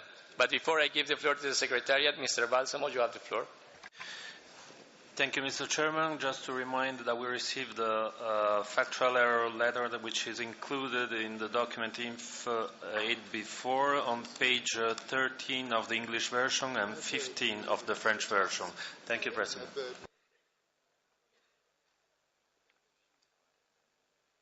Thank you, Mr. Balsamo. And now I give the floor to the representative of ICOMOS. You have the floor. Merci, Monsieur le Président. La station baleinière basque de Red Bay, Canada, située au nord-est du Canada, dans le Labrador, sur les rives du détroit de Belle-Île, Red Bay présente une implantation maritime arctique des marins basques au XVIe siècle.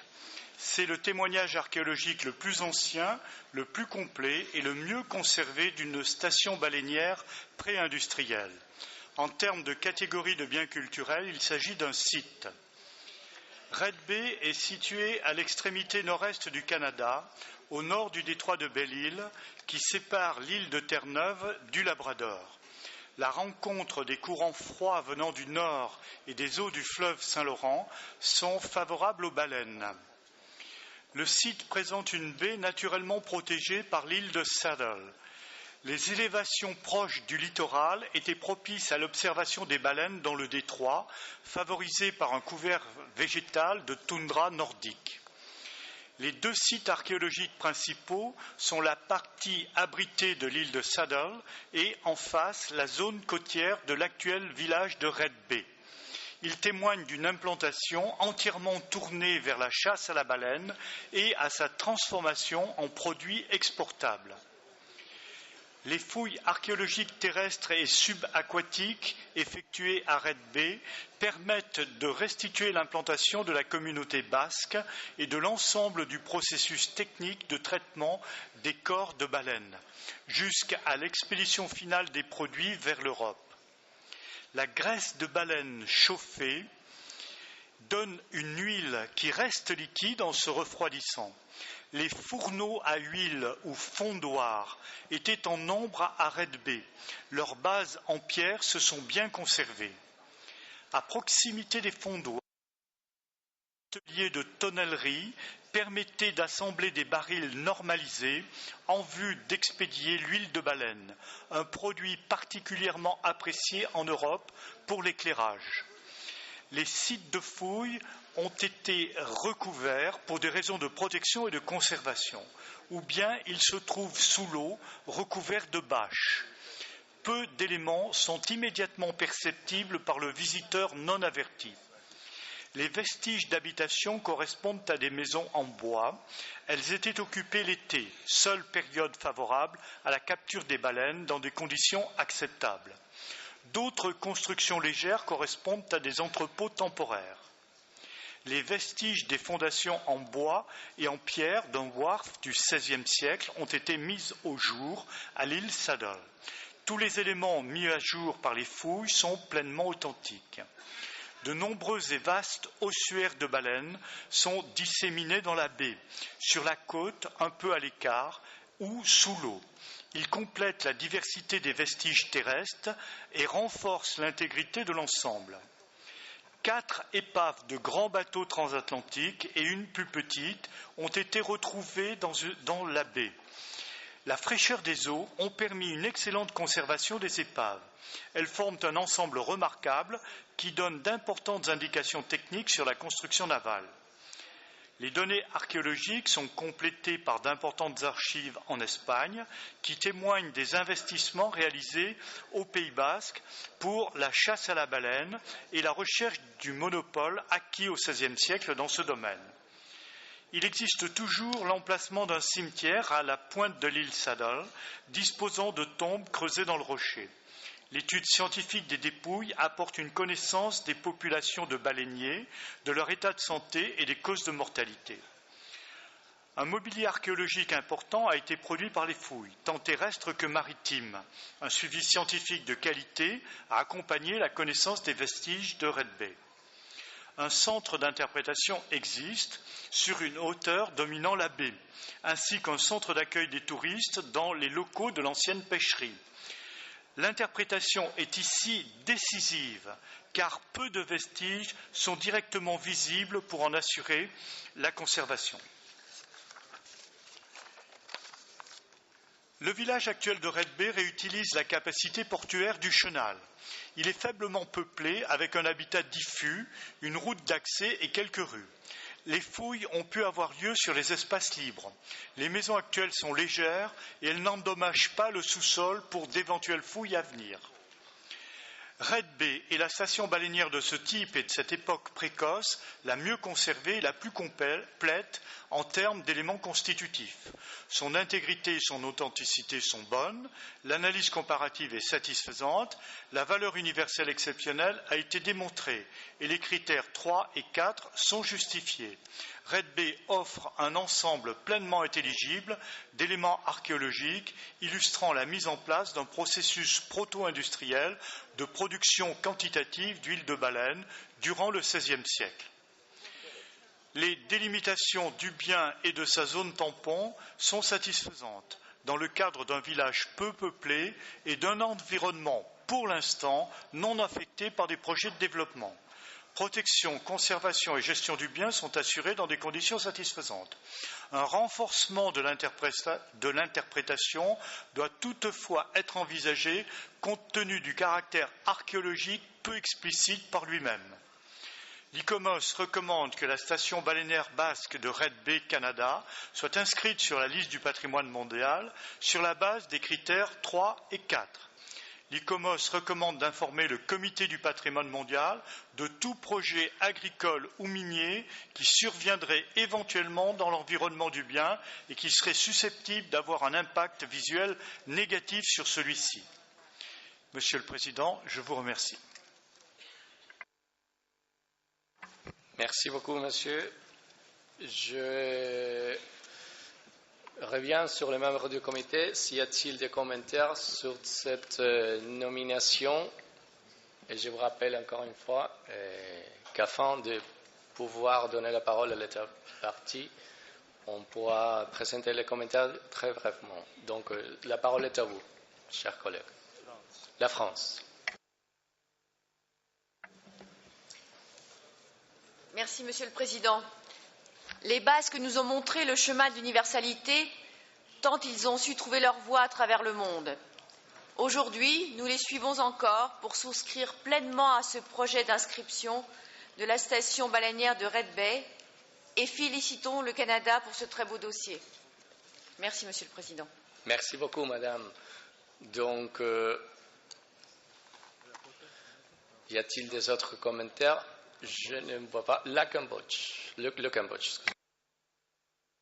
Merci, Monsieur le Président. Je vais être très bref. Félicitations à l'ICOMOS pour son travail, pour ce rapport, et félicitons l'État partie pour son inscription. Merci. Merci à vous, monsieur. Donc, je pense qu'il n'y a pas de... La Suisse. Merci, Monsieur le Président.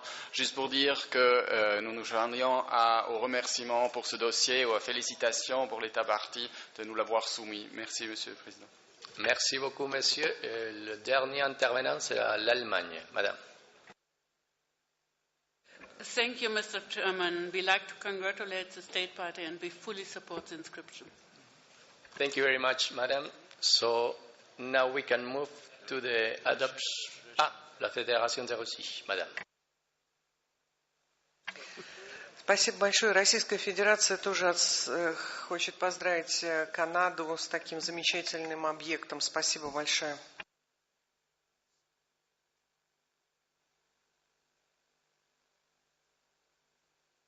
Thank you very much, Madam Ambassador. Now, I've been informed that there is no amendment on the draft resolution, so may we consider that Draft Decision 37.8b.32 is then adopted.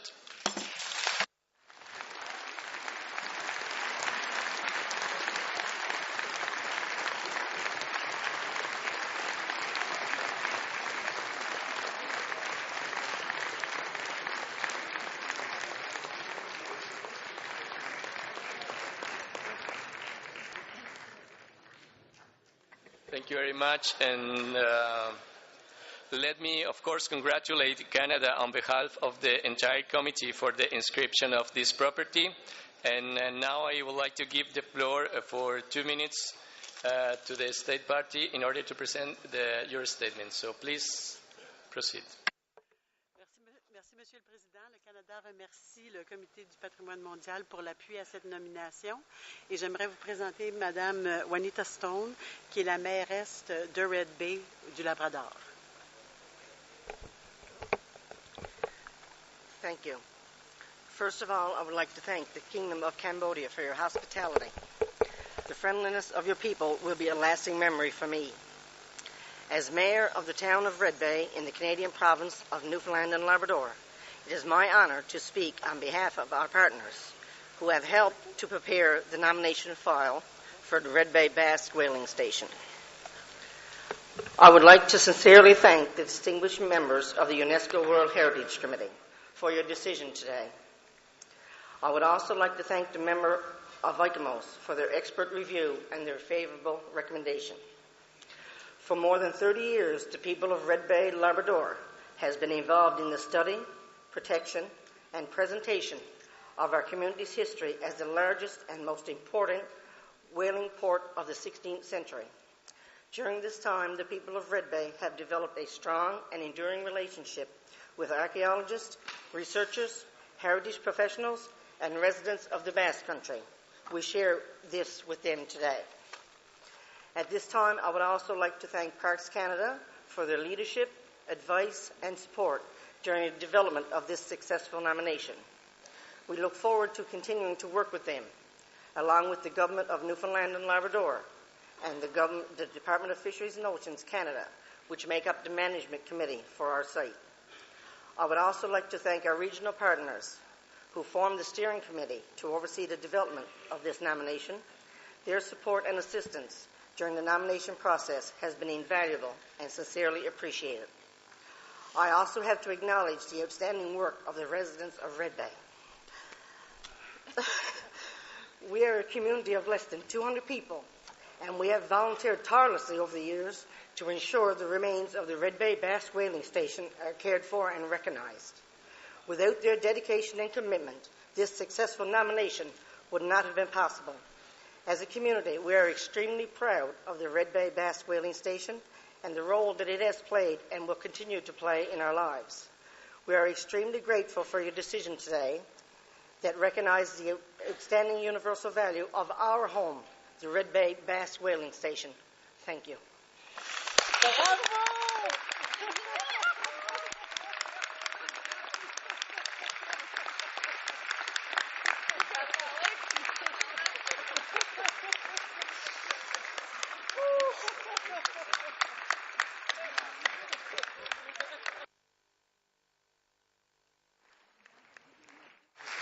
Congratulations again to Canada. And now, may I consider that we have finished our agenda for today, and I would like to give the floor to Secretariat in order to present some announcements. Thank you very much, Mr. Chair. First of all, you are invited to a side event on how visual arts, music and performance can be used to help manage World Heritage properties, which takes place in room 1 and 2 on the 4th floor of the Peace Palace and starts now, and it's offered by the UK and the UK's Dorset and East Devon coast. Then Sheikha Al-Masaya bint Hamad Al Thani and the State of Qatar invite you to attend a reception which is in the Ramdul room on 1st floor of the Peace Palace starting now. Thank you very much.